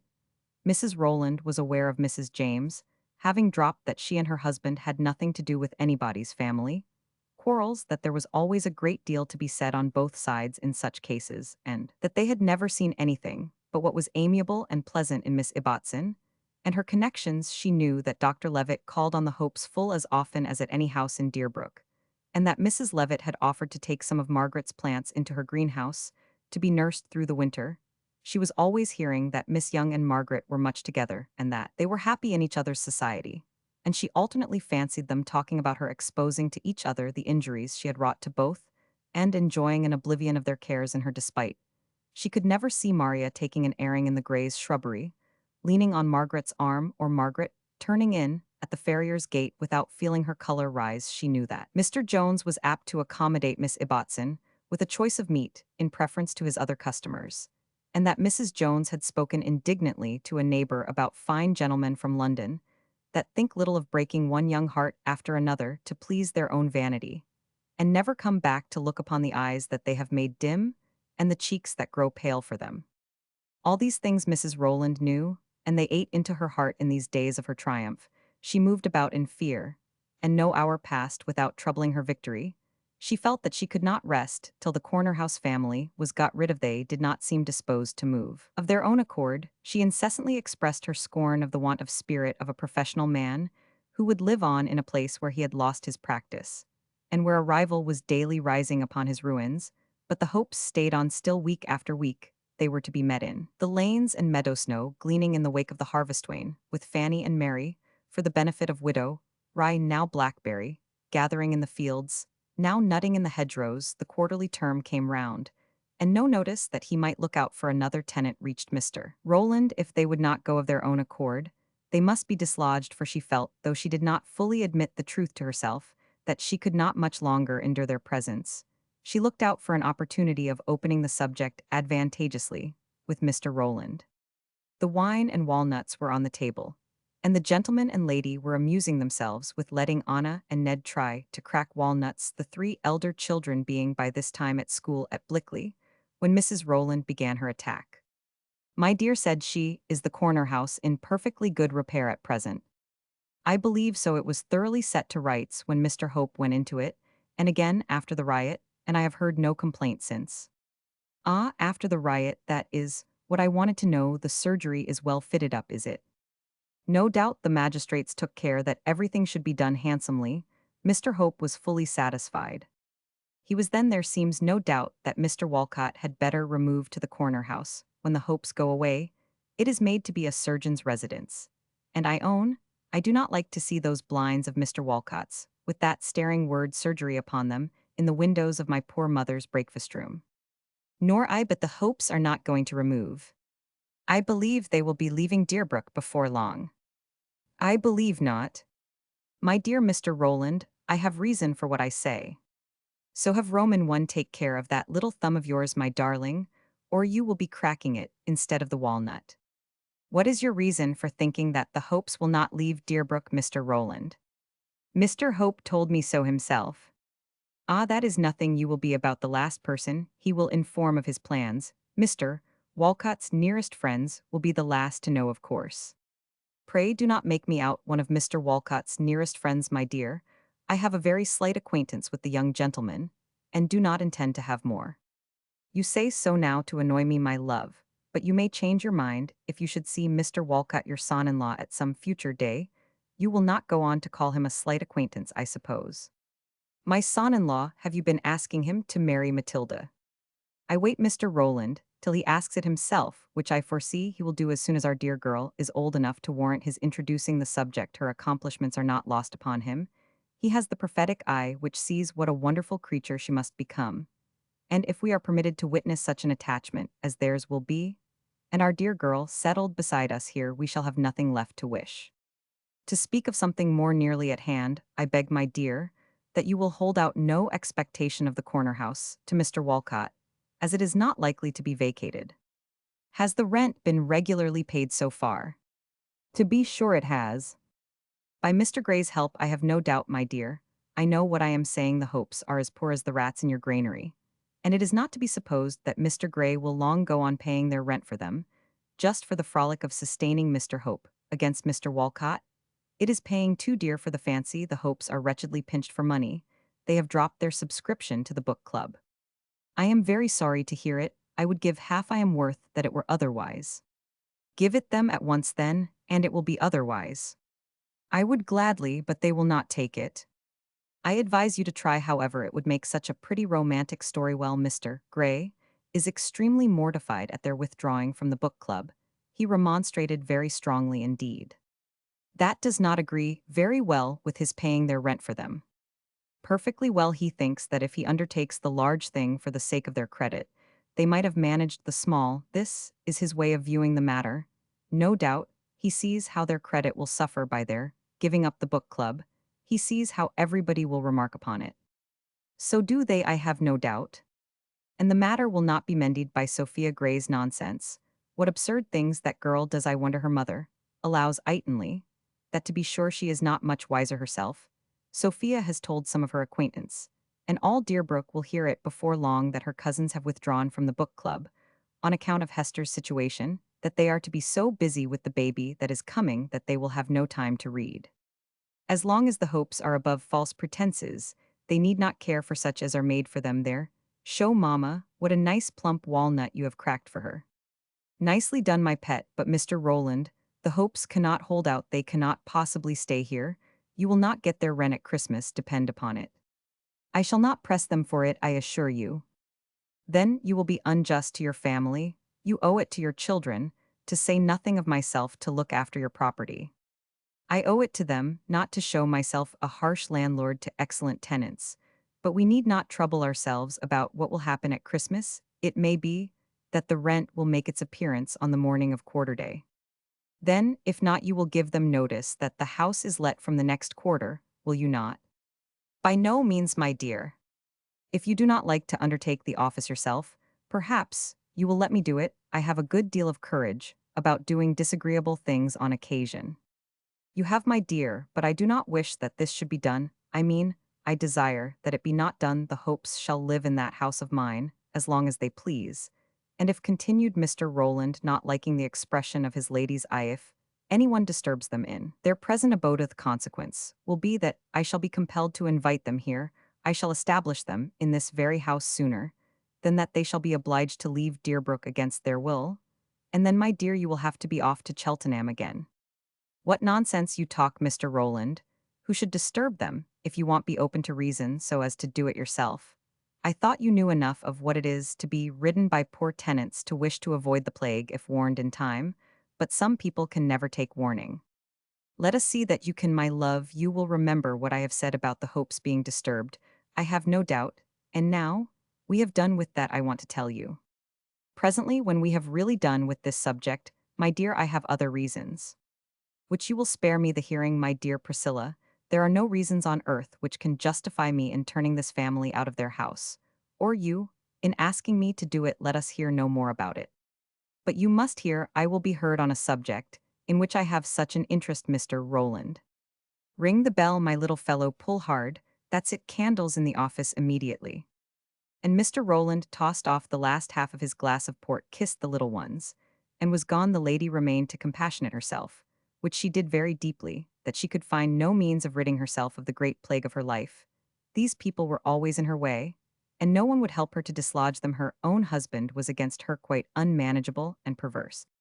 Chapter 38. The Victims. If Mrs. Rowland was dissatisfied with her success, while seeing that some resources of comfort remained to the Hopes, and Margaret, a view of the interior of the corner house, would probably have affected her deeply, and set her moralizing on the incompleteness of all human triumphs, there was peace there, which even she could not invade, could only if she had known it. Envy, her power was now exhausted, and her work was unfinished for many weeks. She had made Margaret as miserable as she had intended to make her. Margaret had suffered from an exasperating sense of injury, but that was only for a few hours. Hers was not a nature which could retain personal resentment for any length of time. She needed the relief of compassionate and forgiving feelings, and she cast herself into them for solace, as the traveler emerging from the glaring desert throws himself down beside the gushing spring in the shade, From the moment that she did this, it became her chief trouble that Philip was blamed by others. Her friends said as little as they could in reference to him, out of regard for her feelings, but she could not help seeing that Maria's indignation was strong, and that Hester considered that her sister had had a happy escape from a man capable of treating her, as Philip had done. If it had been possible to undertake his defense, Margaret would have done so, as there were no means of working upon others to forgive her wrongs she made. It her consolation to forgive them doubly, herself to cheer up under them, to live for the aim of being more worthy of Philip's love the less he believed her to be so. Her lot was far easier now than it had been in the winter she had been his, and she believed that she still occupied his whole soul. She was not now the solitary self-despising being she had felt herself before, though cut off from intercourse with him. As if the grave lay between them, she knew that sympathy with her heart and mind existed. She experienced the struggles, the moaning efforts of affections, doomed to solitude and silence, the shrinking from a whole long life of self-reliance, of exclusion from domestic life, the occasional horror of contemplating the waste and withering of some of the noblest parts of the immortal nature, waste and withering, which are the almost certain consequence of violence done to its instincts and its laws. From these pains and terrors she suffered, and from some of smaller account from the petty insults or speculations of the more coarse-minded of her neighbors, and the being too suddenly reminded, by passing circumstances, of the change which had come over her expectations and prospects. But her love, her forgiveness, her conviction of being beloved bore her through all these, and saved her from that fever of the heart, in the paroxysms of which she had in her former and severed trial longed for death, even for non-existence. She could enjoy but little of what had been her favorite solace at that time. She had but few opportunities now for long solitary walks. She saw the autumn fading away, melting in rain and cold fog, without its having been made use of. It had been as unfavorable a season as the summer, dreary, unproductive, disappointing in every way. But there had been days in the latter autumn when the sun had shown his dim face, when the dank hedges had looked fresh, and the fallen leaves in the woodpaths had rustled under the tread of the squirrel, and Margaret would on such days have liked to spend the whole morning in rambles by herself. But there were reasons why she should not. Almost before the chilliness of the coming season began to be felt, hardship was complained of throughout the country. The prices of provisions were inordinately high, and the evil consequences which in the rural districts follow upon a scarcity began to make themselves felt. The poachers were daring beyond belief, and deep was the enmity between the large proprietors and the laborers around them. The oldest men and women, and children scarcely able to walk, were found trespassing day by day in all plantations with bags, aprons, or pinafores full of fir cones, and wood snapped off from the trees or plucked out of the hedges.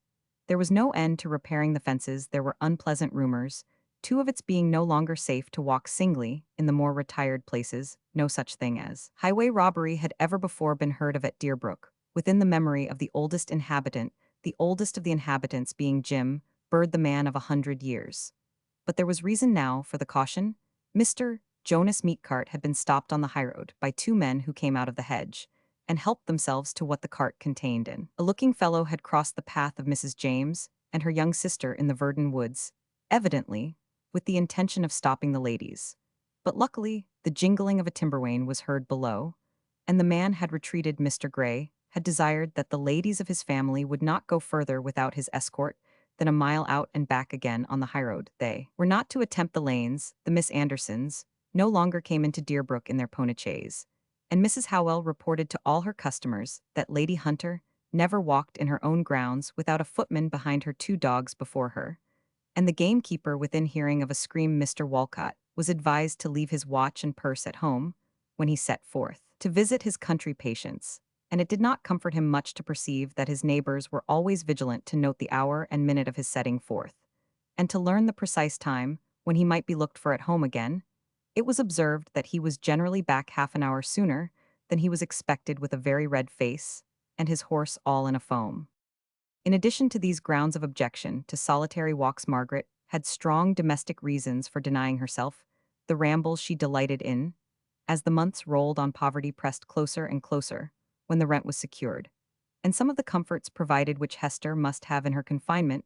So little was left that it became necessary to limit the weekly expenses of the family to a sum small enough to require the nicest management and the most strenuous domestic industry to make it suffice. Hope would not pledge his credit, while he saw so little prospect of redeeming it. His family were of one mind as to purchasing nothing which they were not certainly able to pay, for this being his principle. He made every effort to increase his funds a guinea or two, dropped in now, and then in return for contributions to medical periodicals, money was due to him from some of his patients. To these he sent in his bills again and even made personal application from several. He obtained promises from two or three. The amount of whose debt was very small, he got his money disgraced by smiles of wonder and contempt from the greater number.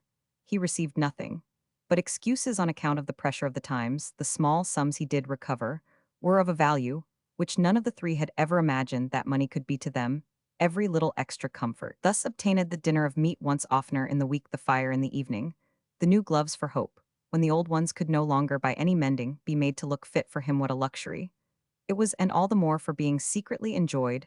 No one out of the house had a suspicion how far their poverty had gone. Mr. Gray had really been vexed at them for withdrawing from the book club, had attributed this instance of economy to the enthusiasm which was in his eyes the fault of the family, and never dreamed of their not dining on meat, vegetables, and pudding with their glass of wine. Every day the Grays little knew what a blessing they were conferring on their cousins when they insisted on having them for a long day once more before Hester's confinement, and set them down to steaming soup and a plentiful joint and accompaniments. Without stint the guests laughed when they were at home again over the new sort of pleasure they had felt, the delight at the sight of a good dinner, to which nothing was wanting. But that Morris should have had her share. Morris, for her part, had been very happy at home. She had put aside for her mistress luncheon. Next day the broth which she had been told was for her, and had feasted on potatoes and water, and the idea of the good dinner her young ladies were to enjoy while their affairs were in this state. It was a great luxury in the family to have any unusual comfort which betokened that Hope had been successful in some of his errands, had received a fee, or recovered the amount of a bill. One day Morris brought in a goose and giblets which had been bought and paid for by Mr. Hope. The messenger said another morning came a sack of apples from the orchard of a country patient, who was willing to pay in kind at another time. Edward emptied his pockets of knitted worsted stockings and mittens, the handiwork of a farmer's dame, who was flattered by his taking the produce of her evening industry, instead of money, which she could not well spare at the present season. There was more mirth, more real gladness in the house on the arrival of windfalls like these, than if Hope had daily exhibited a purse full of gold. There was no sting in their poverty, no adventitious misery belonging to it. They suffered its genuine force, and that was all. What is poverty? Not destitution. But poverty, it has many shapes, aspects almost as various as the minds and circumstances of those whom it visits. It is famine to the savage in the wilds. It is hardship to the laborer in the cottage. It is disgrace to the proud, and to the miser despair. It is a spectre which with dread of change perplexes him who lives at ease. Such are its aspects. But what is it? It is a deficiency of the comforts of life, a deficiency present and to come. It involves many other things, but this is what it is. Is it, then, worth all the apprehension and grief it occasions? Is it an adequate cause for the gloom of the merchant, the discontent of the artisan, the foreboding sighs of the mother, the ghastly dreams which haunt the avaricious, the conscious debasement of the subservient, the humiliation of the proud? These are severe sufferings. Are they authorized by the nature of poverty? Certainly not, if poverty induced no adventitious evils, involved nothing but a deficiency of the comforts of life, leaving life itself unimpaired. The life is more than food, and the body than raiment, and the untimely extinction of the life itself would not be worth the pangs which apprehended poverty excites. But poverty involves woes which in their sum are far greater than itself to a multitude. It is the loss of a pursuit which they have yet to learn will be certainly supplied, for such alleviation or compensation is in store in the rising up of objects new, and the creation of fresh hopes. The impoverished merchant, who may no longer look out for his argosies, may yet be in glee when he finds it a rare dropping morning for the early colewort. To another multitude poverty involves loss of rank, a letting down among strangers whose manners are ungenial, and their thoughts unfamiliar. For these there may be solace in retirement, or the evil may fall short of its threats. The reduced gentlewoman may live in patient solitude, or may grow into sympathy with her neighbors by raising some of them up to herself, and by warming her heart at the great central fire of humanity, which burns on under the crust of manners, as rough as the storms of the tropics, or as frigid as polar snows. The avaricious are out of the pale of peace already, and at all events poverty is most seriously in evil to sons and daughters who see their parents stripped of comfort at an age when comfort is almost one with life itself, and to parents who watch the narrowing of the capacities of their children by the pressure of poverty, impairing of their promise, the blotting out of their prospects to such mourning children, there is little comfort, but in contemplating the easier life which lies behind, and it may be hoped the happier one, which stretches before their parents on the other side, the postern of life, if there is sunshine on the two grand reaches of their path. The shadow which lies in the midst is necessarily, but a temporary gloom to grieving parents. It should be a consoling truth that as the life is more than food, so is the soul more than instruction and opportunity, and such accomplishments as man can administer that as the fowls are fed, and the lilies clothed by him, whose hand made the air musical with the one, and dressed the fields with the other. So is the human spirit nourished and adorned by airs from heaven, which blow over the whole earth, and light from the skies which no hand is permitted to intercept parents. No, not but that Providence may be substituting the noblest education for the misteaching of intermediate guardians. It may possibly be so, but if not still, there is appointed to every human being much training, many privileges, which capricious fortune can neither give nor take away. The father may sigh to see his boy condemned to the toil of the loom, or the gossip and drudgery of the shop, when he would fain have beheld him the ornament of a university. But he knows not whether a more simple integrity, a loftier disinterestedness, may not come out of the humbler discipline than the higher privilege. The mother's eyes may swim, as she hears her little daughter sing her baby brother to sleep on the cottage threshold. Her eyes may swim at the thought how those wild and moving tones might have been exalted by art. Such art would have been in itself a good. But would this child then have been as now about her father's business, which in ministering to one of his little ones, she is as surely as the archangel, who suspends new systems of worlds in the furthest void. Her occupation is now earnest and holy, and what need the true mother wish for more? What is poverty to those who are not thus set in families? What is it to the solitary, or to the husband and wife who have faith in each other's strength? If they have the higher faith, which usually originates mutual trust, mere poverty is scarcely worth a passing fear. If they have plucked out the stings of pride and selfishness and purified their vision by faith, what is there to dread? What is their case? They have life without certainty. How it is to be nourished, they do without certainty, like the young ravens which cry and work for, and enjoy the subsistence of the day, leaving the morrow to take care of what concerns it if living in the dreariest abodes of a town the light from within shines in the dark place, and dispelling the mists of worldly care guides to the blessing of tending the sick, and sharing the food of today with the orphan and him who has no help. But in them, if the philosopher goes into such retreats with his lantern, there may he best find the generous and the brave. If instead of the alleys of a city they live under the open sky, they are yet lighter under their poverty. There, however blank the future may lie before them, they have today the living reality of lawns and woods and flocks in the green pasture, and beside the still waters which silently remind them of the shepherd, under whom they shall not want any real good thing. The quiet of the shady lane is theirs, and the beauty of the blossoming thorn above the pool. Delight steals through them, with the scent of the violet or the new mown hay.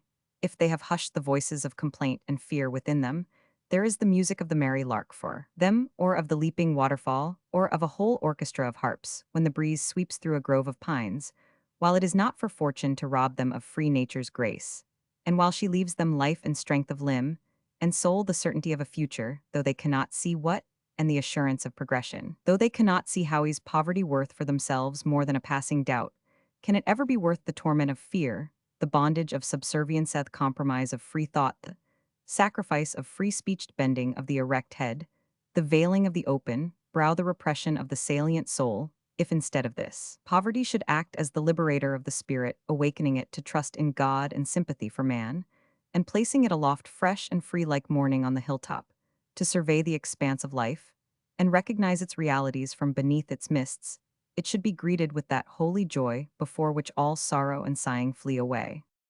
Their poverty, which had never afflicted them very grievously, was almost lost sight of by the corner house family. When Hester's infant was born, they were all happy and satisfied. Then, though there were people in Deerbrook who found fault with their arrangements, and were extremely scandalized when it was found that no nurse had arrived from Blickley, and that Morris took the charge of her mistress upon herself, the Greys pronounced by their own fireside that it was a strange fancy carrying an affection for an old servant to a rather romantic extremithat. It was a fresh instance of the enthusiasm which adversity had not yet moderated in their cousins as might have been wished out of doors. However, Sophia vaunted the attachment of Morris to her young mistress, an attachment so strong as that she would have been really hurt if anyone else had been allowed to sit up with Hester. And indeed, no one could have filled her place half so much. To the satisfaction of the family, Morris had had so much experience, and was as fond of her charge as a mother could be. No one knew what a treasure her cousins had in Morris, all of which was true in its separate particulars, though altogether, it did not constitute the reason why Hester had no nurse from Buckley. They were happy and satisfied, yes, even Margaret. This infant opened up a spring of consolation in her heart, which she could not have believed existed there on this child.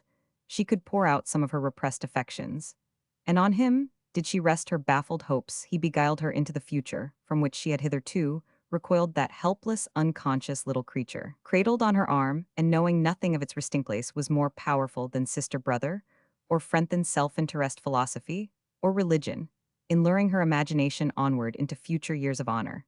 And peace, holy and sweet, was the calm of her mind, as forgetting herself and her griefs, she watched the first efforts of this infant to acquaint himself with his own powers and with the world about him, when she smiled at the ungainly stretching of the little limbs, and the unpracticed movement of his eyes, seeking the light holy and sweet, were the tears which swelled into her eyes, when she saw him at his mother's breast, and could not but gaze at the fresh and divine beauty now mantling on that mother's face amidst the joy of this new relation. It was a delicious moment when hope came in the first day that Hester sat by the fireside, when he stopped short for a brief instant, as if arrested by the beauty of what he saw, and then glanced towards Margaret for sympathy. It was a delicious moment to her, the moment of that full, free, unembarrassed glance, which she had scarcely met since the first days of their acquaintance. It was a pleasure to them all to see Hester well provided with luxuries. Maria, knowing that her surgeon would not accept money from her, took this opportunity of sending in wine. Oh, the pleasure of finding the neglected corkscrew, and making Morris take a glass with them. The Greys brought game, and Hester's little table was well served every day. With what zeal did Margaret apply herself, under Morris' teaching, to cook Hester's choice little dinners, yes, to cook them. Margaret was learning all Morris' arts from her, for of two troubles which somewhat disturbed this season of comfort. One was that it appeared too certain that Morris must go as Susan, and Charles had gone before her. No one had expressly declared this. It was left undiscussed apparently by common consent, till it should be ascertained that baby was healthy and Hester getting strong, but the thought was in the minds of them all, and their plans involved preparation for this. The other trouble was that with peace and comfort, some slight, very slight symptoms recurred of Hester's propensity to self-torment. It could not be otherwise. The wonder was that, for weeks and months, she had been relieved from her old enemy, to the extent she had been the reverence with which her husband and sister regarded the temper, in which she had borne unbounded provocation, and most unmerited adversity sometimes beguiled them into a hope that her troubles from within were over for ever. But a little reflection, and some slight experience, taught them that this was unreasonable. They remembered that the infirmity of a lifetime was not to be wholly cured in half year, and that they must expect some recurrence of her old malady at times, when there was no immediate appeal to her magnanimity, and no present cause for anxiety for those in whom she forgot herself. The first time that Hester was in the drawing-room for the whole day, Morris was laying the cloth for dinner, and Margaret was walking up and down the room with the baby on her arm, when Hope came, and Hester forgot everybody and everything else when her husband appeared, a fact which Morris' benevolence was never weary of noting and commenting upon to herself. She often wondered if ever lady loved her husband as her young mistress did, and she smiled to herself to see the welcome that beamed upon Hester's whole face when Hope came to take his seat beside her on the sofa. This was in her mind today when her master presently said, "Where is my boy? I have not seen him for hours. Why do you put him out of his father's way? Oh, Margaret, has him come? Margaret, yield him up. You can have him all the hours that I am away. You do not grudge him to me, do you?" "My master won't have to complain, as many gentlemen do," said Morris, "or as many gentlemen feel, if they don't complain that he is neglected for the sake of his baby." "If you enjoy your dinner today, love," said Hester, "you must not give me the credit of it. You and I are to sit down to our pheasant together. They tell me Margaret and Morris will have it that they have both dined." "There is little in getting a comfortable dinner ready," said Morris, "whether it is the lady herself, or another that looks to a trifle like that. It is the seeing his wife so full of care and thought about her baby as to have none to spare for him that frets. Many an one who does not like to say anything about it. Fathers cannot be so taken with a very young baby as the mothers are, and it is mortifying to feel themselves neglected for a newcomer. I have often seen that, my dears, but I shall never see it here, I find. I do not know how you should, Morris, said Hester in something of the old tone, which made her sister's heart throb almost before it reached her ear. Margaret will save me from any such danger. Margaret takes care that nobody shall be engrossed with the baby but herself. She has not a thought to spare for any of us. While she has baby in her arms, the little fellow has cut us all out. Margaret quickly transferred the infant to her brother's arm and left the room. She thought it best, for her heart was very full, and she could not speak. She restrained her tears and went into the kitchen to busy herself about the dinner she had cooked. "'Tis a fine pheasant indeed, Miss Margaret, my dear, and beautifully roasted, I am sure, and I hope you will go up and see them enjoy it. I am so sorry, my dear, for what I said just now. I merely spoke what came up in my mind, when I felt pleased, and never thought of its bringing on any remark, nor was anything intended, I am sure, that should make you look so sad. So, do you go up and take the baby again, when they sit down to dinner, as if nothing had been said. Do, my dear, if I may venture to say so. I will follow you with the dinner in a minute." "I wonder how it is, my love," said Hope, in a voice which spoke all the tenderness of his heart. "I wonder how it is that you can endure wrong so nobly, and that you cannot bear the natural course of events. Tell me how it is, Hester, that you have sustained magnanimously all the injuries and misfortunes of many months, and that you now quarrel with Margaret's affection for our child." "Ah, why indeed, Edward," she replied humbly, "why? But that I am unworthy that such an one as Margaret should love me and my child. Enough, enough, I only want to show you how I regard the case about this new love of Margaret's. Do you not see how much happier she has been since this little fellow was born? Oh, yes. One may now fancy that she may be gay again. Let us remember what an oppressed heart she had, and what it must be to her to have a new object so innocent and unconscious as this child to lavish her affection upon. Do not let us grudge her the consolation, or poison the pleasure of this fresh interest." "I am afraid it is done," cried Hester in great distress. "I was wicked, I was more cruel than any of our enemies, when I said what I Roman 999. I may well bear with them, for God knows I am at times no better than they. I have robbed my Margaret of her only comfort, spoiled her only pleasure. No, no, here she comes, look at her." Margaret's face was indeed serene, and she made as light of the matter as she could when Hester implored that she would pardon her hasty and cruel words, and that she would show her forgiveness by continuing to cherish the child. He must not begin to suffer already for his mother's faults. Hester said there could be no doubt of Margaret's forgiveness, nor of her forgetfulness of what had been said, as far as forgetfulness was possible. But the worst of such sayings is that they carry in them that which prevents their being ever quite forgotten. Hester had effectually established a constraint in her sister's intercourse with the baby, and imposed upon Margaret the incessant care of scrupulously adjusting the claims of the mother and the child. The evils arising from faulty temper may be borne, may be concealed, but can never be fully repaired. Happy they whose part it is to endure and to conceal, rather than to inflict and to strive uselessly to repair. Margaret's part was the easiest of the three, as they sat at the table with the baby in her arms, and all agreeing that the time was come for an explanation with Morrisfer, depending on themselves for almost all the work of the house. "Come, Morris," said Hester, when the cloth was removed, "you must spare us half an hour. We want to consult with you. Come and sit down." Morris came with a foreboding heart. "It will be no news to you," said Hope, "that we are very poor. You know nearly as much of our affairs as we do ourselves, as it is right that you should. We have not wished to make any further change in our domestic plans till this little fellow was born. But now that he is beginning to make his way in the world, and that his mother is well and strong, we feel that we must consider of some further effort to spend still less than we do now.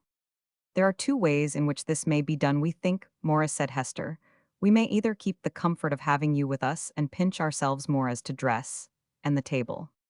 "Oh, Mom, I hope you will not carry that any further." "Well, if we do not carry that any further, the only thing to be done, I fear, is to part with you." "Is there no other way, I wonder?" said Morris, as if thinking aloud. "If it must be one of these ways, it certainly seems to me to be better for ladies to work hard with good food than to have a servant and stint themselves in health and strength. But who would have thought of my young ladies coming to this? It is a situation in which hundreds and thousands are placed, Morris, and why not we as well as they?" "Maybe so, Mom, but it grieves one too." "Do not grieve. I believe we all think that this parting with you is the first real grief that our change of fortune has caused us. Somehow or other, we have been exceedingly comfortable in our poverty. If that had been all, we should have had a very happy year of it.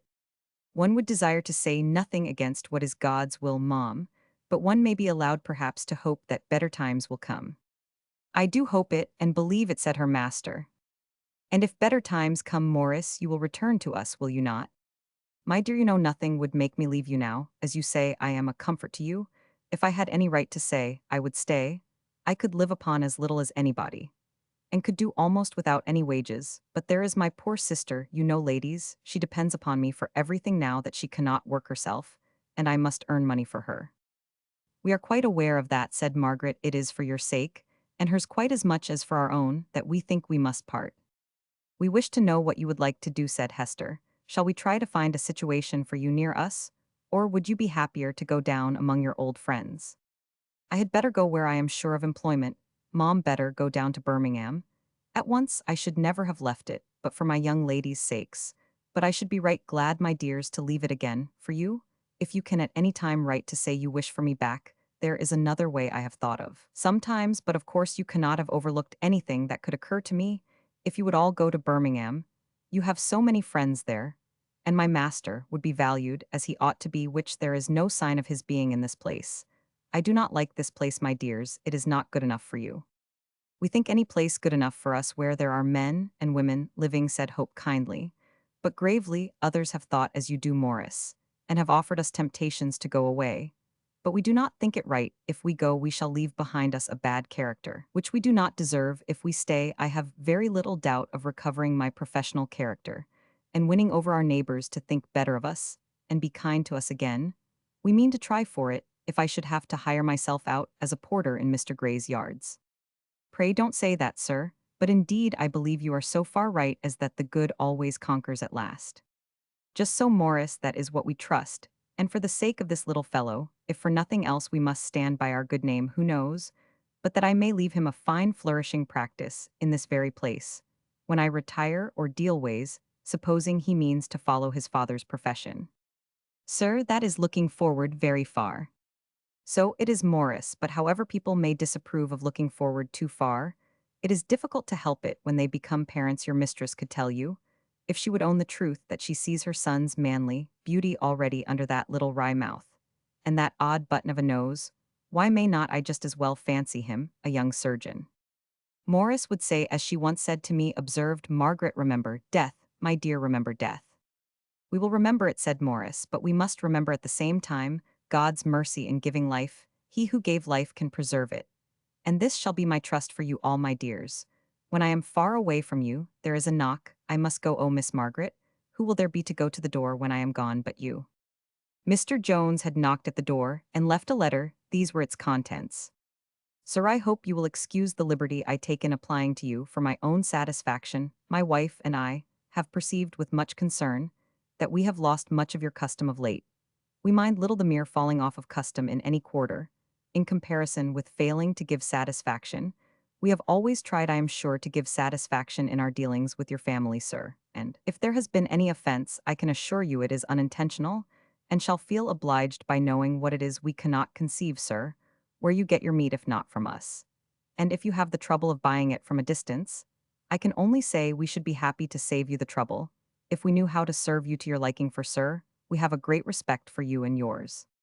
Your obedient servants, John Jones, Mary Jones. The kind soul, cried Hester, what must we say to them? We must set their minds at ease about our goodwill to them. How that little fellow stares about him like a child of double his age. I do believe I could make him look wise at my watch already. Yes, we must set the Joneses at ease at all events. But how we must not tell them that we cannot afford to buy of them, as we Roman 999. No, that would be begging. We must trust to their delicacy, not to press too closely for a reason, when once assured that we respect them as highly as they possibly can us. You may trust them, said Margaret. I am convinced they will look in your face and be satisfied without further question, and my advice, therefore, is that you do not write but go. I will, and now they shall not suffer a moment's pain, that I can save them. Good night, my boy, what you have not learned to kiss, yet well among us. All you will soon know how, if teaching will do it. What a spirit he has, I fancy, he will turn out like Frank. Chapter 39. The long nights. Almost as soon as Hope had left the house, Sidney Gray arrived looking full of importance. He took care to shut the door before he would tell his errand. His mother had been obliged to trust him for want of another messenger. And he delivered his message with a little of the parade of mystery he had derived from her. Mr. Gray's family had become uneasy about his returning from the markets in the evening, since robberies had become so frequent as they now were, and the days so short, and had at length persuaded him to sleep at the more distant market towns he had to visit and return the next morning from Blickley. He could get home before the evening closed in, but on 2 days in the week he was to remain out all night. When he had agreed to this, his family had applauded him and felt satisfied. But as the evening drew on occasion of this his first absence, Mrs. Gray and Sophia had grown nervous on their own account. They recalled story after story, which they had lately heard of robberies at several solitary houses in the country round, and though their house was not solitary, they could not reconcile themselves to going to rest without the comfort of knowing that there was as usual a strong man on their premises. If they had been aware how many strong men there were sometimes on their premises at night, they would not have been satisfied with having one within their walls, not having been informed, however, how cleverly their dogs were silenced, how much poached game was divided under the shelter of their stacks of deals, and what dexterous abstractions were at such times made from the store of corn in their granaries, and coal in their lighters. They proposed nothing further than to beg the favor of Mr. Hope that he would take a bed in their house for this one night. They dared not engage any of the men from the yards to defend them. They had not Mr. Gray's leave, and he might not be pleased if they showed any fear to their own servants, but it would be the greatest comfort if Mr. Hope would come as if to supper and stay the night. The spare room was ready, and Mrs. Gray hoped he would not object to leaving his family. Just for once Mr. Gray intended to do the same thing twice a week, till the days should lengthen, and the roads become safer. Though Sidney made the most of his message, he declared himself not thoroughly pleased with it. They might have trusted me to take care of them, said he, if they had just let me have my father's pistols. Come, come, Sidney, do not talk of pistols, said Hester, who did not relish any part of the affair. He would not talk of them if he thought they were likely to be wanted, observed Margaret. Likely? When were they ever more likely to be wanted? I should like to know. Did you hear what happened at the Russell Taylors' last night? No, and we do not wish to hear. Do not tell us any horrible stories, unless you mean my husband to stay at home tonight. Oh, you must just hear this because it ended well, that is, nobody was killed. Mr. Walcott told Sophia all about it this morning, and it was partly that which made her so anxious to have some one sleep in the house tonight. Well then, do not tell us, or you will make us anxious for the same thing. What would your mother say if you were to carry home word that Mr. Hope could not come, that his family dare not part with him? Oh, then she must let me have my father's pistols, and watch for the fellows if they came about our windows, as they did about the Russell Taylors. How I would let fly among them. They came rapping at the shutters at 2 this morning. And when Mr. Taylor looked out from his bedroom above, they said they would not trouble themselves to get in if he would throw out his money. And did he?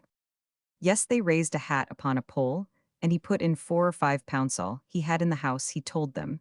So they went away, but none of the family thought of going to bed again. I dare say not, and what sort of thieves are these supposed to be? They set about their business very oddly. Not like London thieves, said Sidney, consequentially, as if he knew all about London thieves. They are the distressed country people, no doubt, such as would no more think of standing a second shot from my pistol than of keeping the Straits of Thermopylae. Look here, he continued, showing the end of a pistol, which peeped from a pocket inside his coat. Here's a thing that will put such gentry into a fine taking. Pray, is that pistol loaded? Inquired Hester, pressing her infant to her. To be sure, what is the use of a pistol if it is not loaded? It might as well be in the shop as in my pocket. Then look at her cousin Margaret. If she is not in as great a fright as the cowardly thieves, why, cousin Hester, don't you see if this pistol went off it would not shoot you, or the baby it would go straight through me. That is a great comfort, but I had rather you would go away, you, and your pistol. Pray, does your mother know that you carry one? No, mind, you don't tell her. I trust you not to tell her. Remember, I would not have told you if I had not felt sure of you. You had better not have felt sure of us. However, we will not tell your mother, but my husband will tell Mr. Gray tomorrow, when he comes home. If he chooses that you should carry loaded pistols about, there will be no harm done. I have a great mind to say, I will shoot you if you tell, cried Sidney, presenting the pistol. with a grand air, but he saw that he made his cousins really uneasy, and he laid it down on the table offering to leave it with them for the night if they thought it would make them feel any safer. There were plenty more at home. "Thank you," said Margaret, "but I believe we are more afraid of loaded pistols than of thieves. The sooner you take it away the better. You can go now presently, for here comes my brother." Sidney quickly pocketed his pistol. Hope agreed to go and promised to be at Mr. Gray's to supper by 9 o'clock. Margaret was incessantly thinking of Maria in these long evenings, when alarms of one kind or another were all abroad. She now thought she would go with Sidney and spend an hour or two with Maria, returning by the time her brother would be going to the Grays. Maria's landlord would see her home, no doubt. She found her friend busy with book and needle, and as well in health as usual, but obviously somewhat moved by the dismal stories, which had traveled from mouth to mouth through Deerbrook during the day. It seemed hardly right that any person in delicate health should be lonely at such a time, and it occurred to Margaret that her friend might like to go home with her and occupy the bed which was this night to spare. Maria thankfully accepted the offer and let Margaret put up her little bundle for her. The farrier escorted them to the steps of the corner house and then left them. The door was half open, as Morris was talking with some one on the mat in the hall. An extremely tall woman, with a crying baby in her arms, made way for the ladies not by going out of the house, but by stepping further into the hall. "Morris, had you not better shut the door?" said Margaret. "The wind blows in, so it is enough to chill the whole house." But Morris held the door open, rather wider than before. "So the gentleman is not at home," said the tall woman gruffly. "If I come again in an hour with my poor baby, will he be at home then?" "Is my brother gone, Morris?" "Yes, miss, 3 minutes ago." "Then he will not be back in an hour. We do not expect him." "This good woman had better go to Mr. Walcott, Mom, as I have been telling her. There's no doubt he is at home." "I could wait here till the gentleman comes home," said the tall woman, "and so get the first advice for my poor baby. T's very ill, Mom." "Better go to Mr. Walcott," persisted Morris. "Or to my brother at Mr. Gray's," said Margaret, unwilling to lose the chance of a new patient for Edward, and thinking his advice better for the child's sake than Mr. Walcott's. "It is far the readiest way to go to Mr. Walcott's," declared Maria, whose arm Margaret felt to tremble within her own. "I believe you are right," said Margaret. "You had better not waste any more time here, good woman. It may make all the difference to your child." "If you would let me wait till the gentleman comes home," said the tall woman. "Impossible, it is too late tonight for patients to wait. This lady's landlord, without there, will show you the way to Mr. Walcott's. Call him Morris." Morris went out upon the steps, but the tall woman passed her and was gone. Morris stepped in briskly and put up the chain. "You were very ready to send a new patient to Mr. Walcott, Morris," said Margaret, smiling. "I had a fancy that it was a sort of patient that my master would not be the better for," replied Morris. "I did not like the looks of the person." "Nor I," said Maria. The drawing-room door was heard to open, and Morris put her finger on her lips. Hester had been alone nearly 10 minutes. She was growing nervous, and wanted to know what all this talking in the hall was about. She was told that Mr. Hope had been inquired for about a sick baby, and the rest of the discourse went to the account of Maria's unexpected arrival. Hester welcomed Maria kindly, ordered up the cold pheasant and the wine, and then, leaving the friends to enjoy themselves over the fire, retired to rest. Morris was desired to go too, as she still slept in her mistress' room, and ought to keep early hours, since in addition to her labors of the day, she was at the baby's call in the night. Margaret would see her friend to her room. Morris must not remain up on their account. "How comfortable this is!" cried Maria in a gleeful tone, as she looked round upon the crackling fire, the tray, the wine, and her companion. "How unlooked for, to pass a whole evening and night without being afraid of anything." "What an admission from you that you are afraid of something every night." "That is just the plain truth. When I used to read about the horrors of living in a solitary house in the country, I little thought how much of the same terror I should feel from living solitary in a house in a village. You wonder what could happen to me, I dare say, and perhaps it would not be very easy to suppose any peril which would stand examination. I was going to say that you and we are particularly safe from being so poor that there is no inducement to rob us. We, and you have neither money, nor jewels, nor plate that can tempt thieves. For our few forks and spoons are hardly worth breaking into a house for. People who want bread, however, may think it worth while to break in for that. And while our thieves are this sort of people, and not the London gentry whom Sydney is so fond of talking of it, may be enough that gentlemen and ladies live in houses, to make the starving suppose that they shall find something valuable there.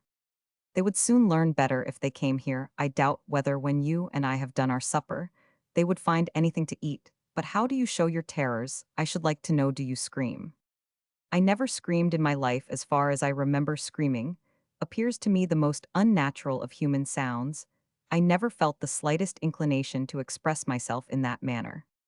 Nor I, but I never said so, because I thought no one would believe me.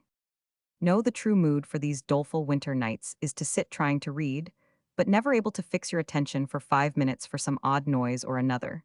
And yet it is almost worse to hear nothing but a cinder falling on the hearth now, and then startling you like a pistol shot. Then it seems as if somebody was opening the shutter outside, and then tapping at the window. I have got so into the habit of looking at the window at night, expecting to see a face squeezed flat against the pane, that I have yielded up my credit to myself and actually have the blinds drawn down when the outside shutters are closed. How glad I am to find you are no braver than the rest of us. No, do not be glad, it is very painful night after night. Every step clinks or craunches in the farrier's yard. You know this ought to be a comfort. But sometimes I cannot clearly tell where the sound comes from. More than once lately, I have fancied it was behind me, and have turned round in a greater hurry than you. Would think I could use. My rooms are a good way from the rest of the house.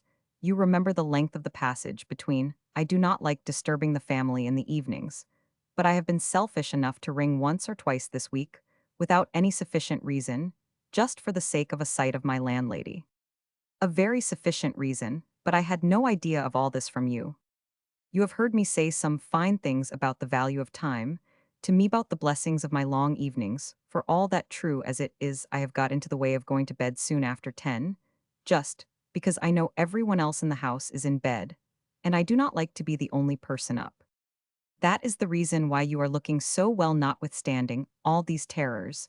But Maria, what has become of your bravery?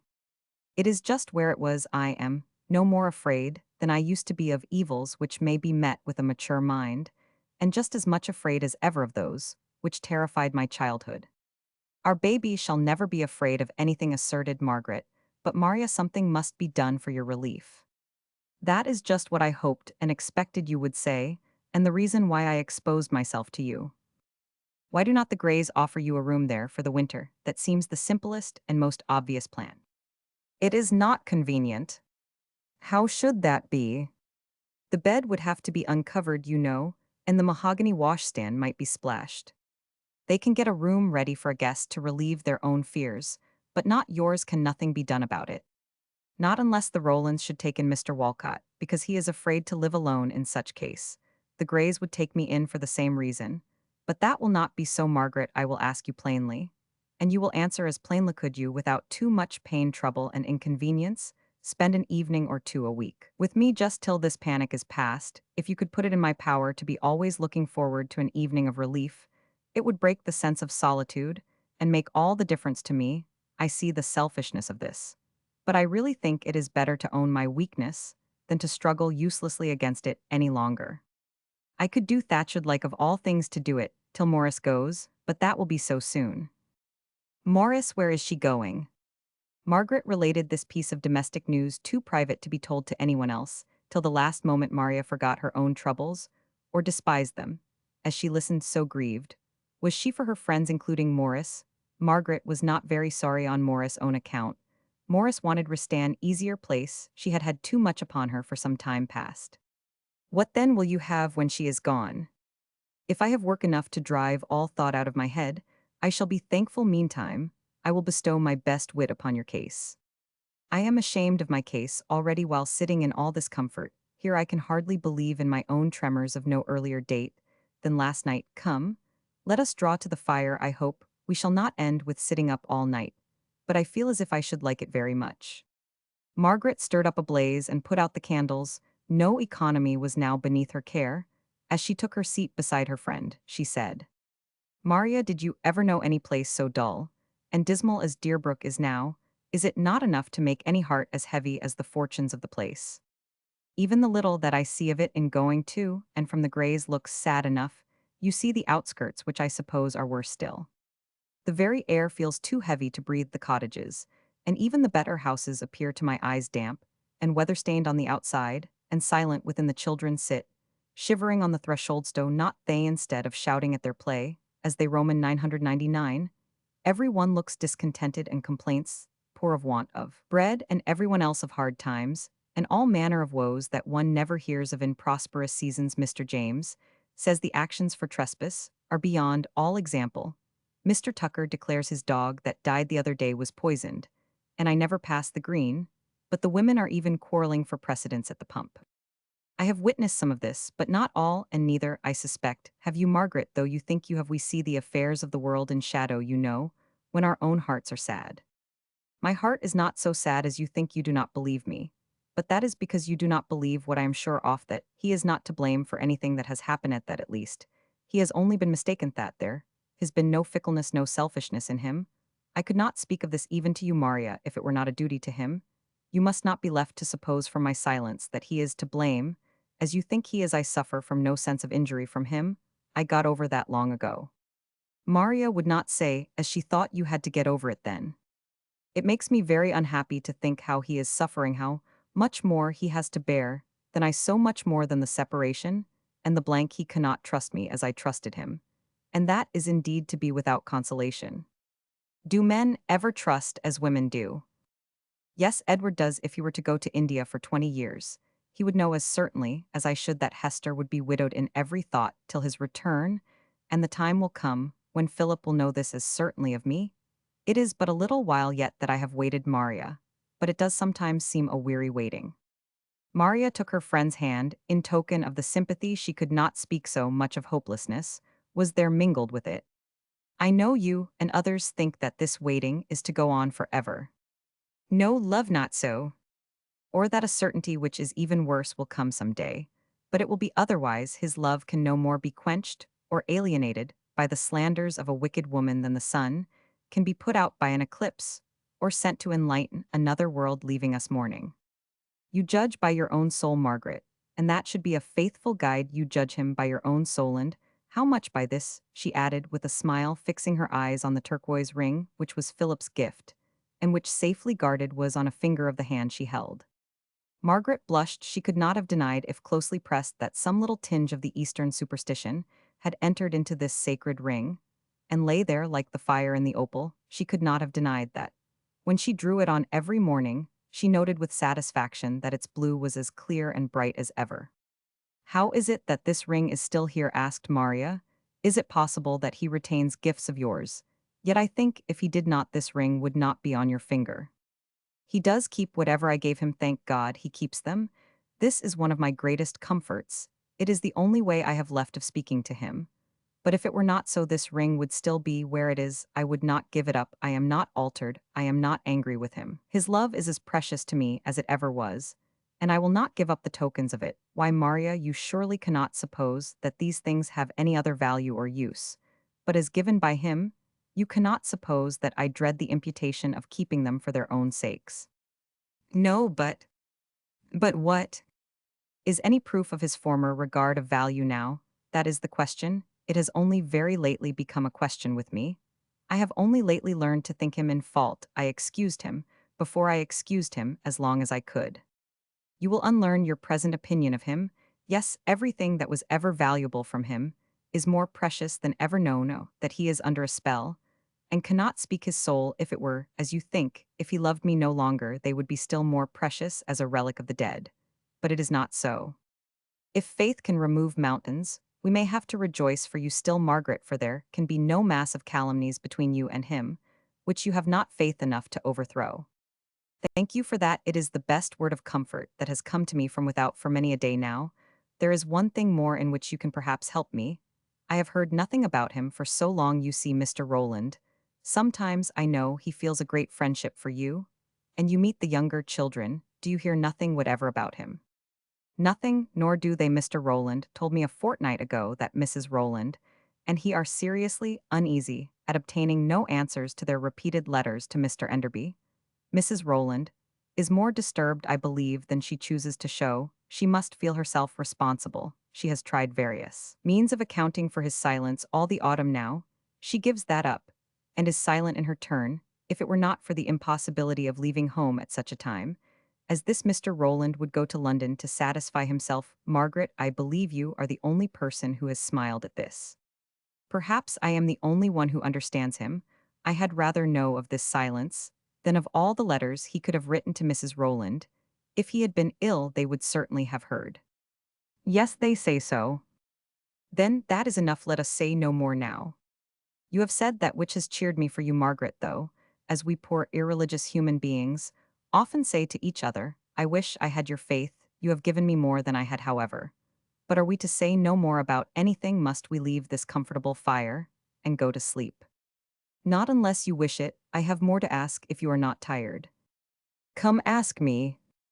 Cannot you tell me of some way in which a woman may earn money? A woman, what rate of woman do you mean yourself? That question is easily answered. A woman from the uneducated classes can get a subsistence by washing and cooking, by milking cows, and going to service, and in some parts of the kingdom by working in a cotton mill or burnishing plate, as you have no doubt seen for yourself at Birmingham.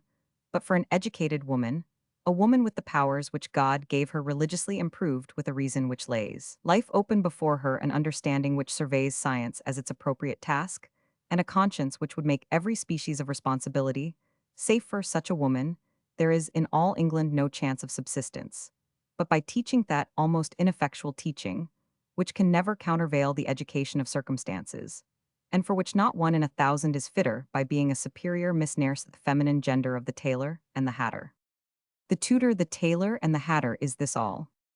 All except that there are departments of art and literature from which it is impossible to shut women out. These are not, however, to be regarded as resources for bread. Besides, the number who succeed in art and literature being necessarily extremely small, it seems pretty certain that no great achievements in the domains of art and imagination can be looked for from either men or women who labor there to supply their lower wants, or for any other reason than the pure love of their work, while they toil in any one of the arts of expression, if they are not engrossed by some loftier meaning. The highest which they will end with expressing will be the need of bread. True, quite true. I must not think of any of those higher departments of labor, because even if I were qualified, what I want is not employment, but money. I am anxious to earn some money, Maria. We are very poor. Edward is trying one way and another to earn money to live upon till his practice comes back to him. As he is forever trusting it, will I wish to earn something too, if it be ever so little? Can you tell me of no way? I believe I should not if I could. Why? Because I think you have quite enough to do already, and will soon have too much. Just consider, when Morris goes, what hour of the day will you have to spare? Let us see, do you mean to sweep the rooms with your own hands? Yes, said Margaret, smiling. And to scour them too? No, not quite. That we shall hire a neighbor to come 2 or 3 times a week to do the rougher parts of the work. But I mean to light the fire in the morning, and we shall have but one, and get breakfast ready, and Hester will help me to make the beds. That is nearly all I shall let her do. Besides, the sewing for baby will give her employment enough. Indeed, I think so, and that will leave you too much. Do not think, dear, of earning money. You are doing all you ought in saving it. I must think about it, because earning is so much nobler and more effectual than saving. I cannot help seeing that it would be far better to earn the amount of Morris maintenance than to save it by doing her work badly myself. Not that I shrink from the labor. I am rather enjoying the prospect of it. As I told you, hark, what footstep is that? I heard it a minute or two ago, whispered Maria, but I did not like to mention it. They listened in the deepest silence for a while. At first they were not sure whether they heard anything above the beating of their own hearts, but they were soon certain that there were feet moving outside the room. The church clock has but lately gone 12, said Maria, in the faint hope that it might be some one of the household yet stirring. Margaret shook her head. She rose softly from her seat and took a candle from the table to light it, saying she would go and see. Her hand trembled a little as she held the match, and the candle would not immediately light. Meantime, the door opened without noise, and someone walked in and quite up to the gazing ladies. It was the tall woman. Maria made an effort to reach the bell, but the tall woman seized her arm and made her sit down. A capricious jet of flame from a coal in the fire at this moment lighted up the face of the stranger for a moment, and enabled Maria to spy a create paired under the muffler. What do you want at this time? Said Margaret. I want money, and what else I can get, said the intruder, in the no longer disguised voice of a man. I have been into your larder, but you seem to have nothing there. That is true, said Margaret firmly.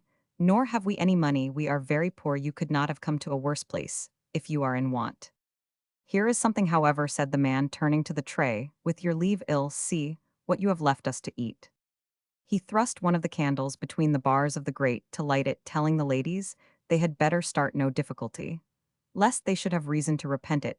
There were others with him in the house, who would show themselves in an instant if any noise were made. Then, do you make none, I beg it, as a favor, said Margaret. There is a lady asleep upstairs with a very young infant. If you respect her life, you will be quiet. The man did not answer, but he was quiet. He cut slices from the loaf and carried them to the door, and they were taken by somebody outside. He quickly devoured the remains of the pheasant, tearing the meat from the bones with his teeth. He drank from the decanter of wine, and then carried it where he had taken the bread. Two men put their heads in at the door, nodded to the ladies before they drank, and again withdrew. The girls cast a look at each other, a glance of agreement that resistance was not to be thought of. Yet each was conscious of a feeling of rather pleasant surprise that she was not more alarmed. Now for it, said the man, striding oddly about in his petticoats, and evidently out of patience with them. Now for your money. As he spoke, he put the spoons from the tray into the bosom of his gown, proceeding to murmur at his deficiency of pockets. Margaret held out her purse to him. It contained 1 single shilling. You don't mean this is all you are going to give me? It is all I have, and I believe there is not another shilling in the house. I told you we have no money. And you said, he turning to Maria, I have not my purse about me, and if I had, there is nothing in it worth your taking. I assure you I have not got my purse. I am only a visitor here for this one night, and an odd night it is to have chosen, as it turns out. Give me your watches. I have no watch. I have not had a watch these 5 years, said Maria. I have no watch, said Margaret. I sold mine. A month ago I told you we were very poor. The man muttered something about the plague of gentlefolks being so poor, and about wondering that gentlefolks were not ashamed of being so poor. You have got something, however. He continued, fixing his eye on the ring on Margaret's finger. Give me that ring, give it me, or else I'll take it. Margaret's heart sank with a self-reproach worse than her grief, when she remembered how easily she might have saved this ring, how easily she might have thrust it under the fender, or dropped it into her shoe, into her hair, anywhere, while the intruder was gone to the room door to his companions. She felt that she could never forgive herself for this neglect of the most precious thing she had in the world, off, that which most belonged to Philip. She cannot part with that ring, said Maria. Look, you may see she had rather part with any money she is ever likely to have than with that ring. She pointed to Margaret, who was sitting with her hands clasped as if they were never to be disjoined, and with a face of the deepest distress. I can't help that, said the man. I must have what I can get.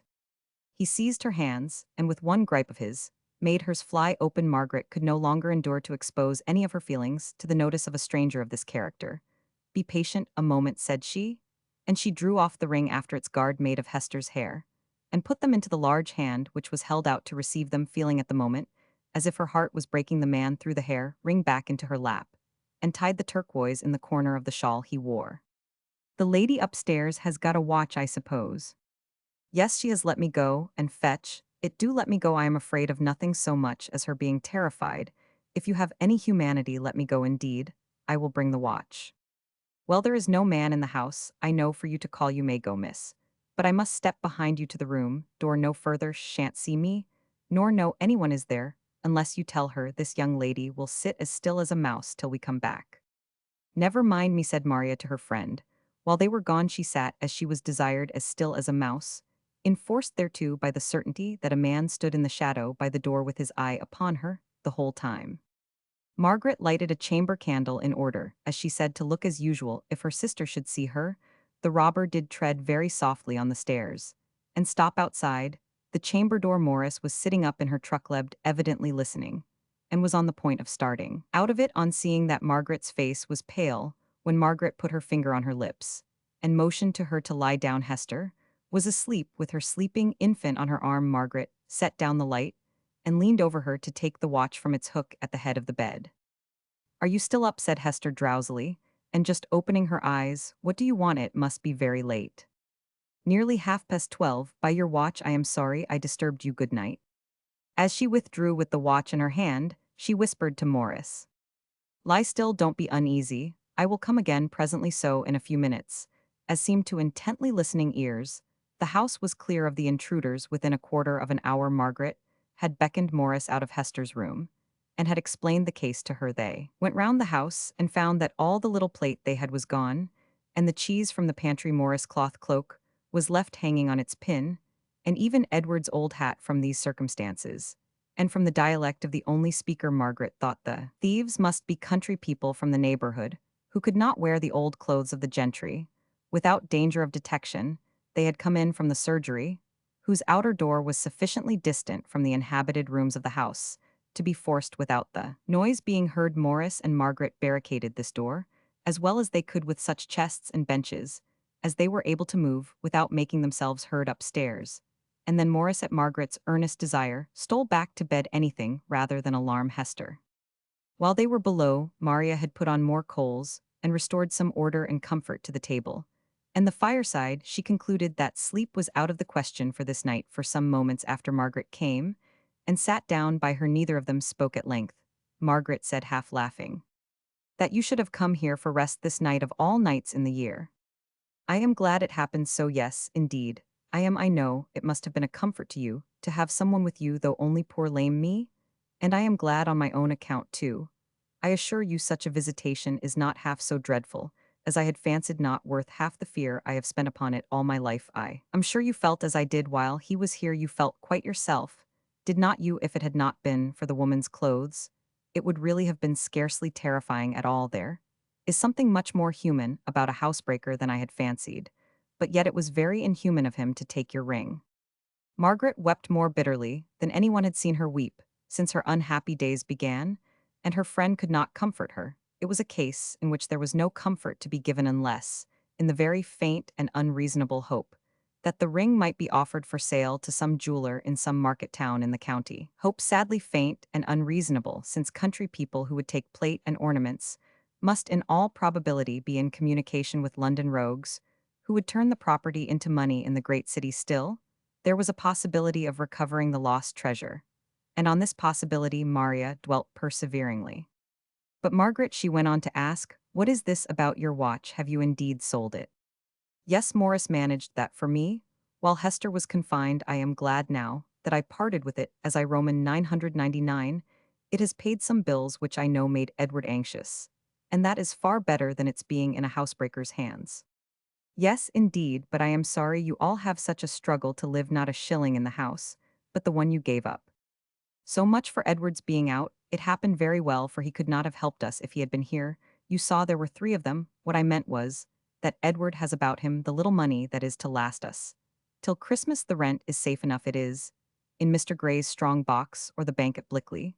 The rent is too important a matter to be put to any hazard, considering that Mr. Rowland is our landlord. It is all ready and safe." "That is well. Now, Margaret, could you swear to this visitor of ours?" "No," said Margaret, softly looking round as if to convince herself that he was not there. Still no, his bonnet was so large, and he kept the shadow of it so carefully upon his face, that I should not know him, again, at least not in any other dress, and we shall never see him again. In this it is very disagreeable," she continued, shuddering slightly, "to think that we may pass him any day or every day, and that he may say to himself, as we go by, there go the ladies that sat with their feet on the fender so comfortably when I went in without leave. Poor wretch, he will rather say, there goes the young lady that I made so unhappy about her ring. I wish I had choked with the wine I drank before I took that ring. The first man you meet that cannot look you in the face is the thief. Depend upon it, Margaret." "I must not depend upon that, but Maria, could you swear to him?" "I am not quite sure at this moment, but I believe I could." The light from the fire shone brightly upon his black chin, and a bit of lank hair that came from under his mob cap. "I could swear to the shawl." "So could I, but that will be burned tomorrow morning. Now, Maria, do go to bed." "Well, if you had rather, cannot we be together? Must I be treated as a guest, and have a room to myself?" "Not if you think we can make room in mine. We shall be most comfortable. There shall not near to Morris and Hester." Rather than separate, they both betook themselves to the bed in Margaret's room. Maria lay still, as if asleep but wide awake, and listening. Margaret mourned her turquoise with silent tears all the rest of the night. Chapter 40. Lightsome Days. Before he returned home in the morning, Hope went to Dr. Levitt's to report of what he had seen and heard on Mr. Gray's premises. In the course of the night, he was persuaded that several persons had been about the yards, and he had seen a light appearing and disappearing among the shrubs which grew thick in the rear of the house Sydney, and he had examined the premises this morning in company with Mr. Gray's clerk, and they had found the flower beds trampled and drops of tallow from a candle, which had probably been taken out of a lantern, and ashes from tobacco pipes scattered under the lee of a pile of logs. Nothing was missed from the yards. It was probable that they were the resort of persons who had been plundering elsewhere, but the danger from fire was so great, and the unpleasantness of having such night neighbors so extreme, that the gentlemen agreed that no time must be lost in providing a watch, which would keep the premises clear of intruders. The dog, which had by some means been cajoled out of his duty, must be replaced by a more faithful one, and Dr. Levitt was disposed to establish a patrol in the village. The astonishment of both was great when Margaret appeared early, as it was with her story. It was the faint hope of recovering her ring, which brought her thus early to the magistrates. Her brother was satisfied to stay and listen when he found that Hester knew as yet nothing of the matter. It was a clear case that the Greys must find some other guardian for the nights that Mr. Grey spent from home, and Dr. Levitt said that no man was justified in leaving his family unprotected for a single night in such times as these. He spoke with the deepest concern of the state of the neighborhood this winter, and of his own inability to preserve security by his influence either as clergyman or magistrate. The fact was, he said, that neither law nor gospel could deter men from crime, when pressed by want and hardened against all other claims by those of their starving families. Such times had never been known within his remembrance, and the guardians of the public peace and safety were almost as much at their wits' end as the sickly and savage population they had to control. He must today consult with as many of his brother magistrates as he could reach as to what could be done for the general security and relief. As Hope and Margaret returned home to breakfast, they agreed that their little household was more free to discharge the duties of such a time than most of their neighbors of their own rank could possibly be. They had now little or nothing of which they could be robbed. It was difficult to conceive how they could be further injured. They might now wholly free from fear and self-regards devote themselves to forgive and serve their neighbors. Such emancipation from care, as is the blessing of poverty, even more than of wealth, was theirs. And as a great blessing in the midst of very tolerable evil, they felt it. Margaret laughed as she asked Edward if he could spare a few pence to buy horn spoons in the village, as all the silver ones were gone. Hester was not at all too much alarmed or disturbed when she missed her watch and heard what had happened. She was chiefly vexed that she had slept through it all. It seemed so ridiculous that the master of the house should be safe at a distance, and the mistress comfortably asleep during such an event, leaving it to sister maid and guest to bear all the terror of it. Dr. Levitt's absence of mind did not interfere with the activity of his heart, or with his penetration in cases where the hearts of others were concerned. He perceived that the lost turquoise was from some cause inestimable to Margaret, and he spared no pains to recover it. But weeks passed on without any tidings of it. Margaret told herself that she must give up this, as she had given up so much else with as much cheerfulness as she could, but she missed her ring every hour of the day. Christmas came, and the expected contest took place about the rent of the corner house. Mr. Rowland showed his lady the banknotes on the morning of quarter day, and then immediately and secretly sent them back. Mrs. Rowland had never been so sorry to see banknotes, yet she would have been so angry at their being returned that her husband concealed the fact from her. Within an hour, the money was in Mr. Rowland's hands again, with a request that he would desist from pressing favors upon those who could not but consider them as pecuniary obligation, and not as justice. Mr. Rowland sighed, turned the key of his desk upon the money, and set forth to the corner house to see whether no repairs were wanted, whether there was nothing that he could do as landlord to promote the comfort and security of his excellent tenants. Christmas came, and Morris found she could not leave her young ladies while the days were so very short. She would receive no wages after Christmas, and she would take care that she cost them next to nothing. But she could not be easy to go till brighter days, externally brighter at least, were at hand, nor till the baby was a little less tender, and had shown beyond dispute that he was likely to be a stout little fellow. She could not think of Miss Margaret getting up quite in the dark to light the fire. It was a dismal time to begin such a new sort of work. Margaret privately explained to her that these little circumstances brought no discouragement to persons who undertake such labor with sufficient motive, and Morris admitted this. She saw the difference between the case of a poor girl first going to service who trembles half the night at the idea of her mistress' displeasure, if she should not happen to wake in time such poor girl undertaking service for a maintenance, and by no means from love in either party, towards the other Morris saw the difference between the morning waking to such a service and Margaret's being called from her bed by love of those whom she was going to serve through the day. And by an exhilarating sense of honor and duty Morris saw that, while to the solitary dependent every accessory of cheerfulness is necessary to make her willingly leave her wrist early. Sunshine through her window and the morning songs of birds it mattered little to Margaret under what circumstances she went about her business, whether in darkness, or in light in keen frost or genial warmth. She had the strength of will in whose glow all the disgust, all the meanness, all the hardship of the most sordid occupations is consumed, leaving unimpaired the dignity and delight of toil. Morris saw, and fully admitted all this. And yet she stayed on till the end of January. By that time, her friends were not satisfied to have her remain any longer. It was necessary that she should earn money. And she had an opportunity now of earning what she needed at Birmingham. The time was come when Morris must go. The family had their sorrow all to themselves that dismal evening, for not a soul in Deerbrook, except Maria, knew that Morris was going. At all Maria had known all along, and it had been settled that Maria should occupy Morris' room, after it was vacated, as often as she felt nervous and lonely in her lodging. But she was not aware of the precise day when the separation of these old and dear friends was to take place, so they mourned Morris as privately as she had long grieved over their adversity.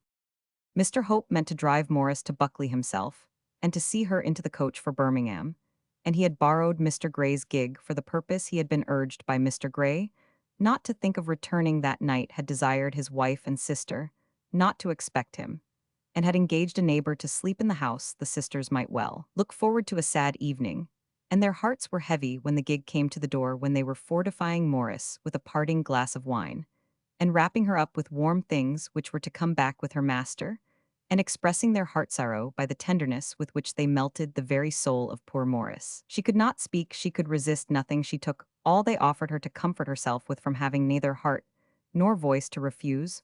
Morris never gave way to tears, but she was as solemn as if she were going to execution. The baby alone was insensible to her gravity. He laughed in her face when she took him into her arms. For the last time, a seasonable laugh it was, for it relieved his mother of some slight superstitious dread which was stealing upon her. As she witnessed the solemnity of Morris' farewell to him, they all spoke of her return to them. But no one felt that there was any comfort in so vague a hope amidst the sadness of the present certainty. As Hester and Margaret stood out on the steps to watch the gig, till the last moment, a few flakes of snow were driven against their faces. They feared Morris would have a dreary journey, and this was not the pleasantest thought to carry with them into the house. While Hester nursed her infant by the fire, Margaret went round the house to see what there was for her to do tonight. It moved her to find how thoughtfully everything was done, busy, as Morris had been, with 1,000 little affairs and preparations. Every part of the house was left in the completest order. The very blinds of the chambers were drawn down, and a fire was laid in every grate in case of its being wanted. The tea tray was set in the pantry, and not a plate left from dinner unwashed. Margaret felt and said how badly she should supply the place of Morris' hands, to say nothing of their loss of her head and heart. She sighed her thankfulness to her old friend that she was already at liberty to sit down beside her sister, with actually nothing on her hands to be done before tea time.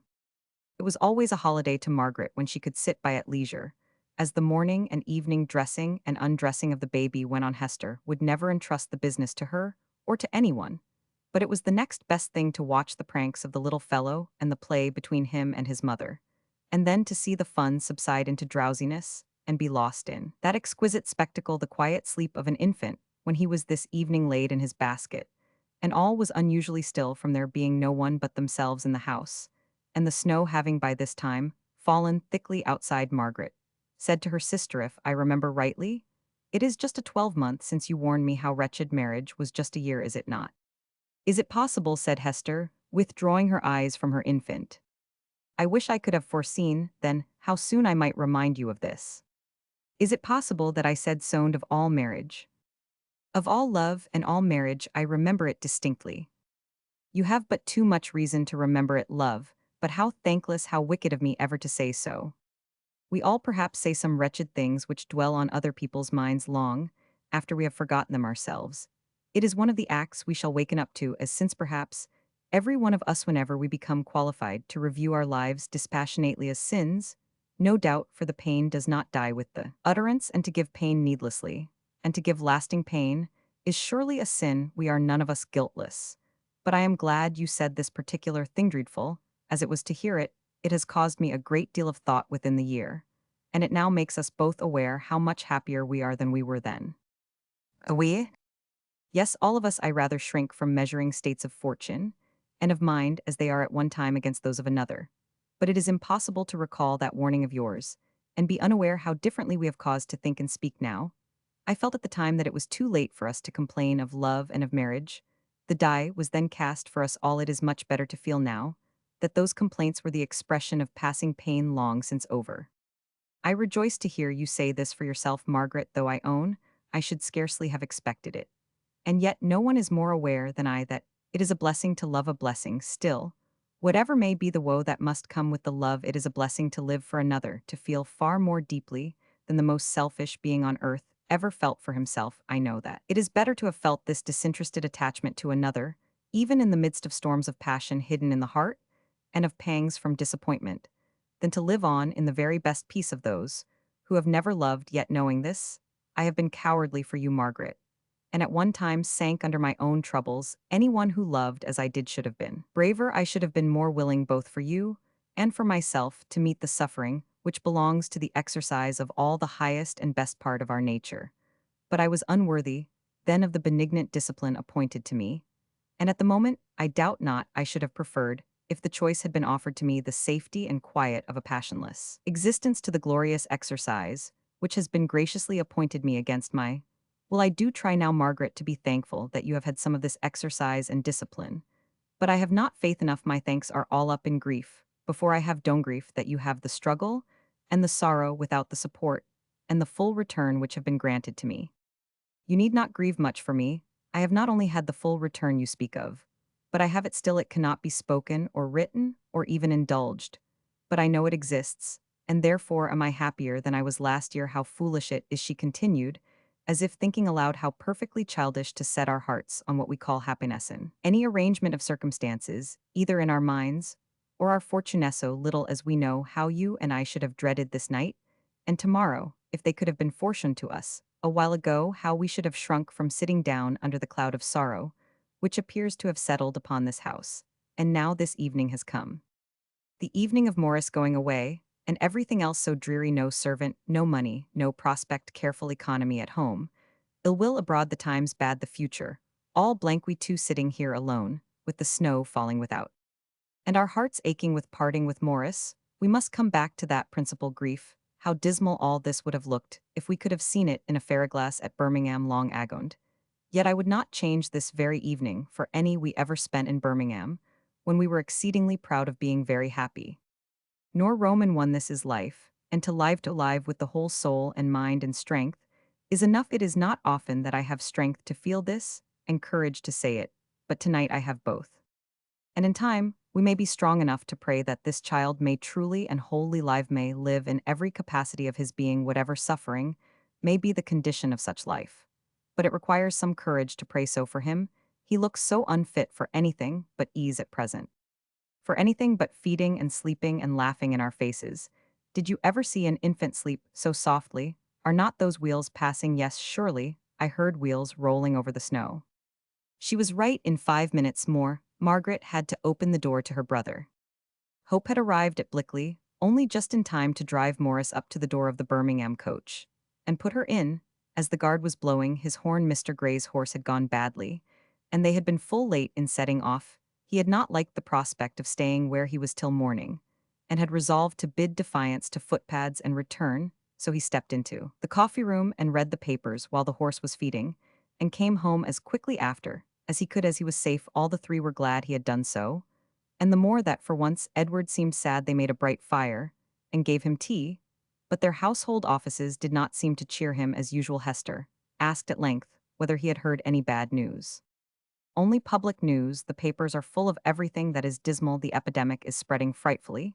It is a most serious affair. The people you meet in the streets at Blickley look as if they had the plague raging in the town. They say the funerals have never ceased passing through the streets all this week.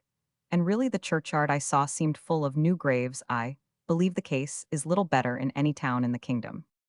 And in the villages. The villages follow, of course, with differences according to their circumstances. None will be worse than this place. When once the fever appears among us, I would not say so anywhere, but by our own fireside, because everything should be done to encourage the people, instead of frightening them. But indeed it is difficult to imagine a place better prepared for destruction than our pretty village, is just now from the extreme poverty of most of the people, and their ignorance which renders them unfit to take any rational care of themselves. You say whenever the fever comes, do you think it must certainly come? Yes, and I have had some suspicions within a day or two that it is here already. I must see Walcott tomorrow and learn what he has discovered in his practice. Mr. Walcott, will not Dr. Levitt do as well? I must see Dr. Levitt too to consult about some means of cleansing and drying the worst of the houses in the village. But it is quite necessary that I should have some conversation with Walcott about the methods of treatment of this dreadful disease. If he is not glad of an opportunity of consulting with a brother in the profession he ought to be, and I have no doubt he will be, for he will very soon have as much upon him as any head and hands in the world could manage. Cannot you let him come to you for advice and assistance when he wants it? I must not wait for that. He is young, and as we all imagine not overwise, and a dozen of our poor neighbors might die, before he became aware of as much as I know tonight about this epidemic. No, love, my dignity must give way to the safety of our neighbors, depend upon it. Walcott will be glad enough to hear what I have to say, if not tomorrow, by next week at furthest. So soon? What makes you say next week? I judge partly from the rate of progress of the fever elsewhere, and partly from the present state of health in Deerbrook. There are other reasons too. I have seen some birds of ill omen on the wing hitherward this evening. What can you mean? I mean fortunatellers. Are you not aware that in seasons of plague, the epidemics of our times, as well as the plagues of former days, conjurers and fortunatellers and quacks, appear as a sort of heralds of the disease? They are not really so, for the disease in fact precedes them, but they show themselves so immediately on its arrival, and usually before its presence is acknowledged, that they have oft been thought to bring it. They have early information of its existence in any place, and they come to take advantage of the first panic of the inhabitants, where there are enough who are ignorant to make the speculation a good one. I saw 2 parties of these people trooping hither, and we shall have heard something of their prophecies, and of a fever case or two before this time tomorrow, I have little doubt. It is this prospect which has made you sad, said Hester. No, my dear, not that alone, but do not let us talk about being sad. What does it matter? Yes, do let us talk about it, said Margaret. If, as I suspect, you're sad for us, it is about Morris going away, is it not? About many things. It is impossible to be at all times unaffected by such changes as have come upon us. I cannot always forget what my profession once was to me, for honor, for occupation, and for income. I confidently reckoned on bringing you both to a home full of comfort. Never were women so cherished as I meant that you should be, and now it has ended in your little incomes being almost our only resource, and in your being deprived of your old friend Morris some years before her time. I can hardly endure to think of tomorrow. And do you really call this the end? Asked Margaret. Do you consider our destiny fixed for evermore? As far as you and I are concerned, love, said Hester to him, I could almost wish that this were the end. I feel as if almost any change would be for the worse. I mean, supposing you not to look as you do now, but as you have always been, till now. Oh, Edward, I am so happy. Her husband could not speak for astonishment and delight. You remember that evening in Verdon Woods, Edward, the evening before we were married? Remember it? Well, how infinitely happier are we now than then. Oh, that first, that mistrust of myself. You reproved me for my fear and mistrust then, and I must beg leave to remind you of what you then said. It is not often that I can have the honor of preaching to you, my dear husband, as it is rather difficult to find an occasion. But now I have caught you tripping. What is there for you to be uneasy about now that can at all be compared with what I troubled myself about then? Since that time I have caused you much misery, I know, misery, which I partly foresaw I should cause you. But that is over. I trust it is over, at least for the time that we are poor and persecuted. I dare not, and do not wish for anything otherwise than as we have it flow. Persecution seems to have made us wiser, and poverty happier. And how if only Margaret were altogether as we would see her, how could we be better than we are? You are right, my dear wife. These few tender words, and her husband's brightened looks sufficed Hester. had no cares. She forgot even the fever in seeing Edward look as gay as usual again, and in feeling that she was everything to that feeling, that conviction for which she had sighed in vain for long after her marriage. She had then fancied that his profession, his family, his own thoughts, were as important to him as herself. She now knew that she was supreme, and this was supreme satisfaction. When Margaret sprang up to her new labors in the chill dusk of the next morning, she flattered herself that she was the first awake. But it was not so when she went down. She found her brother busy shoveling the snow away, and making a clear path from the kitchen door to the coal house. He declared it delightfully warm work by the time he had brought in coals enough for the day and wanted more employment of the same sort. He went round to the front of the house and cleared the steps and pavement there, caring nothing for the fact that 2 or 3 neighbors gazed from their doors, and that some children stood blowing upon their fingers and stamping with their feet enduring the cold for the sake of seeing the gentleman clearing his own steps. What would the Greys say? Asked Margaret, laughing as, duster in hand, she looked from the open window and spoke to her brother outside. I am sure they ought to say, I have done my work well. That is just what Hester is observing within here. You are almost ready for breakfast, are you not? She is setting the table. Quite ready. What warm work this is really! I do not believe there is such a bit of pavement in all Deerbrook as this of ours. Come in to breakfast, you have admired your work quite enough for this morning. The 3 who sat down to breakfast were as reasonable and philosophical as most people, but even they were taken by surprise with the sweetness of comforts provided by their own immediate toil. There was something in the novelty perhaps, but Hope threw on the fire with remarkable energy the coals he had himself brought in from the coal house, and ate with great relish the toast toasted by his wife's own hands. Margaret, too, looked round the room more than once with a new sort of pride in there being not a particle of dust on table, chair, or book.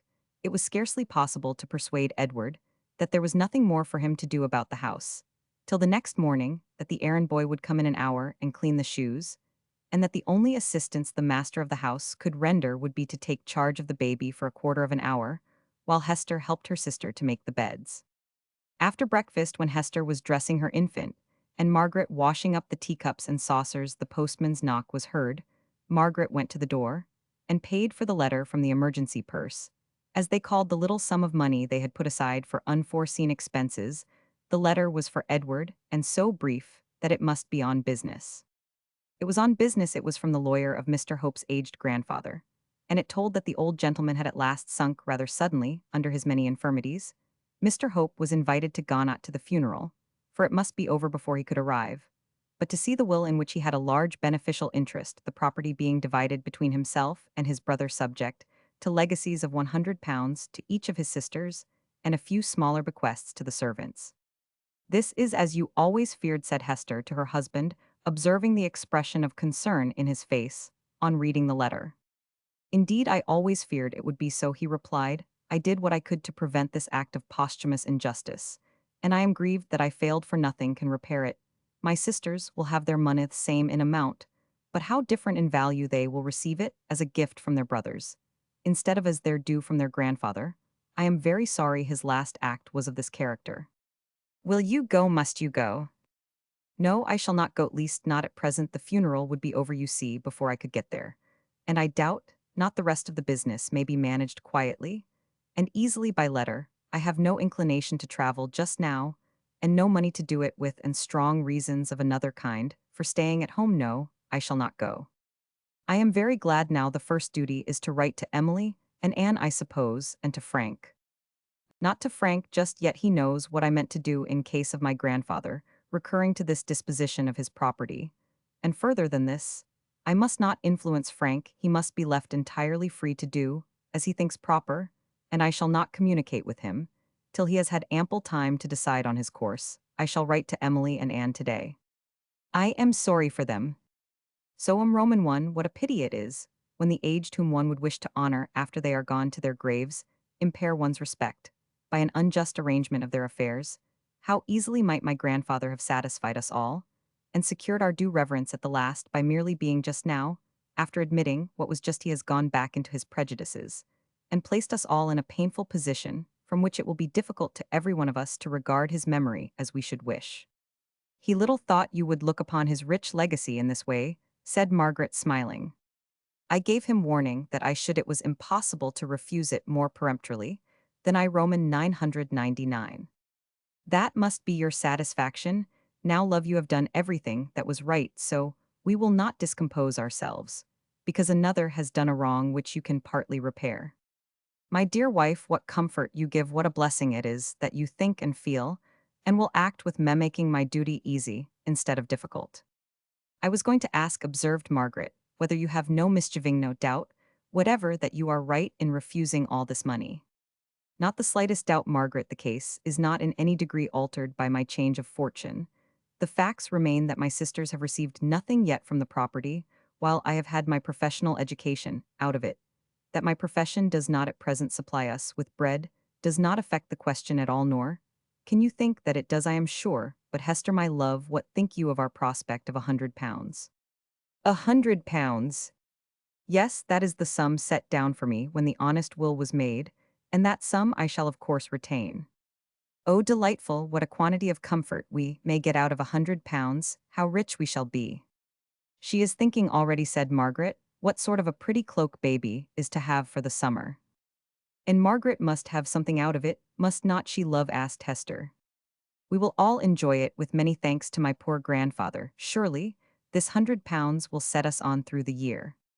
That will be very pleasant, really, observed Margaret, to be sure of bread, for all the rest of the year. Oh, the value of £100 to some people. What a pity that Morris did not stay this one other day, exclaimed Hester. And yet perhaps not so, it might have perplexed her mind about leaving us, and induced her to give up her new place, and there is nothing in a chance £100 to justify that it is better as it is. All things are very well as they are, said Hope, as long as we think so. Now, I am going to call on Walcott. Goodbye. Stop, stop, one moment, stay, and see what I have found, cried his wife in a tone of glee. Look, feel, tell May's not this our boy's first tooth? It certainly is. I give you joy, my little fellow. Worth all the hundreds of pounds in the world, observed Margaret, coming in her turn to see and feel the little pearly edge, whose value its owner was far from appreciating, while worried with the inquisition which was made into the mysteries of his mouth. Now, it is a pity that Morris is not here, all exclaimed. We must write to her, perhaps. We might have found it yesterday, if we had had any idea it would come so soon. No, Hester was quite positive, there was no tooth to be seen or felt last night. Well, we must write to Morris. You must leave me a corner, said Hope. We must all try our skill in describing a first tooth. I will consider my part. As I walk, bite my finger once more before I go, my boy. The sisters busied themselves in putting the parlor in order for the reception of any visitors who might chance to call, though the streets were so deep in snow as to render the chance a remote one. Margaret believed that, when the time should come, she might set the potatoes over the parlor fire to boil, and thus without detection save the lighting another fire. But before she had taken off her apron, while she was in the act of sweeping up the hearth, there was a loud knock which she recognized as proceeding from the hand of a Gray. The family resemblance extended to their knocks at the door. As if no snow had fallen, Mrs. Gray and Sophia entered. You are surprised to see us, my dears, I have no doubt, but I could not be satisfied without knowing what Mr. Hope thinks of this epidemic, this terrible fever, which everyone is speaking about so frightfully. Why, what can he think? I mean, my dear, does he suppose that it will come here? Are we likely to have it? He tells us what I suppose you hear from Mr. Gray, that the fever seems to be spreading everywhere, and is just now very destructive at Buckley. Does not Mr. Gray tell you so? No, indeed, there is no learning anything from Mr. Gray that he does not like to tell Sophia. I think we must take in a newspaper again, that we may stand a chance of knowing something. Sophia agreed. Sophia and I found that we really had no time to read the newspaper. There it lay, and nobody touched it, for Mr. Gray reads the news in the office always. I told Mr. Gray it was just paying so much a week for no good to anybody, and I begged he would countermand the paper. But we must take it in again, really, to know how this fever goes on. Does Mr. Hope think, my dears, as many people are saying here this morning, that it is a sort of plague? Oh, mamma, exclaimed Sophia, how can you say anything so dreadful? I have not heard my husband speak of it, so said Hester. He thinks it a very serious affair happening, as it does, in the midst of a scarcity, when the poor are already depressed and sickly. Ah, that is always the way, Mr. Gray tells me. After a scarcity comes the fever. He says the poor are much to be pitied indeed. But what should those do who are not poor, have you heard Mr. Hope say? He thinks they should help their poor neighbors to the very utmost. Oh, yes, of course, but what I mean is what precautions would be advised. We will ask him. I have not heard him speak particularly of this on the present occasion. Then he has not established any regulations in his own family. No, but I know his opinion on such cases in general to be that the safest way is to go on as usual, taking rational care of health, and avoiding all unnecessary terror, this common way of living, and a particularly diligent care of those who want the good offices of the rich, are what he would recommend, I believe, at this time. But when he comes in, we will ask him. You had better stay till he returns. He may bring some news. Meantime, I am sorry my baby is asleep. I should like to show you his first tooth. His first tooth, indeed. He is a forward little fellow. But Hester, do you happen to have heard your husband say what sort of fumigation he would recommend in case of such a fever as this showing itself in the house? Indeed, I have not heard him speak of fumigations at all, have you, Margaret? I should just like to know, for Mrs. Jones told me of a very good one, and Mrs. Howell thinks ill of it.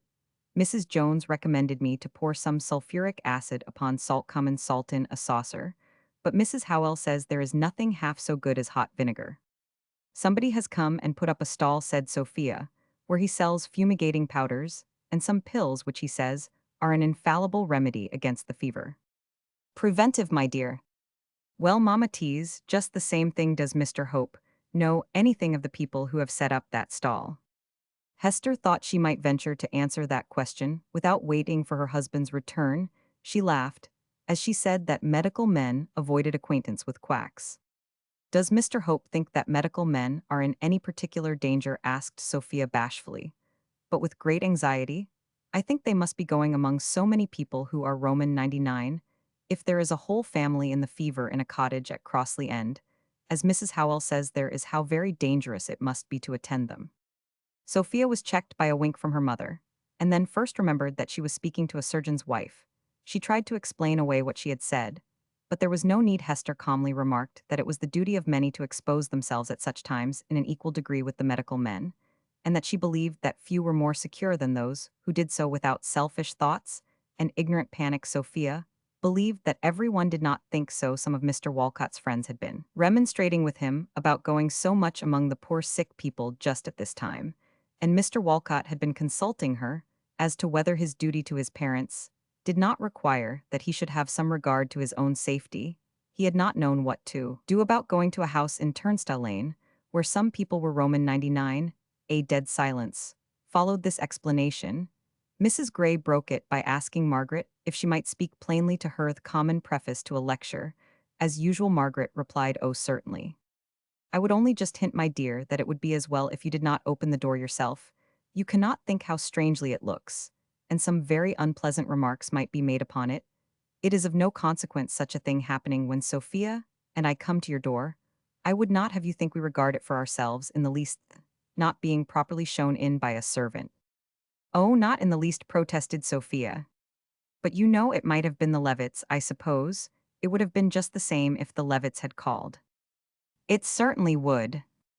"It might have been the Levitts," certainly, observed Hester. "But I must just explain that it was to oblige me that Margaret went to the door." "Then, my dear, I hope you will point out some other way in which Margaret may oblige you, for really you have no idea how oddly it looks for young ladies to answer knocks at the door. It is not proper self-respect, proper regard to appearance, and was it to oblige you that Margaret carried a basket all through Deerbrook on Wednesday, with the small end of a carrot peeping out from under the lid? Fie, my dears. I must say fie, it grieves me to find fault with you. But really this is folly, it is really neglecting appearances too far." Mr. Hope did not return in time to see Mrs. Gray. When she could wait no longer, Hester promised to send her husband to solve Mrs. Gray's difficulties. "What would she have said," exclaimed Hester, "if she had seen my husband's doings of this morning?" "Ah, what indeed?" "Actually shoveling snow from his own steps." "Oh, I thought you meant giving away a competence, which act would she have thought the least self-respectful?" "She would have had a great deal to say on his duty to his family in both cases, but it is all out of kindness that she grieves so much over his enthusiasm, and lectures us for our disregard of appearances. If she loved us less, we should hear less of her concern, and it would be told to others behind our backs, so we will not mind it. You do not mind it, Margaret?" "I rather enjoy it." "That is right. Now I wish my husband would come in. He has been gone very long, and I want to hear the whole truth about this fever. Chapter 41. Deerbrook in Shadow. It was some hours before Hope appeared at home again, and when he did, he was very grave. Mr. Walcott had been truly glad to see him, and it was plain would have applied to him for aid and cooperation some days before, if Mrs. Rowland had not interfered to prevent any consultation of the kind. The state of health of Deerbrook was bad, much worse than Hope had had any suspicion of. Whole families were prostrated by the fever in the laborers' cottages, and it was creeping into the better sort of houses. Mr. Walcott had requested Hope to visit some of his patients with him, and what he had seen had convinced him that the disease was of a most formidable character, and that a great mortality must be expected in Deerbrook. Walcott appeared to be doing his duty with more energy than might have been expected, and it seemed as if whatever talent he had was exercised in his profession. Hope's opinion of him was raised by what he had seen this morning. Walcott had complained that his skill and knowledge could have no fair play among a set of people so ignorant as the families of his Deerbrook patients. They put more faith in charms than in medicines or care, and were running out in the cold and damp to have their fortunes told by night or in the gray of the morning. If a fortuneteller promised long life, all the warnings of the doctor went for nothing. Then again, the people mistook the oppression, which was one of the first symptoms of the fever, for debility, and before the doctor was sent for, or in defiance of his directions, the patient was plied with strong drinks, and his case rendered desperate from the beginning. Mr. Walcott had complained that the odds were really too much against him, and that he believed himself likely to lose almost every fever patient he had. It may be imagined how welcome to him were Mr. Hope's countenance suggestions and influence as such as the prejudices of the people had left it. Dr. Levitt's influence was of little more avail than Mr. Hope's from this day. He was as busily engaged among the sick as the medical gentlemen themselves, laying aside his books, and spending all his time among his parishioners, not neglecting the rich, but especially devoting himself to the poor. He cooperated with Hope in every way, raising money to cleanse air and dry the most cheerless of the cottages, and to supply the indigent sick with warmth and food, but all appeared to be of little avail. The disease stole on through the village as if it had been left to work its own way. From day to day tidings came abroad of another and another who was down in the fever. Tucker's maidservant, Mr. Hill's shopboy, poor Mrs. Paxton, always sure to be ill when anybody else was, and all John Ringworth's 5 children in a fortnight. The church bell began to give token how fatal the sickness was becoming. It tolled, till those who lived very near the church were weary of hearing it. On the afternoon of a day when its sound had scarcely ceased since sunrise, Dr. Levitt and Hope met at the door of the corner house. "You are the man I wanted to meet," said Dr. Levitt. "I have been inquiring for you, but your household could give me no account of you. Could you just step home with me, or come to me in the evening? Will you but stay? There is no time like the present, after all, so, if you will allow me, I will walk in with you now. And if you are going to dinner, I will make one. I have nobody to sit down with me at home. At present you know, or perhaps you do not know." "Indeed, I was not aware of the absence of your family," said Hope, leading the way into the parlor, where Margaret at the moment was laying the cloth. "You must have wondered that you had seen nothing of my wife all this week. If you did not know where she was, I thought it best, all things considered, to send them every one away. I hope we have done right. I find I am more free for the discharge of my own duty now, that I am unchecked by their fears for me, and untroubled by my own anxiety for them. I have sent them all abroad, and shall go for them when this epidemic has run its course. And not till then. I little thought what satisfaction I could feel in walking about my own house, to see how deserted it looks. I never hear that bell, but I rejoice that all that belong to me are so far off." "I wanted to ask you about that bell," said Hope. "My question may seem to you to savor strongly of dissent, but I must inquire whether it is absolutely necessary for bad news to be announced to all Deerbrook every day, and almost all day long. However far we may be from objecting to hear it in ordinary times, should not our first consideration now be for the living? Is not the case altered by the number of deaths that takes place at a season like this?" "I am quite of your opinion, Mr. Hope, and I have talked with Owen and many others about that matter within this week. I have proposed to dispense for the present with a custom which I own myself to be attached to in ordinary times, but which I now see may be pernicious. But it cannot be done. We must yield the point. I will not engage to cure any sick, or to keep any well who live within sound of that bell. I am not surprised to hear you say so, but this practice has so become a part of people's religion that it seems as if worse effects would follow from discontinuing it than from pursuing the usual course. Owen says there is scarcely a person in Deerbrook who would not talk of a heathen death and burial if the bell were silenced. And if once the people's repose in their religion is shaken, I really know not what will become of them. I agree with you there, their religious feelings must be left untouched, or all is over. But I am sorry that this particular observance is implicated with them, so completely, as you say, it will be well, if it does not soon become an impossibility, to toll the bell for all who die. It would be well too, said Dr. Levitt. If this were the only superstition the people entertained, they are more terrified with some others. Than with this bell I am afraid, they are more depressed by their superstitions, than sustained by their religion. Have you observed, Hope, how many of them stand looking at the sky every night? Yes, and we hear wherever we go of fiery swords and dreadful angels, seen in the clouds, and the old prophecies have all come up again, at least all of them, that are dismal. As for the death watches, they are out of number, and there is never a fire lighted but a coffin flies out. And this story of a ghost of a coffin with four ghosts to bear it, that goes up and down in the village all night long, said Hester. I really do not wonder that it shakes the nerves of the sick to hear of it. They say that no one can stop those bearers, or get any answer from them, but on they glide, let what will be in their way. Come tell me, said Dr. Levitt, have not you yourself looked out for that sight? Hester acknowledged that she had seen a real substantial coffin, carried by human bearers, pass down the middle of the street. At an hour past midnight, the removal of a body from a house, where it had died, she supposed to another whence it was to be buried this coffin, and the ghostly one she took to be one and the same. Dr. Levitt mentioned instances of superstition, which could scarcely have been believed by him, if related by another. Do you know the Platts? He inquired of Hope. Have you seen the poor woman that lies ill there with her child? Yes, what a state of destitution they are in. At the very time that that woman and her child are lying on shavings begged from the carpenter's yard, her mother finds means to fee the fortuneteller, in the lane, for reading a dream. The fortuneteller dooms the child, and speaks doubtfully of the mother. I could not conceive the reason why no one of the family would do anything for the boy. I used what authority I could while I was there, but I fear he has been left to his fate, since the neighbors will not enter the house.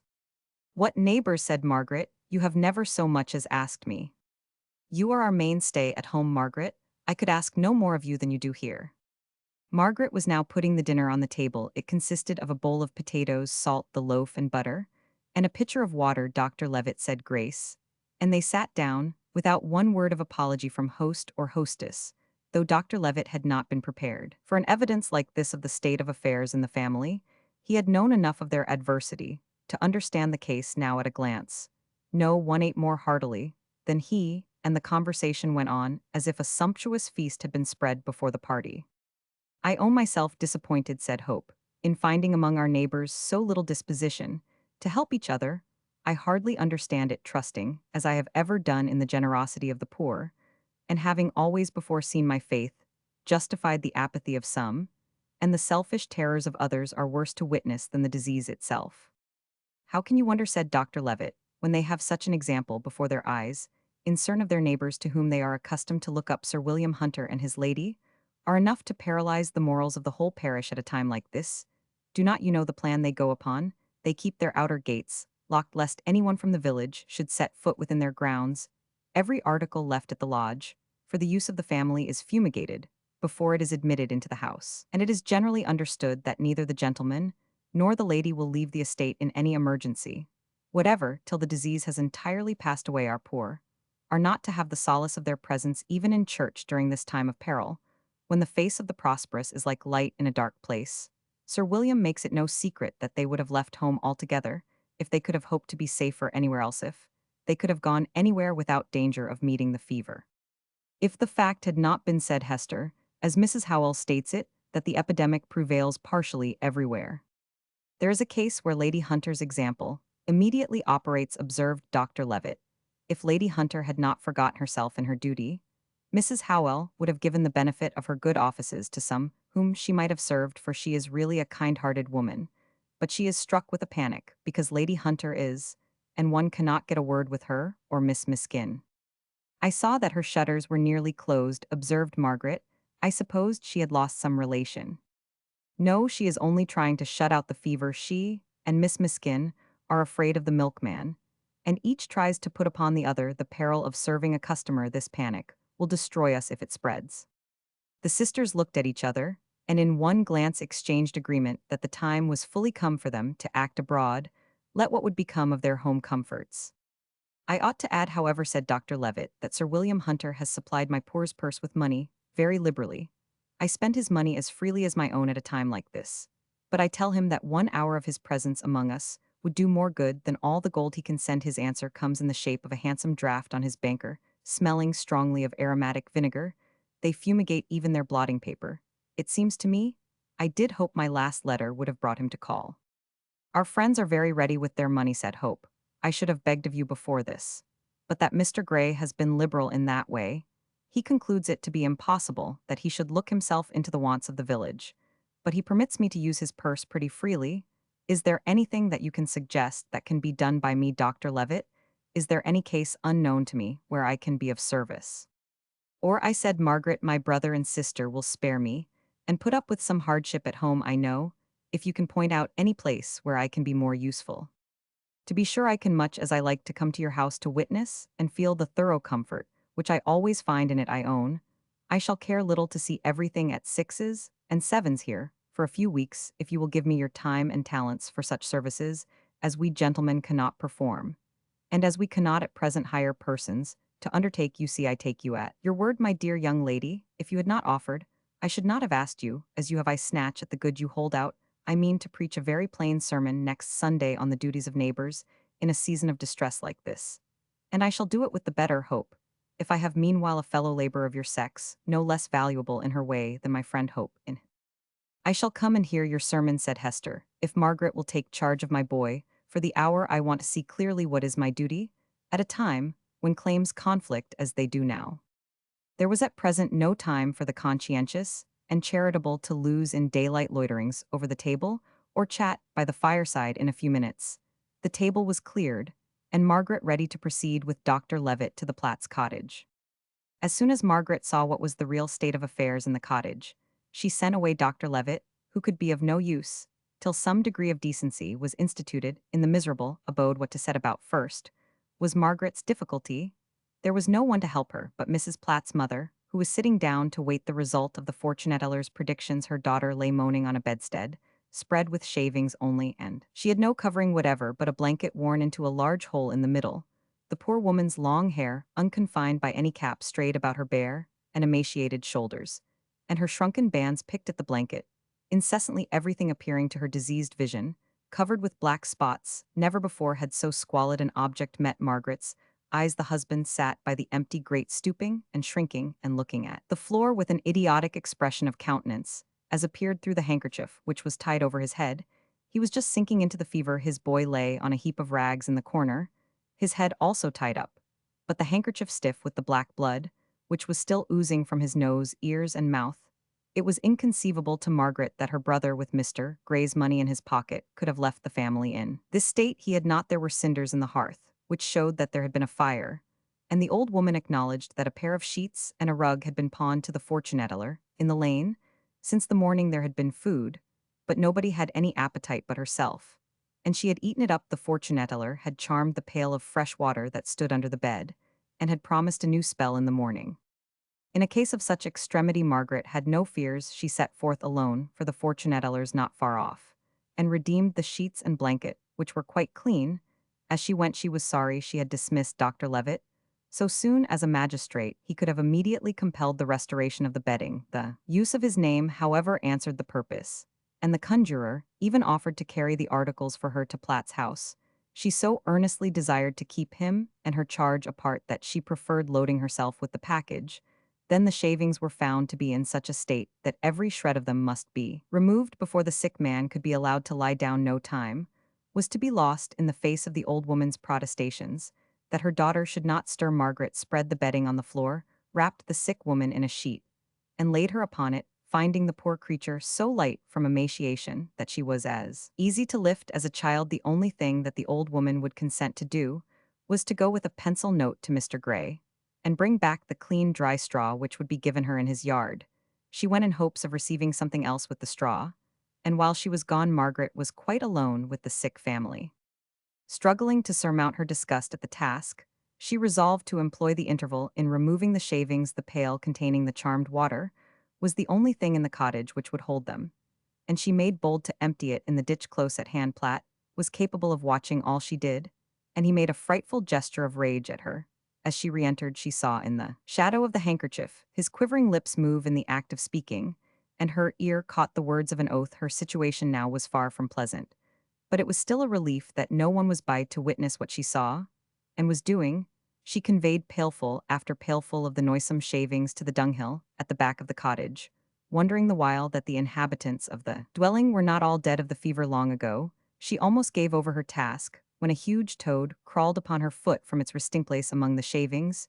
She shrunk from it, and was glad to see it make for the door of its own accord. Platt again growled and clenched his fist at her.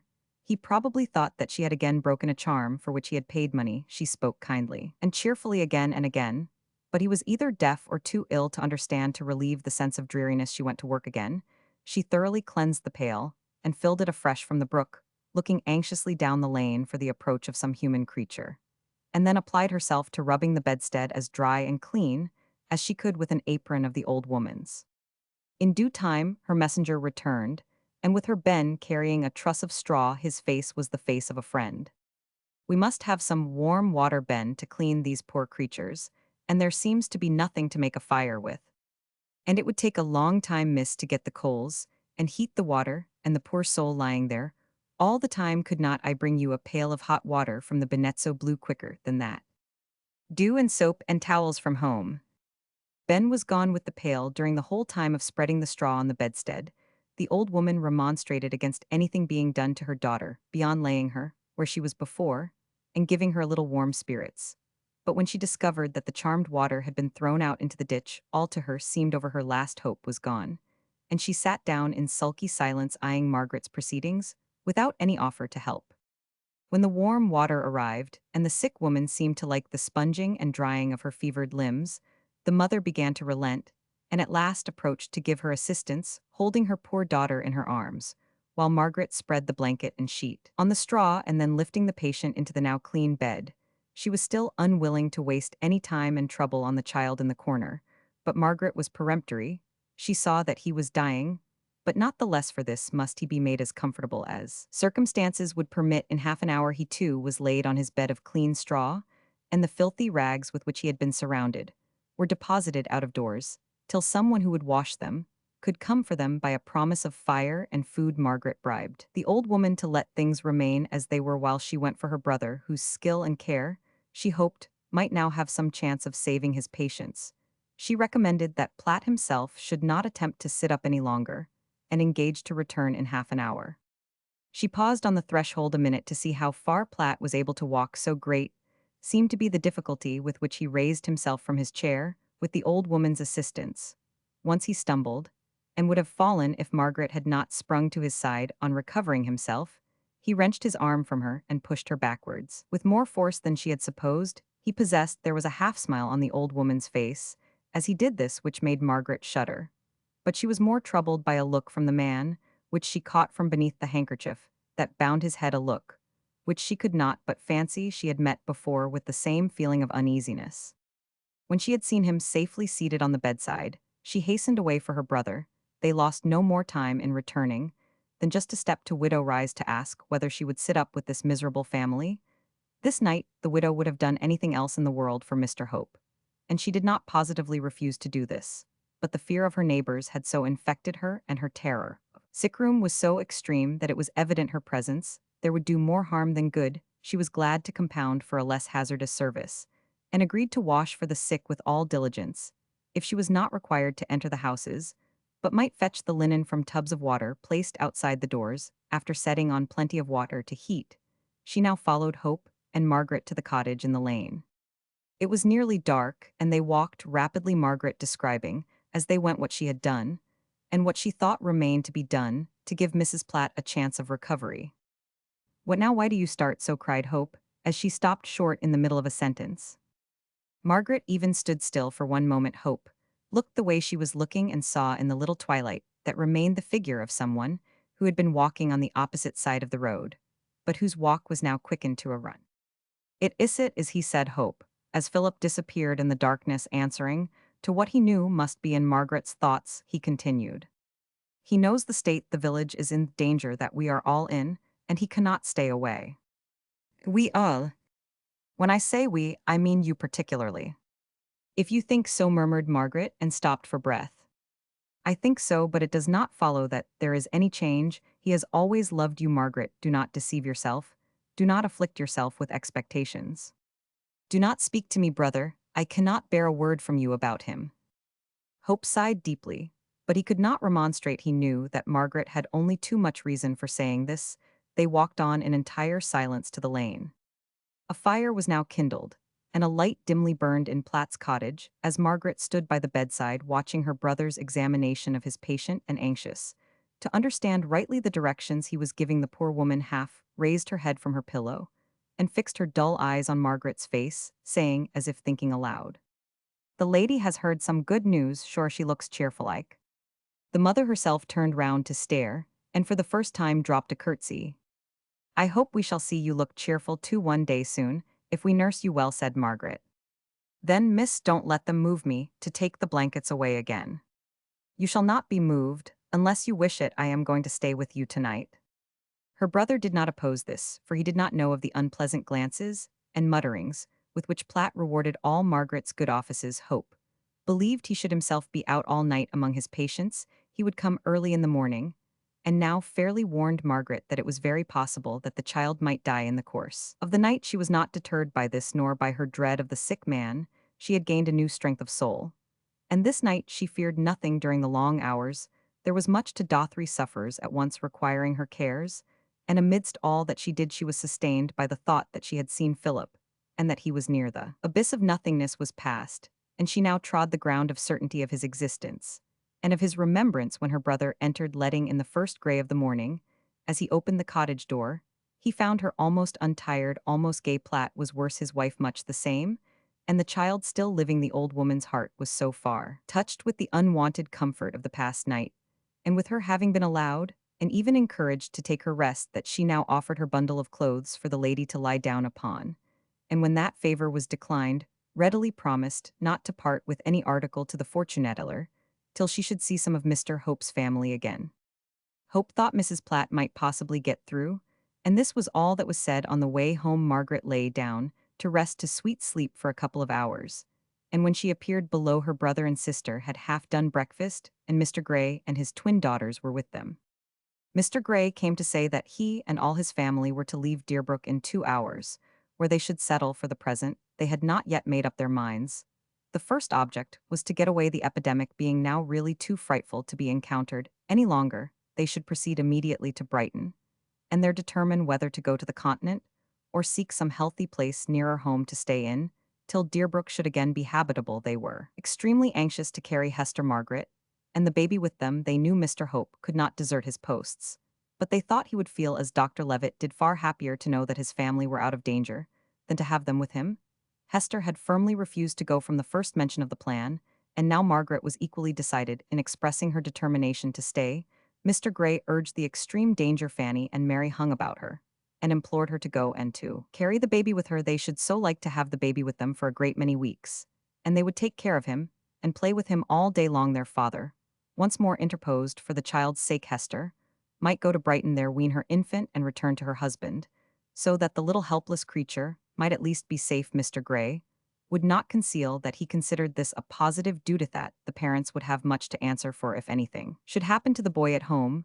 The parents' hearts swelled. They looked at each other and felt that this was not a moment in which to perplex themselves with calculations of incalculable things, with comparisons of the dangers which threatened their infant abroad and at home. This was a decision for their hearts to make. Their hearts decided that their child's right place was in his parents' arms, and that their best hope now, as at all other times, was to live and die together. Hester had heard from her husband of the apparition of the preceding evening, and she therefore knew that there was less of enthusiasm, as Mr. Gray called what some others would have named virtue, in Margaret's determination to stay than might appear. If Philip was here, how vain must be all attempts to remove her. Mr. Gray might as well set about persuading the old church tower to go with him, and so he found. "Oh, Cousin Margaret," said Mary in a whisper with a face of much sorrow, "Mamma will not ask Miss Young to go with us if she should be ill while we are gone, if she should die." "Nonsense, Mary," cried Fanny, partly overhearing, and partly guessing what her sister had said. You know, Mama says it is not convenient, and Miss Young is not like my cousins, as Mama says, a member of a family, with people depending upon her. It is quite a different case, Mary, as you must know very well. Only think, Cousin Margaret, what an odd thing it will be to be so many weeks, without saying any lessons, how we shall enjoy ourselves. But if Miss Young should be ill and die, persisted Mary. Pooh, why should she be ill and die more than Dr. Levitt and Ben, and our cook, and my cousins, and all that are going to stay behind? Margaret, I do wish Cousin Hester would let us carry the baby with us. We shall have no lessons to do, you know, and we could play with him all day long.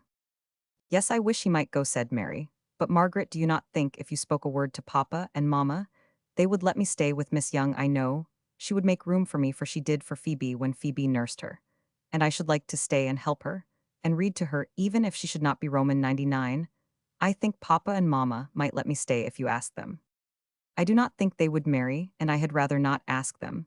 But I promise you that we will all take the best care we can of Maria. We will try to help and amuse her as well as you could wish.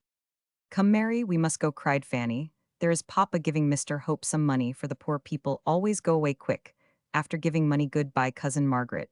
We shall bring you some shells, or something, I dare say, when we come back. Now, let me kiss the baby once more. I can't think why you won't let him go with us. We should like so to have him.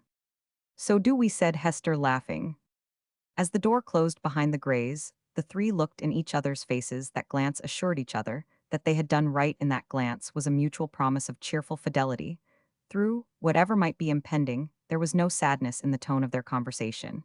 And when within 2 hours the Greys went by, driven slowly, because there was a funeral train on each side of the way, there was full as much happiness in the faces that smiled a farewell from the windows, as in the gestures of the young people who started up in the carriage to kiss their hands, and who were being borne away from the abode of danger and death to spend several weeks, without doing any lessons. Often during this day was the voice of mirth even heard in this dwelling.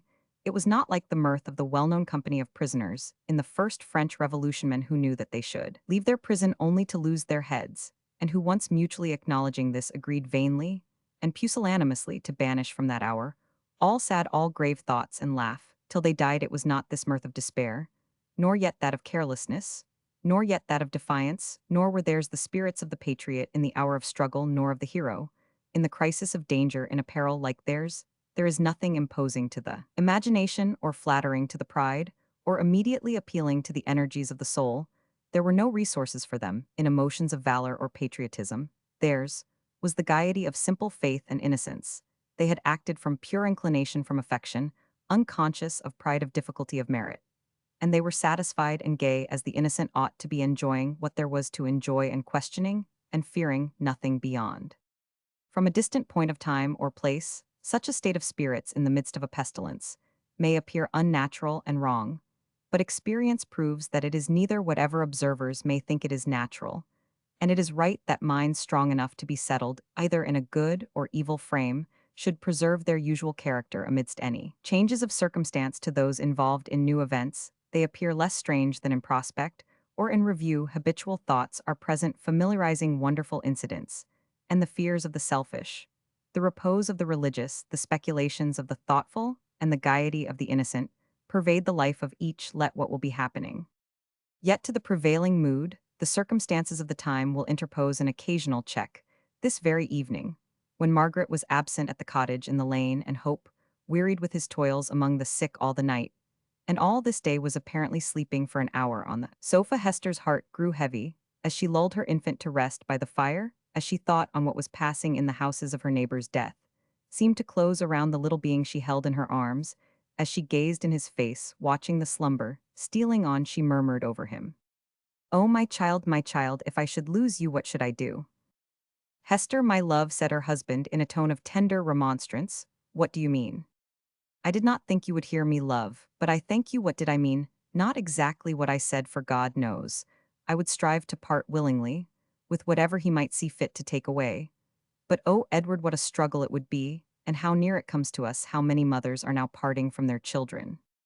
"God's will be done," cried Hope, starting up and standing over his babe. "Are you sure, Edward? May we feel quite certain that we have done rightly by our boy in keeping him here?" "I am satisfied, my love." "Then I am prepared. How still he is now, how like death it looks." What that warm breathing sleep no more like death than his laugh is like sin. And Hope looked about him for pencil and paper, and hastily sketched his boy in all the beauty of repose before he went forth again among the sick. And wretched it was very like, and Hester placed it before her, as she plied her needle all that long solitary evening. Chapter 42. Church going. Hester went to church the next Sunday, as she wished to hear Dr. Levitt's promised plain sermon on the duties of the times. Margaret gladly stayed at home, with the baby thankful for the relief from the sight of sickness. And for the quiet of solitude, while the infant slept, Edward was busy among those who wanted his good offices. As he now was almost without intermission, Hester had to go alone. Everything abroad looked very strange, quite unlike the common Sunday aspect of the place. The streets were empty, except that a party of mourners were returning from a funeral. Either people were already all in church or nobody was going. She quickened her pace in the fear that she might be late, though the bell seemed to assure her that she was not. Widow Rye's little garden plot was all covered with linen put out to dry, and Mrs. Rye might be seen through the window. At the wash-tub, the want of fresh linen was so pressing that the sick must not be kept waiting, though it was Sunday. Miss Nares and Miss Flint were in curl papers plying their needles. They had been up all night, and were now putting the last stitches to a suit of family mourning, which was to enable the bereaved to attend afternoon church. Miss Nares looked quite haggard, as she well might, having scarcely left her seat for the last fortnight, except to take orders for mourning and to snatch a scanty portion of rest. She had endeavored to procure an additional workwoman or two from among her neighbors, and then from Blickley, but her neighbors were busy with their domestic troubles, and the Blickley people wanted more mourning than the hands there could supply, so Miss Nares and Miss Flint had been compelled to work night and day, till they both looked as if they had had the sickness, and were justified in saying that no money could pay them for what they were undergoing. They began earnestly to wish what they had till now deprecated, that Dr. Levitt might succeed in inducing some of his flock to forego the practice of wearing mourning. But of this there was little prospect. The people were as determined upon wearing black as upon having the bell tolled for the dead, and Miss Nares's heart sank at the prospect before her, if the epidemic should continue, and she should be able to get no help. Almost every second house in the place was shut up. The blank windows of the cottages, where plants or smiling faces were usually to be seen on a Sunday morning, looked dreary. The inhabitants of many of the better dwellings were absent. There were no voices of children about the little courts, no groups of boys under the churchyard wall of those who had frequented this spot. Several were under the sod, some were laid low in fever within the houses, and others were with their parents, forming a larger congregation round the Fortunateller's tents in the lanes than Dr. Levitt could assemble in the church. Hester heard the strokes of the hammer and the saw as she passed the closed shop of the carpenter, who was also the undertaker. She knew that people were making coffins by candlelight within. Happening to look round, after she had passed, she saw a woman come out wan in countenance, and carrying under her cloak something which a puff of wind showed to be an infant's coffin, a sight from which every young mother averts her eyes. As Hester approached a cottage whose thatch had not been weeded for long, she was startled by a howl and whine from within, and a dog emaciated to the last degree sprang upon the sill of an open window. A neighbor, who perceived her shrink back and hesitate to pass, assured her that she need not be afraid of the dog. The poor animal would not leave the place, whose inmates were all dead of the fever. The window was left open for the dog's escape, but he never came out, though he looked famished. Some persons had thrown in food at first, but now no one had time or thought to spare for dogs. Mr. Walcott issued from a house near the church as Hester passed, and he stopped her. He was roused or frightened out of his usual simplicity of manner, and observed with an air of deep anxiety that he trusted Mr. Hope had better success with his patients than he could boast of. The disease was most terrific, and the saving of a life was a chance now seemingly too rare to be reckoned on. It really required more strength than most men had to stand by their duty at such a time, when they could do little more than see their patients die. Hester thought him so much moved that he was at this moment hardly fit for business. She said, "We all have need of all our strength. I do not know whether worship gives it to you, as it does to me. Will it not be an hour, or even half an hour, well spent, if you go with me there?" Pointing to the church. "You will say you are wanted elsewhere, but will you not be stronger and calmer for the comfort you may find there?" "I should like it. I have always been in the habit of going to church. It would do me good, I know. But Mrs. Hope, how is this? I thought you had been a dissenter." "I always said so. I have been very wrong, very ill-natured." "I am a dissenter," said Hester, smiling. "But you are not, and therefore I may urge you to go to church. As for the rest of the mystery, I will explain it when we have more time. Meanwhile, I hope you do not suppose that dissenters do not worship and need and love worship as other people do. Mr. Walcott replied by timidly offering his arm, which Hester accepted, and they entered the church together. The Rowlands were already in their pew. There was a general commotion among the children when they saw Mrs. Hope and Mr. Walcott walking up the aisle arm in arm. Matilda called her mother's attention to the remarkable fact, and the little heads all whispered together. The church looked really almost empty. There were no Hunters with their train of servants. There were no Levitts. The Miss Andersons had not entered Deerbrook for weeks, and Maria Young sat alone in the large double pew commonly occupied by her scholars. There was a sprinkling of poor, but Hester observed that everyone in the church was in mourning, but Maria and herself. It looked sadly chill and dreary, the sights and sounds she had met, and the aspect of the place she was in disposed her to welcome every thought of comfort that the voice of the preacher could convey. There were others to whom consolation appeared even more necessary than to herself. Philip Enderby had certainly seen her, and was distressed at it. He could not have expected to meet her here, and his discomposure was obvious. He looked thin and grave, not to say subdued. Hester was surprised to find how she relented towards him the moment she saw he was not gay and careless, and how her feelings grew softer and softer under the religious emotions of the hour. She was so near forgiving him that she was very glad Margaret was not by her side. If she could forgive, how would it be with Margaret? The next most melancholy person present, perhaps, was Mr. Walcott. He knew that the whole family of the Rowlands remained in Deerbrook, from Mrs. Rowland's ostentation of confidence in his skill. He knew that Mr. Rowland would have removed his family when the Greys departed, but that the lady had refused to go, and he felt how groundless was her confidence, not that he had pretended to more professional merit than he had believed himself to possess, but that amidst this disease, he was like a willow twig in the stream. He became so impressed with his responsibilities now, in the presence of the small and sad-faced congregation, that he could not refrain from whispering to Hester that he could never be thankful enough that Mr. Hope had not left Deerbrook long ago, and that he hoped they should be friends henceforth, that Mr. Hope would take his proper place again, and forgive and forget all that had passed. He thought he might trust Mr. Hope not to desert him, and Deerbrook. Now Hester smiled gently, but made no reply, and did not appear to notice the proffered hand. It was no time or place to ratify a compact for her husband in his absence. All this time, Mr. Walcott's countenance and manner were sufficiently subdued, but his agitation increased when the solemn voice of Dr. Levitt uttered the prayer. Have pity upon us miserable sinners who now are visited with great sickness and mortality.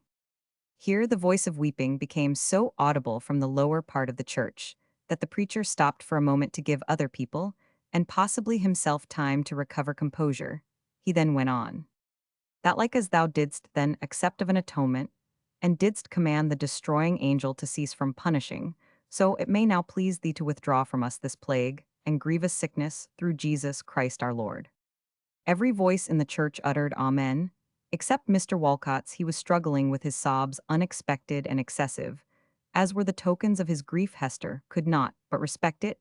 It was so much better than gross selfishness and carelessness, that she could pity and almost honor it. She felt that Mr. Walcott was as far superior to the quacks, who were making a market of the credulity of the suffering people, as her husband, with his professional decision, his manly composure, and his forgetfulness of the injuries of his foes in their hour of suffering, was above Mr. Walcott. The poor young man drank in, as if they were direct from heaven, the suggestions contained in the preacher's plain sermon on the duties of the time plain. It was indeed familiarly practical to an unexampled degree, so that most of his hearers quitted the church with a far clearer notion of their business as nurses and neighbors than they had ever before had. The effect was visible, as they left their seats, in the brightening of their countenances, and the increased activity of their step as they walked. There go, said Hester kindly to her companion, many must be wanting you, but you have lost no time by coming here. No, indeed, but Mr. Hope. Rely upon him, he will do his duty. Go and do yours. God bless you, cried Walcott, squeezing her hand affectionately. Mrs. Rowland saw this, as she always saw everything. She beckoned to Mr. Walcott with her most engaging smile, and whispered him with an air of the most intimate confidence, till she saw that her presence was wanted elsewhere, when she let him go. Mr. Rowland, followed by Philip, slipped out of his pew as Hester passed, and walked down the aisle with her. He was glad to see her there. He hoped it was a proof that all her household were well in this sickly time. Philip bent forward to hear the answer. Mr. Rowland went on to say how still and dull the village was, the shutters up, or the blinds down at all the Greys' windows looked quite sad, and he never saw any of his friends from the corner house in the shrubbery now. They had too many painful duties he feared to allow of their permitting themselves such pleasures. But his friends must take care not to overstrain their powers and he must be very thankful that their respective households were thus far unvisited by the disease, and they should all in his opinion favor their health by the indulgence of a little rational cheerfulness. Hester smiled, aware that never had their household been more cheerful than now. Whether it was that Hester's smile was irresistible, or that other influences were combined with it, it had an extraordinary effect upon Philip. He started forward in front of her, and offered his hand, saying so as to be heard by her alone, "Will you not? I have no quarrel with you." "And can you suppose," she replied in a tone more of compassion than of anger, "that I have none with you? How strangely! You must forget," she added, as he precipitately withdrew his offered hand and turned from her. "Forget, I forget," he murmured, turning his face of woe towards her for one instant. "How little you know me." "How little we all know each other," said Hester, for the moment careless what construction might be put upon her words. "Even in this place," said Dr. Levitt, who had now joined them, and had heard the last words, "even in this place, where all hearts should be open, and all resentments forgotten, are there any here who refuse to shake hands at such a time as this?" "It is not for myself," said Hester, distressed, "but how can I?" "It is true she cannot. Do not blame her, Dr. Levitt," said Philip, and he was gone. It was this meeting which had cut short Mrs. Rowland's whispers with Mr. Walcott, and brought her down the aisle in all her stateliness, with her train of children behind her. When Hester went home, she thought it right to tell Margaret exactly what had happened. "I knew it was all that," Margaret said, but her heightened color during the day told what unspeakable things were in her heart. Hester was occupied with speculations as to what might have been the event if Margaret had been to church instead of herself. Her husband would only shake his head and look hopeless. But she still thought all might have come right under the influences of the hour. Whether it were to be wished that Philip and Margaret should understand each other again was another question. Yesterday Hester would have earnestly desired that Margaret should never see Enderby again. Today, she did not know what to wish. She and Margaret came silently to the same conclusion. There is nothing for it but waiting. If he had heard this, hope would have shaken his head again. Chapter 43. Working round. Several days passed, and there was no direct news of Enderby. Maria never spoke of him, though many little intervals in Margaret's busy life occurred when the friends were together, and Maria ought have taken occasion to say anything she wished. It was clear that she chose to avoid the subject. Her talk was almost entirely about the sick, for whom she labored as strenuously as her strength would permit. She could not go about among them, nor sit up with the sufferers, but she cooked good things over her fire for them all day long, and she took to her home many children who were too young to be useful and old enough to be troublesome. In a sick house, between her cooking, teaching, and playing with the children, she was as fully occupied as her friends in the corner house, and perhaps might not really know anything about Mr. Enderby. Each one of the family had caught glimpses of him at one time or another. There was reason to think that he was active among Mr. Walcott's poor patients, and Hope had encountered him more than once in the course of his rounds, when a few words on the business of the moment were exchanged, and nothing more happened. Margaret saw him twice, once on horseback, when he turned suddenly down a lane to avoid her, and at the Rowlands' dining room window with Ned in his arms. She never now passed that house when she could help it, but this once it was necessary, and she was glad that Philip had certainly not seen her. His back was half turned to the window at the moment, as if someone within was speaking to him. Each time his image was so stamped in upon her mind that amidst all the trials of such near neighborhood without intercourse, his presence in Deerbrook was on the whole certainly a luxury. She had gained something to compensate for all her restlessness in the 3 glimpses of him with which she had now been favored. A thought sometimes occurred to her of which she was so ashamed that she made every endeavor to banish it. She asked herself now and then whether, if she had been able to sit at home or take her accustomed walks, she should not have beheld Philip oftener, whether she was not sadly out of the way of seeing him at the cottage in the lane, and the other sordid places where her presence was necessary. Not for this occasional question did she stay away one moment longer than she would otherwise have done from the cottage in the lane, but while she was there, it was apt to recur. There she sat one afternoon, somewhat weary, but not dreaming of going home. There lay the 3 sick creatures. Still, the woman was likely to recover. The boy lingered, and seemed waiting for his father to go with him, Platt had sunk very rapidly, and this day had made a great change. Margaret had taken the moaning and restless child on her lap for the ease of change of posture, and she was now shading from his eyes with her shawl the last level rays of the sun, which shone in upon her from the window. She was unwilling to change her seat, for it seemed as if the slightest movement would quench the lingering life of the child, and there was no one to draw the window curtain, the old woman having gone to buy food in the village. Mrs. Platt slept almost all the day and night through, and she was asleep now, so Margaret sat quite still, holding up her shawl before the pallid face which looked already dead. Nothing broke the silence but the twitter of the young birds in the thatch, and the mutterings of the sick man, whom Margaret imagined to be somewhat disturbed by the unusual light that was in the room. It had not been the custom of the sun to shine into any houses of late, and the place full of yellow light did not look like itself. She knew that in a few minutes the sun would have set, and she hoped that then poor Platt would be still. Meantime, she appeared to take no notice, but sat with her eyes fixed on the boy's face, marking that each sigh was fainter than the last. At length, a louder sound than she had yet heard from the sick man made her look towards him, and the instant throb of her heart seemed to be felt by the child, for he moved his head slightly. Platt was trying to support himself upon his elbow, while in the other shaking hand he held towards her turquoise ring.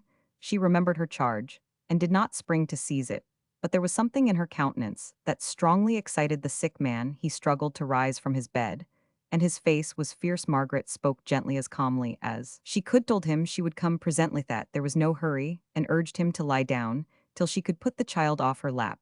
But her voice failed her in spite of herself, for now, at last, she recognized in Platt the tall woman. This was the look which had perplexed her more than once. Patience, a little further patience, she said to herself, as she saw the ring still trembling in the sick man's hand, and felt one more sigh from the little fellow on her lap. No more patience was needed. This was the boy's last breath. His head fell back, and the sunlight which streamed in upon his half-closed eyes could now disturb them no more. Margaret gently closed them, and laid the body on its little bed in the corner, straightening and covering the limbs before she turned away. She then gently approached the bed, and took her ring into a hand which trembled little less than the sick man's own. She spoke calmly, however. She strove earnestly to learn something of the facts. She tried to understand the mutterings, amidst which only a word here and there sounded like speech. She thought from the earnestness with which Platt seized and pressed her hand that he was seeking pardon from her, and she spoke as if it were so. It grew very distressing, the earnestness of the man, and the uncertainty whether his mind was wandering or not. She wished the old woman would come back. She went to the door to look for her. The old woman was coming down the lane. Margaret put on her ring and drew on her gloves, and determined to say nothing about it at present. "Mr. Platt has been talking almost ever since you went," said Margaret, "and I can make out nothing that he says. Do try, if you can understand him. I am sure there is something he wishes me to hear. There is no time to lose, I am afraid. Do try." The woman coaxed him to lie down, and then turning round said she thought he wanted to know what o'clock it was. "Is that all? Tell him that the sun is now setting. But if you have a watch that will show more exactly, are you sure you have no watch in the house?" The old woman looked suspiciously at her, and asked her what made her suppose that poor folks had watches when some gentlefolks had none. Margaret inquired whether a watch was not a possession handed down from father to son, and sometimes found in the poorest cottages. She believed she had seen such at Deerbrook. The old woman replied by saying she believed Margaret might have understood some few things among the many the poor sick creature had been saying. Not one, Margaret declared, but it was so plain that she was not believed that she had little doubt of Hester's watch having been harbored in this very house, if it was not there still. The poor boy, who had had little care from his natural guardians, while alive from the hour of his being doomed by the fortuneteller, was now loudly mourned as dead. Yet the mourning was strangely mixed with exultation at the fortuneteller having been right in the end. The mother, suddenly awakened, groaned and screamed, so that it was fearful to hear her. All efforts to restore quiet were in vain. Margaret was moved, shocked, terrified. She could not keep her own calmness in such a scene of confusion. But while her cheeks were covered with tears, while her voice trembled as she implored silence, she never took off her glove. In the midst of the tumult, Platt sank back and died. The renewed cries had the effect of bringing some neighbors from the end of the lane. While they were there, Margaret could be of no further use. She promised to send coffins immediately. That stage of pestilence being now reached when coffins were the first consideration, and then slipped out from the door into the darkness, and ran till she had turned the corner of the long lane. She usually considered herself safe abroad even in times like these, as she carried no property of value about with her. but now that she was wearing her precious ring again, she felt too rich to be walking alone in the dark. She did not slacken her pace till she approached lights and people, and then she was glad to stop for breath. She could not resist going first to Maria to show her the recovered treasure, and this caused her to direct her steps through the churchyard. It was there that she came in view of lights and people. And under the limes it was that she stopped for breath. The churchyard was now the most frequented spot in the village. The path by the turnstile was indeed grown over with grass, but the great gate was almost always open, and the ground near it was trodden bare by the feet of many mourners' funeral train-strains, which daily grew shorter, till each coffin was now followed only by two, or by three were passing in from early morning at intervals, till sunset, and now might be often seen by torchlight far into the night.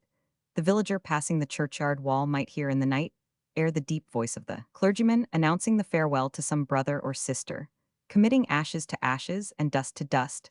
There was no disturbance now from boys leaping over the graves, or from little children eager to renew their noisy play. Such of the young villagers as remained above ground appeared to be silenced and subdued by the privation, the dreariness, the neglect of these awful days. They looked on from afar, or avoided the spot.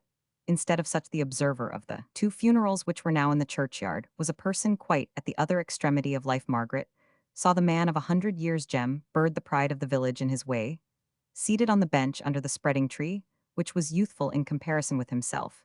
He was listlessly watching the black figures, which moved about in the light of a solitary torch, by an open grave, while waiting for the clergyman who was engaged with the group beyond. "You are late abroad, Mr. Bird," said Margaret. "I should not have looked for you here so far on in the evening." "What's your will?" said the old man.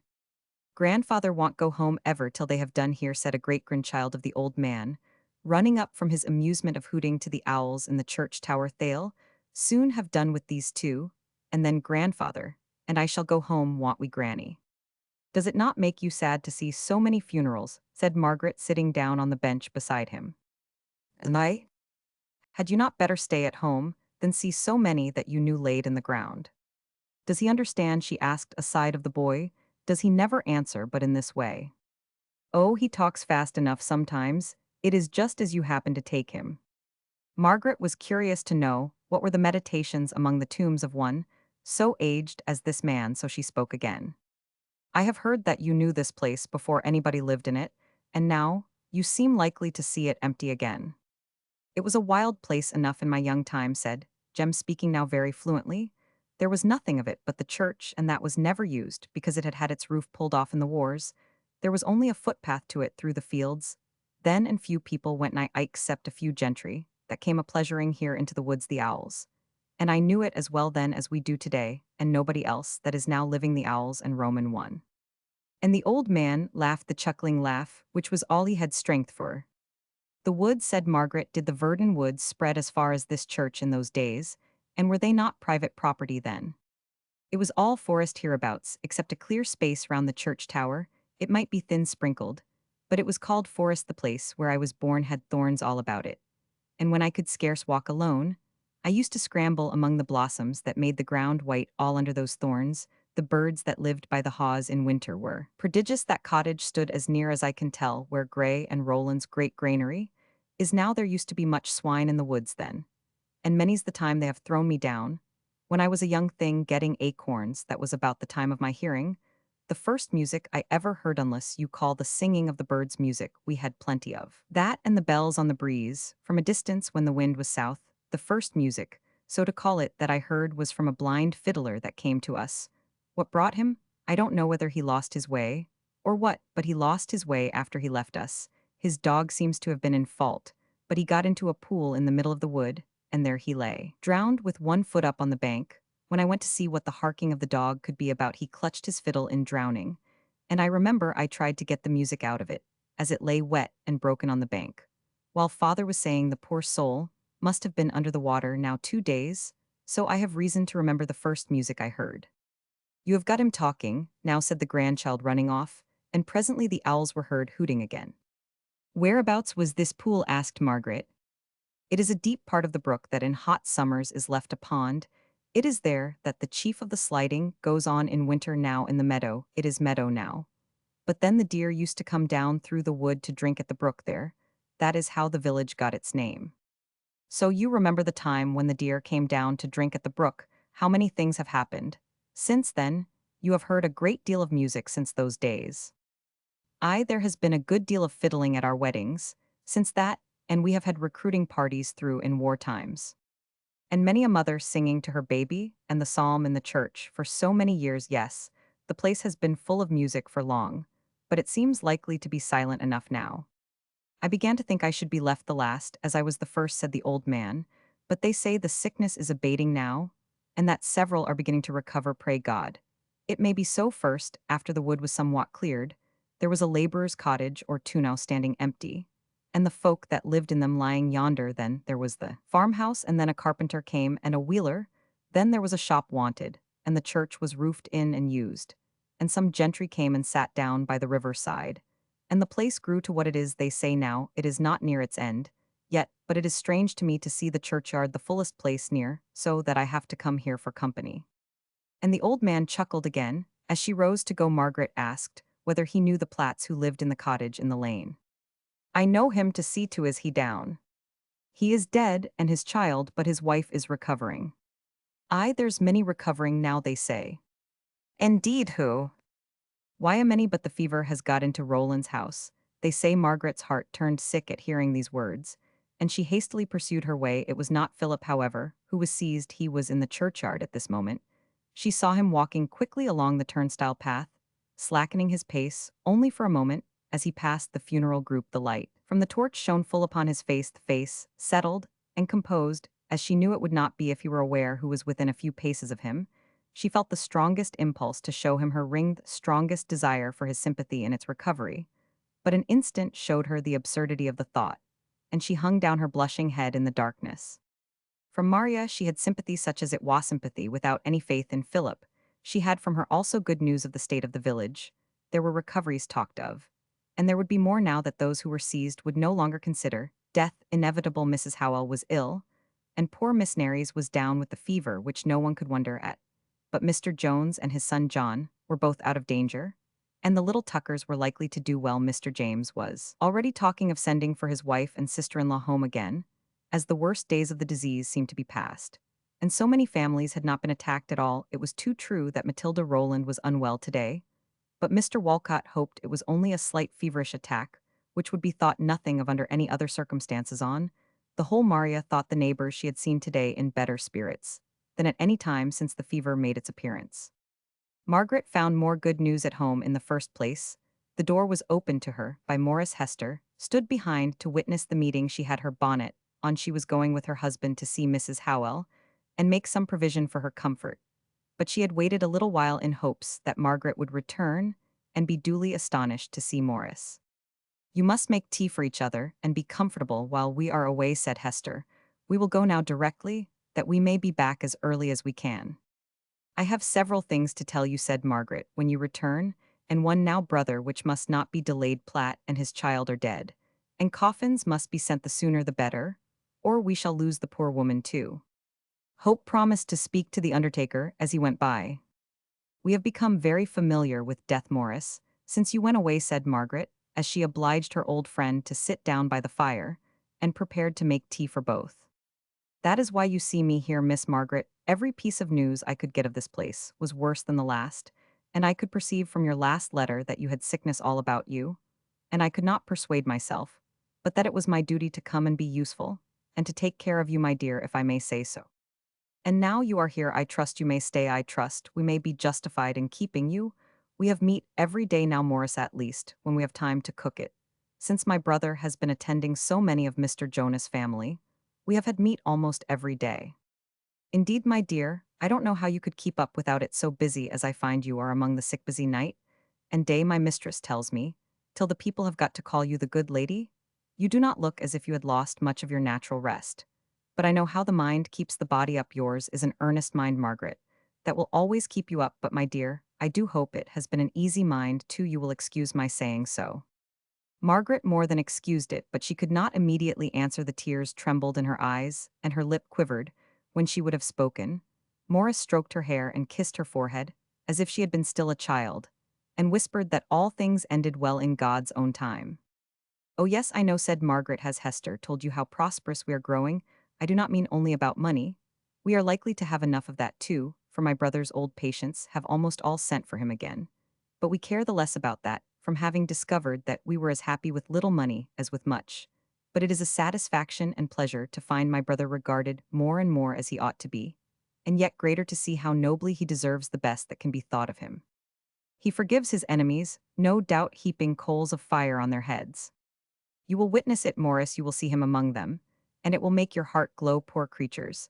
I have heard some of them own to him from their sick beds with dread and tears that they broke his windows and slandered his name then. You should see him smile when he tells them that is all over now, and that they will not mistake him so much again. No, never he has shown himself now what he is. He sat up 2 nights with one poor boy who is now likely to get through, and in the middle of the second night, the boy's father got up from his sick bed in the next room, and came to my brother to say that he felt that ill luck would be upon them all if he did not confess that he put that very boy behind the hedge with stones in his hand to throw at Edward the day he was mobbed at the almshouses. He was deluded by the neighbors, he said, into thinking that my brother meant ill by the poor.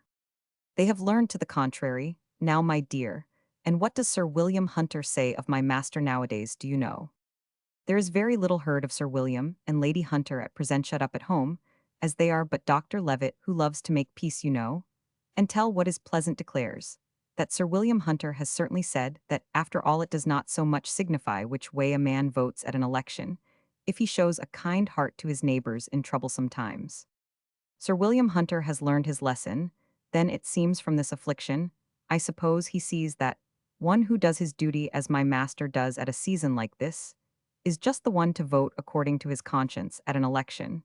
But my dear, what sort of a heart have these hunters got that they shut themselves up, as you say?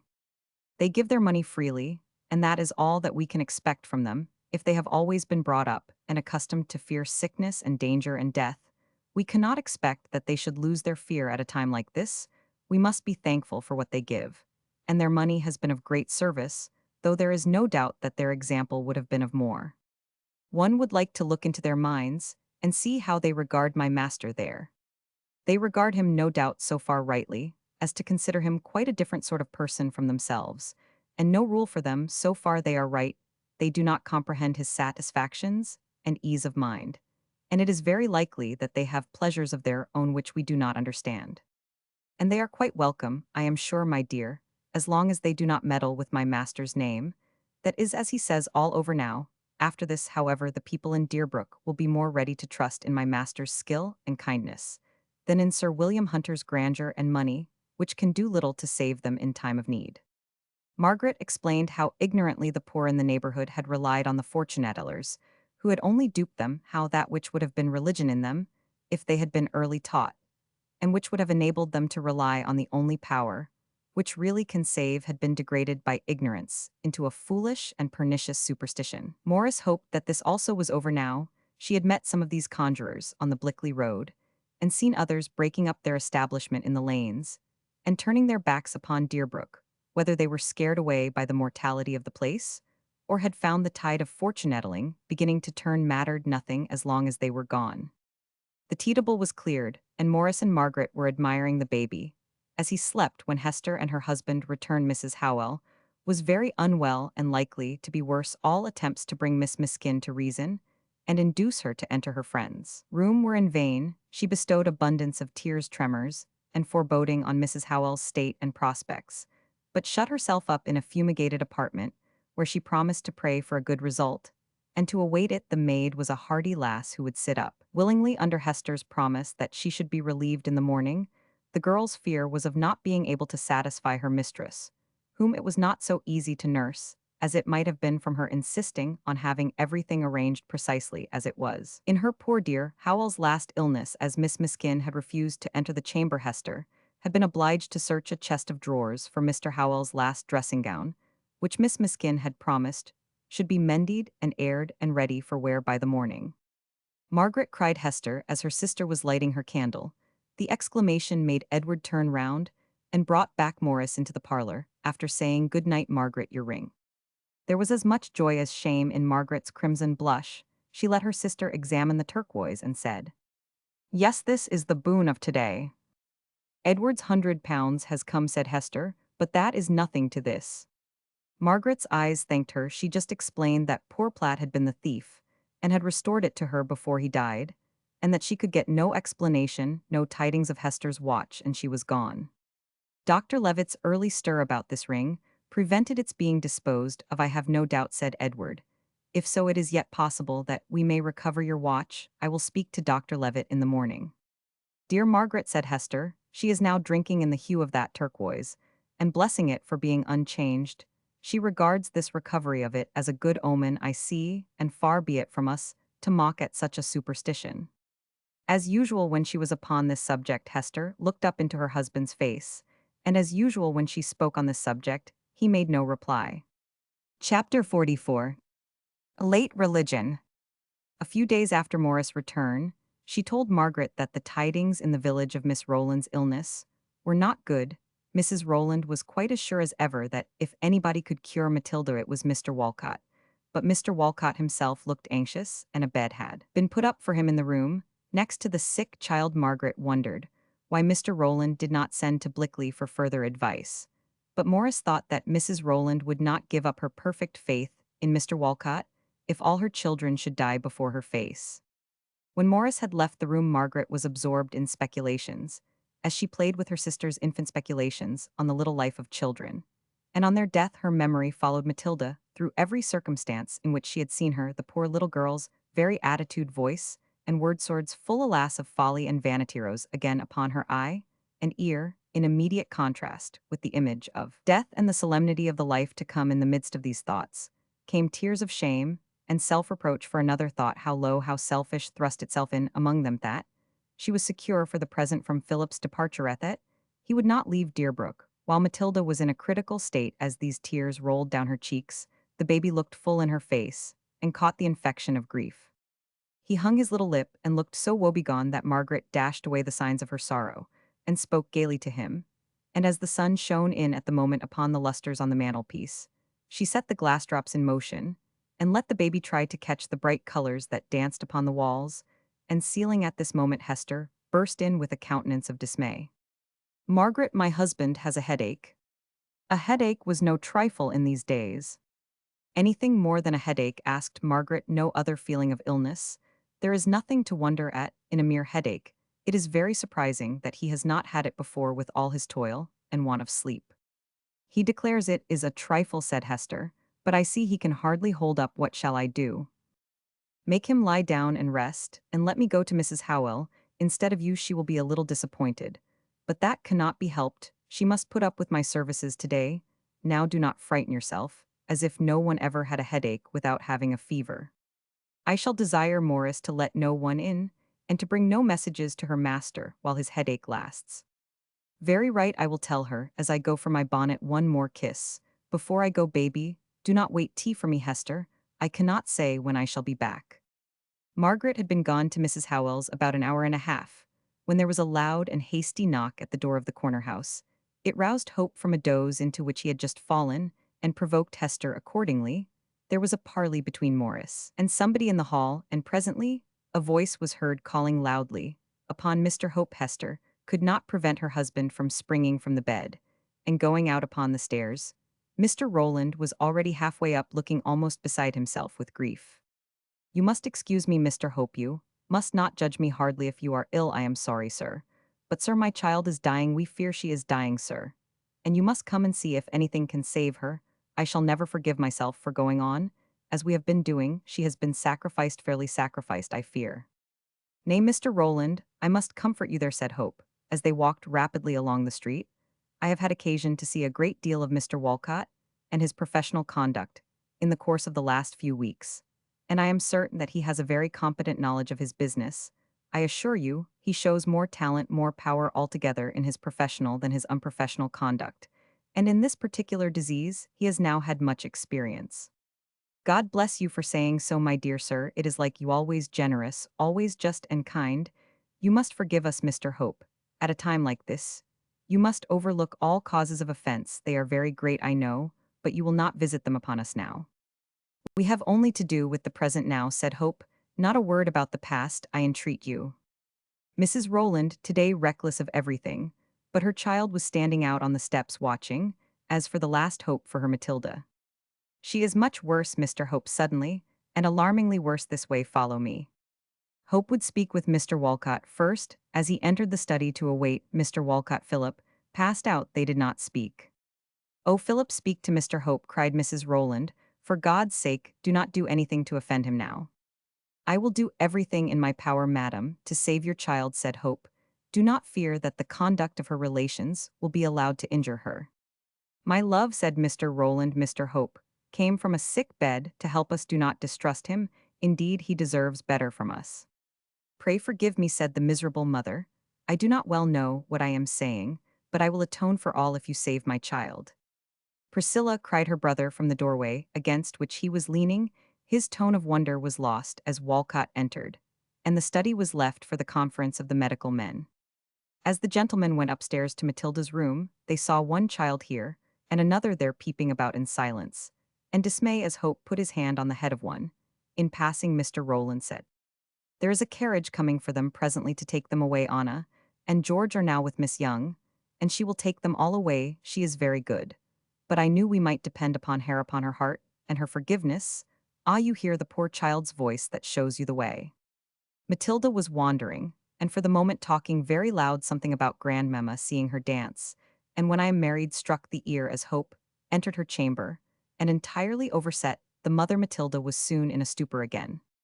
It was impossible to hold out much prospect of her recovery. It was painful to everyone to hear how Mrs. Rowland attempted to bribe Mr. Hope, by promises of doing him justice, to exert himself to the utmost in Matilda's behalf. He turned away from her again and again, with a disgust which his compassion could scarcely restrain. Philip was so far roused by the few words which had been let drop below stairs, as to choose to hear what passed now in the antechamber, to the patient's room. It was he who decidedly interposed at last. He sent his brother-in-law to Matilda's bedside, dismissed Mr. Walcott from the room, and then said, "A very few minutes will suffice, I believe, sister, to relieve your mind, and they will be well spent. Tell us what you mean by what you have been saying so often within this quarter of an hour. As you hope in Havina's, you dare to ask God to spare your child. Tell us the extent to which you feel that you have injured Mr. Hope." Hope sank down into the windows by which he had been standing. He thought the whole story of his love was now coming out. He waited for the first words. As for a thunderclap, the first words were, "Oh, Philip, I am the most wretched woman living. I never saw it so strongly. Before, I believe I did it with an idea of good to you. But I burned a letter of Margaret's to you." "What letter? When?" "The day you left us last, day you were in the shrubbery all the morning. The day the children found the shavings burnt." "What was in the letter? Did you read it?" "No, I dared not." "What made you burn it?" "I was afraid you would go to her, and that your engagement would come on again." "Then what you told Muhet made me break it off could not have been true." "No, it was not all true." "What was true and what was not?" Mrs. Rowland did not answer, but looked timidly at Mr. Hope. Now was the moment for him to speak. "It was true," said he, "that, at the very beginning of my acquaintance with Hester and Margaret, I preferred Margaret, and that my family discerned that I did as true as that Hester has long been the beloved of my heart beloved. As but I cannot speak of my wife of my home, in the hearing of one who has endeavored to profane both. All I need say is that neither Hester nor Margaret ever knew where my first transient fancy lighted, while they both know as they know their own hearts where. It is fixed. It is not true that Margaret ever loved anyone but you, Enderby, and Mrs. Rowland cannot truly say that she ever Roman 990. What was it, then, that Margaret confided to my mother?" asked Enderby, turning to his sister. "I cannot tell what possessed me at the time to say so, but that I thought I was doing the best for your happiness. But Philip, I really believe now that Margaret never did love anyone, but you. I know nothing to the contrary." "But my mother—" "She knew very little of any troubles in Mr. Hope's family, and then what she did hear was all from me." "Do you mean that all you told me of Margaret's confidences to my mother was false?"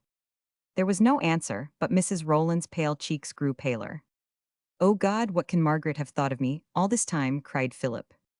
"I can tell you what she has thought, I believe," said Hope. "Her brother and sister have read her innocent mind, as you yourself might have done if your faith in her had been what she deserved. She has believed that you loved her, and that you love her still. She has believed that someone that Mrs. Rowland introduced her to you, and in her generosity she blames you for nothing, but that you would not see and hear her, that you went away on the receipt of her letter off, that letter which it now appears you never saw.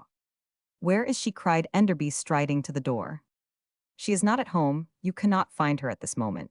And if you could, you must hear me first. You remember the caution I gave you when we last conversed in the abbey and again in the meadows.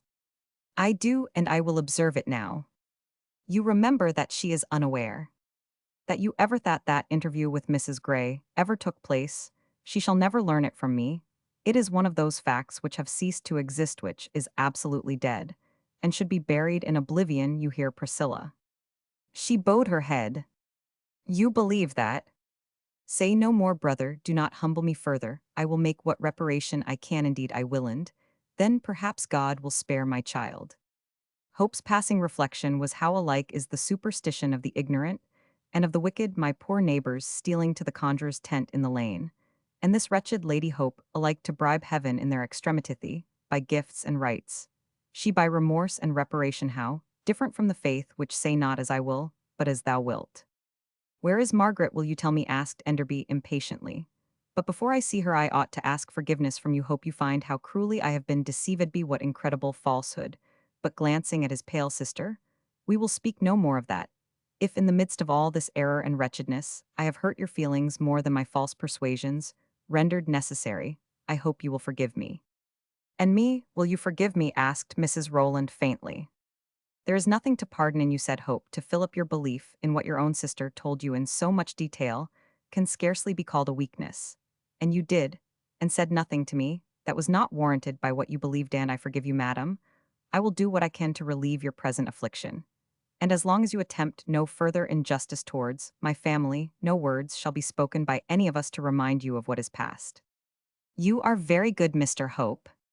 I tell you plainly, he resumed, that you cannot injure us beyond a certain point, you cannot make it goodness in us, to forget what is past. It is of far less consequence to us, what you and others think of us, than what we think of our neighbors. Our chief sorrow has been the spectacle of yourself in your dealings with us. We shall be thankful to be reminded of it, no more, and now enough of this. Where is Margaret again? Asked Enderby, as if in despair of an answer.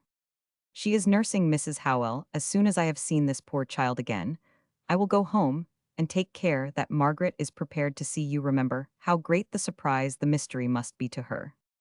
If the surprise were all, said Philip, but will she hear me? Will she forgive me? Will she trust me? Was there ever a woman who really loved who would not hear, would not forgive, would not trust? Said Hope, smiling. I must not answer for Margaret, but I think I may answer for woman in the abstract. I will follow you in an hour, Hope. Do so now, madam. And Hope followed Mrs. Rowland again to the bedside of her dying child. Chapter 45. Rest of the Placable. Margaret was not at Mrs. Howell's at the moment that her brother believed, and said she had been there just in time to witness the poor woman's departure. And she was soon home again, and relating the circumstances to Hester by the fireside, even the news that Edward was now in the same house with Philip, could not efface from her mind what she had seen, nor could Hester help listening, though full of anxiety about her husband. Miss Miskin was prevailed upon to leave her room at the last, I suppose. Scarcely poor Nanny was supporting her mistress' head when I went in, and she said with tears that there was no depending on anyone but us. They both looked glad enough to see me, but then nothing would satisfy Mrs. Howell but that I should warm myself and be seated to the last. And she offered you some cherry bounce, I suppose. Yes, just as usual then. She told me that it would be as well to mention now, in case she should grow worse and be in any danger, that she should be gratified if you and I would select each a rug or screen pattern from her stock, and worsteds to work it with, and she gave a broad hint that there was one with a mausoleum and two weeping willows which she hoped one of us would choose, and that perhaps her name might fill up the space on the tomb. Poor Nanny began to cry, and this affected Mrs. Howell, and she begged earnestly to see Miss Miskin. And then she came, I suppose. Not she, she would not come, till her friend sent a message threatening to haunt her if she did not. Did you carry the message? No, but Nanny did, and I thought with hearty good will. Miss Miskin came trembling, but too much frightened to cry. She would not approach nearer than the doorway, and there fell down on her knees, and so remained the whole time she was receiving directions about the shop and the stock, in case, as the poor soul again said, of my getting worse, so as to be in any danger. And yet Dr. Levitt thought he had told her plainly enough what he thought of her state this morning. And was she aware at last, or did she go off unconsciously? I think she was aware, I think so from her last words. Oh, my poor dear Howell. I sat behind the curtain, while she was speaking to Miss Miskin sometimes, so faintly, that Nanny had to repeat her words to make them heard as far as the door. That selfish wretch Miss Miskin. It was very moving, I assure you, to hear not one word of reproacher, even notice of Miss Miskin's desertion in this illness. What was said was commonplace enough. But every word was kind, I have it, all I took it down with my pencil behind the curtain. For I was sure Miss Miskin would never remember it, Mrs. Howell went on, till she came to directions about the bullfinch that her poor dear Howell used to laugh to see perched upon her nightcap of a morning, and then she grew unintelligible. I thought she was only fainting. But while we were trying to revive her, Nanny said she was going. Miss Miskin drew back into the passage, shut the door, and made her escape. Her friend looked that way once more, and said that we had all been very good to her. She mentioned her husband, as I told you, and then died very quietly. Miss Miskin knows, of course. I told her, and did not pretend to feel much sympathy in her lamentations. I told her she had lost a friend who would have watched over her, I believed, till her last breath if she had been the one attacked by the fever. What did she say? She exclaimed a great deal about how good we all were, and wondered what Deerbrook would have done without us, and said she was sure I was too kind to think of leaving her in the house with the corpse with only Nanny.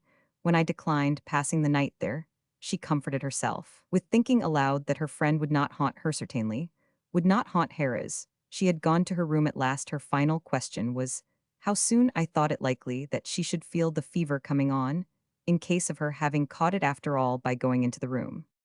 What an end to a sentimental friendship of so many years.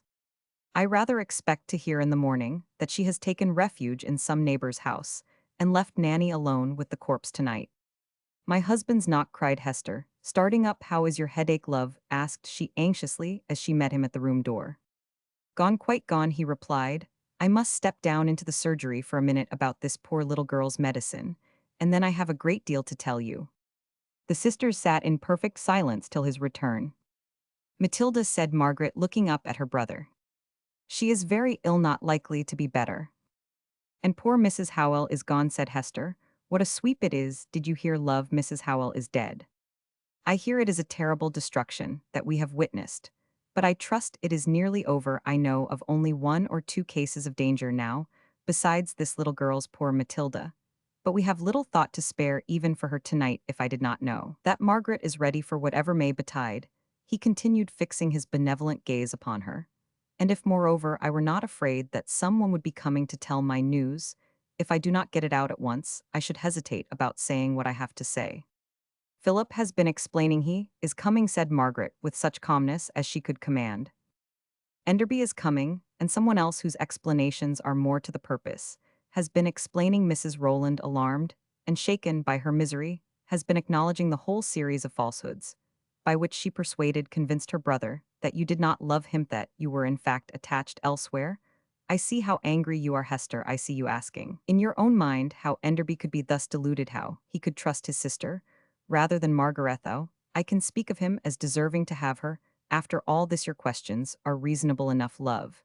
And yet they cannot be answered. Your doubts of Enderby are reasonable enough. And yet I declare to you that he is in my eyes almost if not quite blameless. Thank you, brother, said Margaret, looking up with swimming eyes. There is one great point to be settled, resumed Hope, and that is whether you will both be content to bury in silence the subject of this quarrel from this hour, relying upon my testimony and Mrs. Rowland's. Oh, Edward, do not put your name and hers together. For Enderby's justification, and for Margaret's sake, my name shall be joined with the archfiend's, if necessary, my love. You must, as I was saying, rely upon the testimony of those who know the whole, that Enderby's conduct throughout has been, if not the very wisest and best, perfectly natural and consistent with the love for Margaret, which he has cherished to this hour. I knew it, murmured Margaret. He will himself disclose as much as he thinks proper when he comes, but he comes full of fear and doubt about his reception. Margaret hung her head, feeling that it was well she was reminded what reason there was for his coming with doubt and trembling in his heart. As he comes full of fear and doubt, resumed Hope, I must tell you first that he never received your last letter, Margaret. He thought you would not answer he thought you took him at his word, about not attempting explanation. What an unhappy accident, cried Hester. Who carried that letter? How did it happen?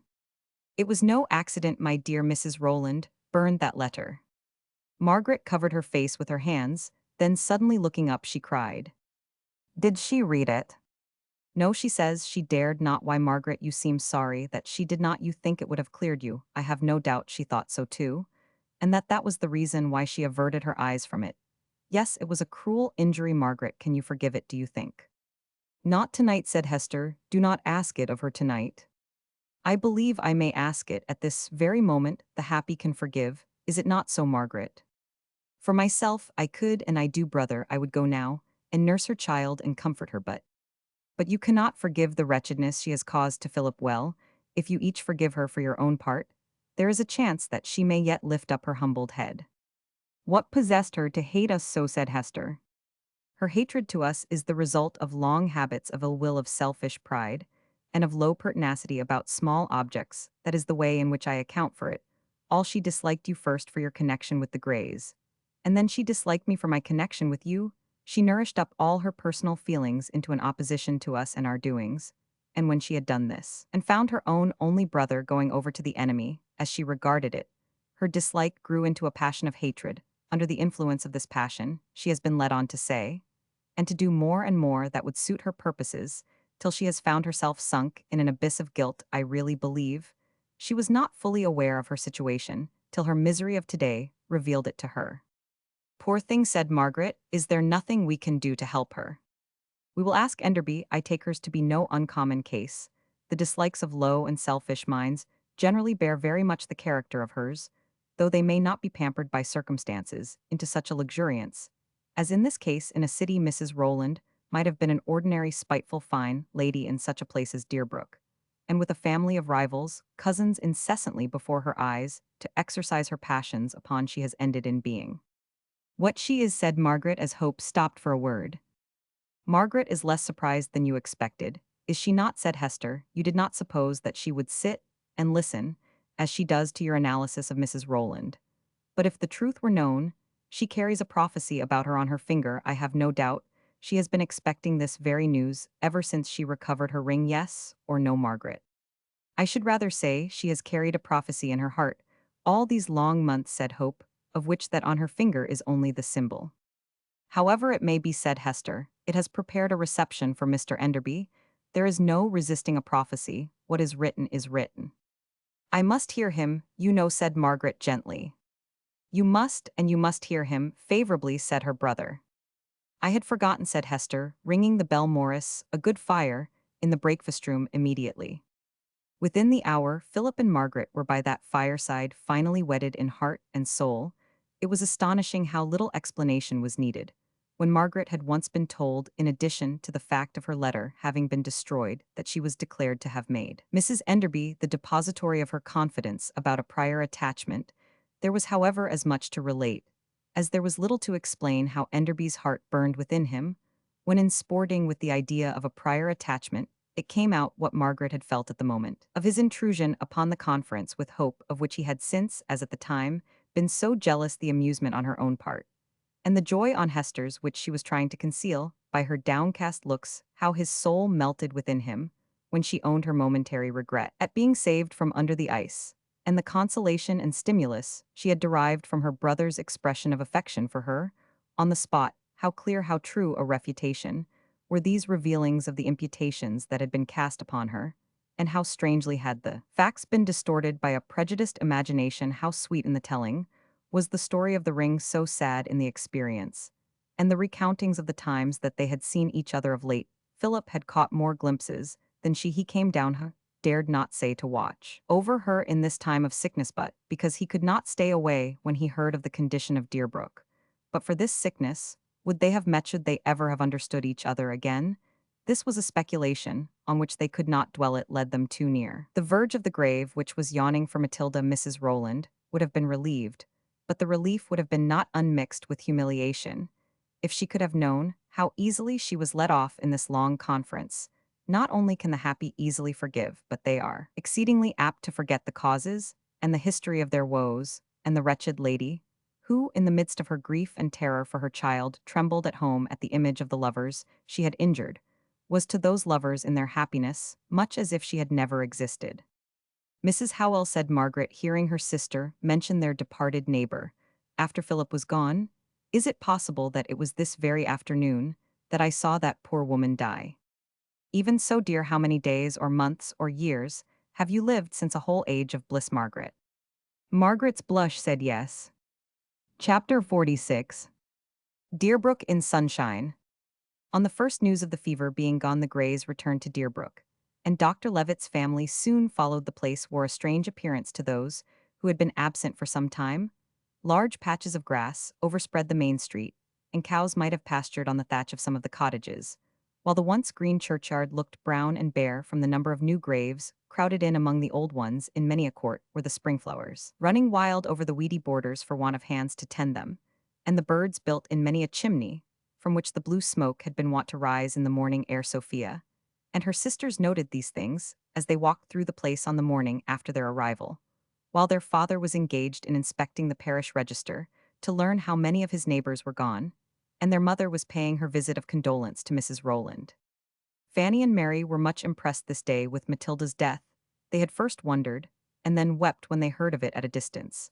And now, when once more on the spot where they had seen her daily, and had hourly criticized her looks, her sayings, and doings, they were under a strong sense of the meanness and frivolity of their talk, and the unkindness of their feelings, about one whose faults could hardly be called her own, and who might now, they supposed, be living and moving in scenes and amidst circumstances, whose solemnity and importance put to shame the petty intercourse they had carried on with her here. Both resolved in their hearts that if Anna Rowland should praise her own dancing, and flatten her back before she spoke and talk often of the time when she should be married, they would let it all pass, and not tell Mamma or Sophia, or exchange satirical looks with each other. They remembered now that Matilda had done good and kind things, which had been disregarded at the time when they were bent on ridiculing her. It was just hereabouts that she took off her worsted gloves one bitter day in the winter, and put them on the hands of her little brother who was crying with cold, and it was by yonder corner that she directed a stranger gentleman into the right road so prettily that he looked after her as she walked away, and said she would be the pride of the place some day. Alas, there she lay in the vault under the church, and she would be no one's pride in this world, except in her poor mother's heart. "There is somebody not in mourning," cried Fanny, "the very first besides my cousins that we have seen today. Oh, it is Mrs. James. Shall we not speak to her?" Mrs. James seemed warmed out of her usual indifference. She shook hands almost affectionately with Sophia. The meeting of acquaintances who find themselves alive after a pestilence is unlike any other kind of meeting. It animates the most indifferent and almost makes friends of enemies. While Mrs. James and Sophia were making mutual inquiries, Mary called Fanny's attention to what was to be seen opposite. There was a glittering row of large, freshly gilt letters: Miskin late, Howell haberdasher, etc. Miss Miskin, in the deepest mourning, with a countenance trained to melancholy, was peeping through the ribbons and handkerchiefs which veiled her window to see whether the Miss Greys were on their way to her, or not. Sophia would not have been able to resist going in, but that on parting from Mrs. James, she saw the true object of her morning walk approaching in the person of Mr. Walcott. Her intention had been to meet him in his rounds, and here he was. If Mrs. James had been almost affectionate, what was Mr. Walcott? He had really gone through a great deal of anxiety and suffering lately, and his heart was very soft and tender just now. He turned about and walked with Sophia, walked a mile out into the country by her side, and neither seemed to have any thought of turning back, till Fanny reminded her sister how long Mamma would have been kept waiting for her to go and call on the Levitts. The conversation had been in an under voice all the way out and back, but when the parting was to take place, when Mr. Walcott was to leave them in the outskirts of the village, the little girls heard a few words which threw some light on what had been passing. They caught from Sophia, "I must consult my parents." And as they hurried homewards with her, they ventured to cast up a glance of droll meaning into her face, which made her try to help smiling, and to speak sharply, and then they knew that they had guessed the truth. Mr. Grey made his call upon his cousins that evening. He requested some private conversation with Hope. His objects were to learn Hope's opinion of Mr. Walcott, as he had seen him of late under very trying circumstances, and if this opinion should be sufficiently favorable to warrant the proposition to open the subject of a partnership, in which, as was fair, Mr. Walcott should have a small share at present of the income, and a large proportion of the labor, which was all that the young man, under the effect of his recent terrors, and of his veneration for Mr. Hope, wished or desired. He had declared that if he could obtain his beloved Sophia, and be permitted to rely on Mr. Hope, as his partner and friend he should be the happiest man alive, and he was confident that his parents would consider him a most fortunate youth to be received at his outset into life, into such a family as Mr. Gray's, and under the professional guidance of such a practitioner, and such a man as Mr. Hope. There seemed to be every probability of his becoming the happiest man alive, for the Greys were clearly well disposed towards him, and Mr. Hope had nothing to say of him which could hurt their feelings. He repeated what he had declared to Mr. Rowland, that Mr. Walcott's energies seemed to be concentrated in the practice of his profession, and that his professional knowledge appeared to be sufficient. There was no doubt of his kindness of heart, and though it could not be expected of him that he would ever make a striking figure in the world, yet he might sustain a fair portion of respectability and usefulness in a country station. As to the partnership, no difficulty arose. Mr. Gray frankly explained that present income was far less of an object than to have his daughter settled beside her parents, and his son-in-law usefully and honorably occupied. Sophia would have enough money to make Walcott's income an affair of inferior consideration. If he should deserve an increase by and by, it would be all very well. If not, the young people must get on without anything was better than sending the young man away to establish himself in a new place with no happier prospects to Sophia's family than that of parting with her to a distance at last. It did not require many days to complete the arrangements. Hester was at first a little vexed, but on the whole much more amused at the idea of her husband having Mr. Walcott for a partner, and she soon saw the advantage of his being spared many a long country ride and many a visit at inconvenient seasons by his junior being at hand. She made no substantial objection, and invited Mr. Walcott to the house with all due cordiality. The young man's gratitude and devotion knew no bounds, and the only trouble Hope felt in the business was the awkwardness of checking his expressions of thankfulness. When the announcement of the double arrangement was to be made, Mrs. Gray could not resist going herself to Mrs. Rowland, and Sophia was sorry that she could not be present too, to see how the lady would receive the news of a third gentleman marrying into the Grays' connection so decidedly. But Mr. Gray took care to enlighten his partner on the matter some hours before, so that Mrs. Rowland was prepared. She persuaded herself that she was very apathetic, that she had no feelings left for the affairs of life, that her interests were all buried in the tomb of her own Matilda. Mrs. Gray had therefore nothing in particular to tell Sophia when she returned from paying the visit. In exchange for the news, Sir William and Lady Hunter sent back their congratulations, and a very gracious and extensive invitation to dinner, finding that Mrs. Rowland's brother was really, with the approbation of his family, going to marry Mrs. Hope's sister, and that Mrs. Rowland's protégé was entering into partnership with Mr. Hope himself. They thought it the right time to give their sanction to the reconciliations which were taking place, by being civil to all the parties round. So Lady Hunter came in state to Deerbrook one fine day, made all due apologies, and invited to dinner the whole connection. Mrs. Rowland could not go, of course, and Margaret declined, but all the rest went. Margaret was on the eve of her marriage, and she preferred one more day with Maria to a visit of ceremony. She begged Philip to go, as his sister could not, and he obeyed with a good grace, grudging the loss of a sweet spring evening over Sir William Hunter's dinnerable the less that he knew Margaret and Maria were making the best use of it together.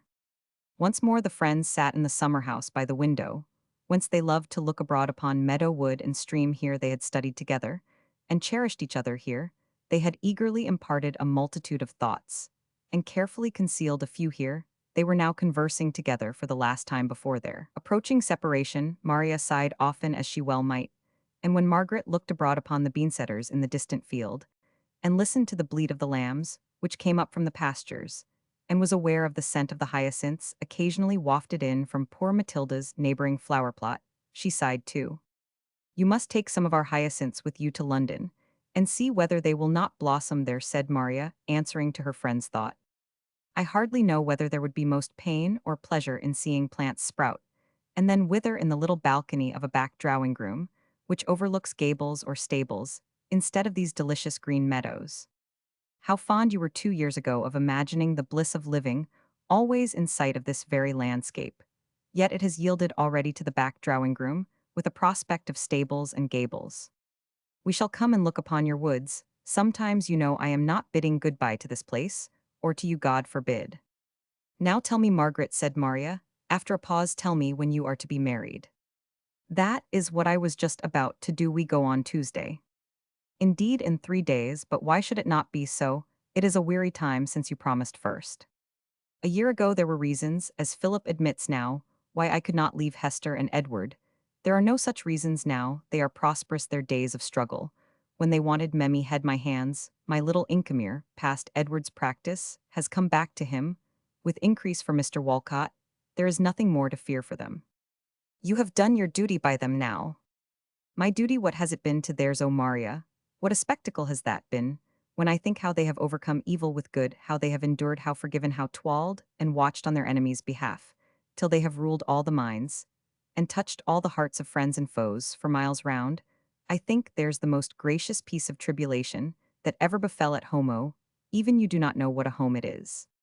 Nor was Margaret herself aware what that home was now. She saw how Edward had thereto overcome evil with good, how he had permanently established Hester in her highest moods of mind, strengthened her to overcome the one unhappy tendency from which she had suffered through the whole of her life, and dispersed all storms from the dwelling, where his child was to grow up. But she did not know half the extent of his victory, or the delight of its rewards. She knew nothing of the secret shudder with which he looked back upon the entanglement, the peril, the suffering he had gone through, or of the deep peace which had settled down upon his soul. Now that the struggle was well past, she little imagined how, when all the world regarded him as an old married man, his was now in truth the soul of the lover, how from having at one time pitied, feared, recoiled from her, with whom he had connected himself for life, he had risen by dint of a religious discharge of duty towards her from self-reproach and mere compassion to patience to hope to interest to admiration to love at last worthy of love, which satisfied even Hester's imperious affections,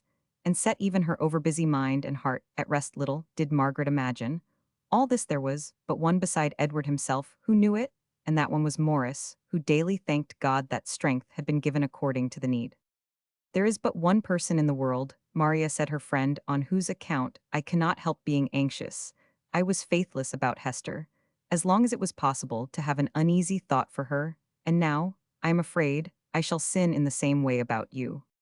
And why should you, Margaret, if I were without object, without hope, without experience, without the power of self-rule, which such experience gives, you might well fear for me?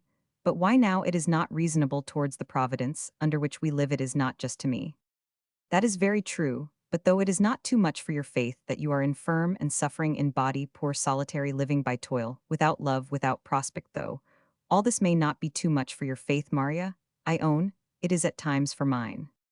Of all these evils there is but one which is very hard to bear. I am solitary, and the suffering from the sense of this is great, but what has been borne may be borne. And this evil is precisely that which has been the peculiar trial of the greatest and best of their race, or of those who have been recognized as such. You will not suppose that I try to flatter my pride with this thought, or that the most insane pride could be a support under this kind of suffering. I mean only that there can be nothing morally fatal in a trial which many of the wisest and best have sustained. But it is painful, very painful. For the mere pain let it pass, and for the other disagreements of my lot, let us not dare to speak evil of them, lest we should be slandering my best friends. If infirmity, toil, poverty, and the foibles of people about us all go to fortify us in self-reliance, God forbid that we should quarrel with them. But are you sure, quite sure, that you can stand the discipline, that your nerves, as well as your soul, can endure? Far from sure, but my peril is less than it was, and I have therefore every hope of victory at last in my wilderness. Some tempter or another comes at times when my heart is hungry, and my faith is fainting, and shows me such a lot as your Saul, the sunny kingdoms of love and hope given into your hand. Then the desert of my lot looks dreary enough for the moment. But then arises the very reasonable question, why we should demand that one lot should, in this exceedingly small section of our immortality, be as happy as another, why we cannot each husband our own life and means, without wanting to be all equal. Let us bless heaven for your lot by all means. But why in the name of Providence should mine be like it? Nay, Margaret, why these tears for their sake? I will tell you on, then we shall have talked quite enough about Methet. You are no fair judge of my lot. You see me often generally in the midst of annoyance, and you do not, because no one can look with the eye of my mind upon the future. If you could for one day and night feel with my feelings, and see through my eyes.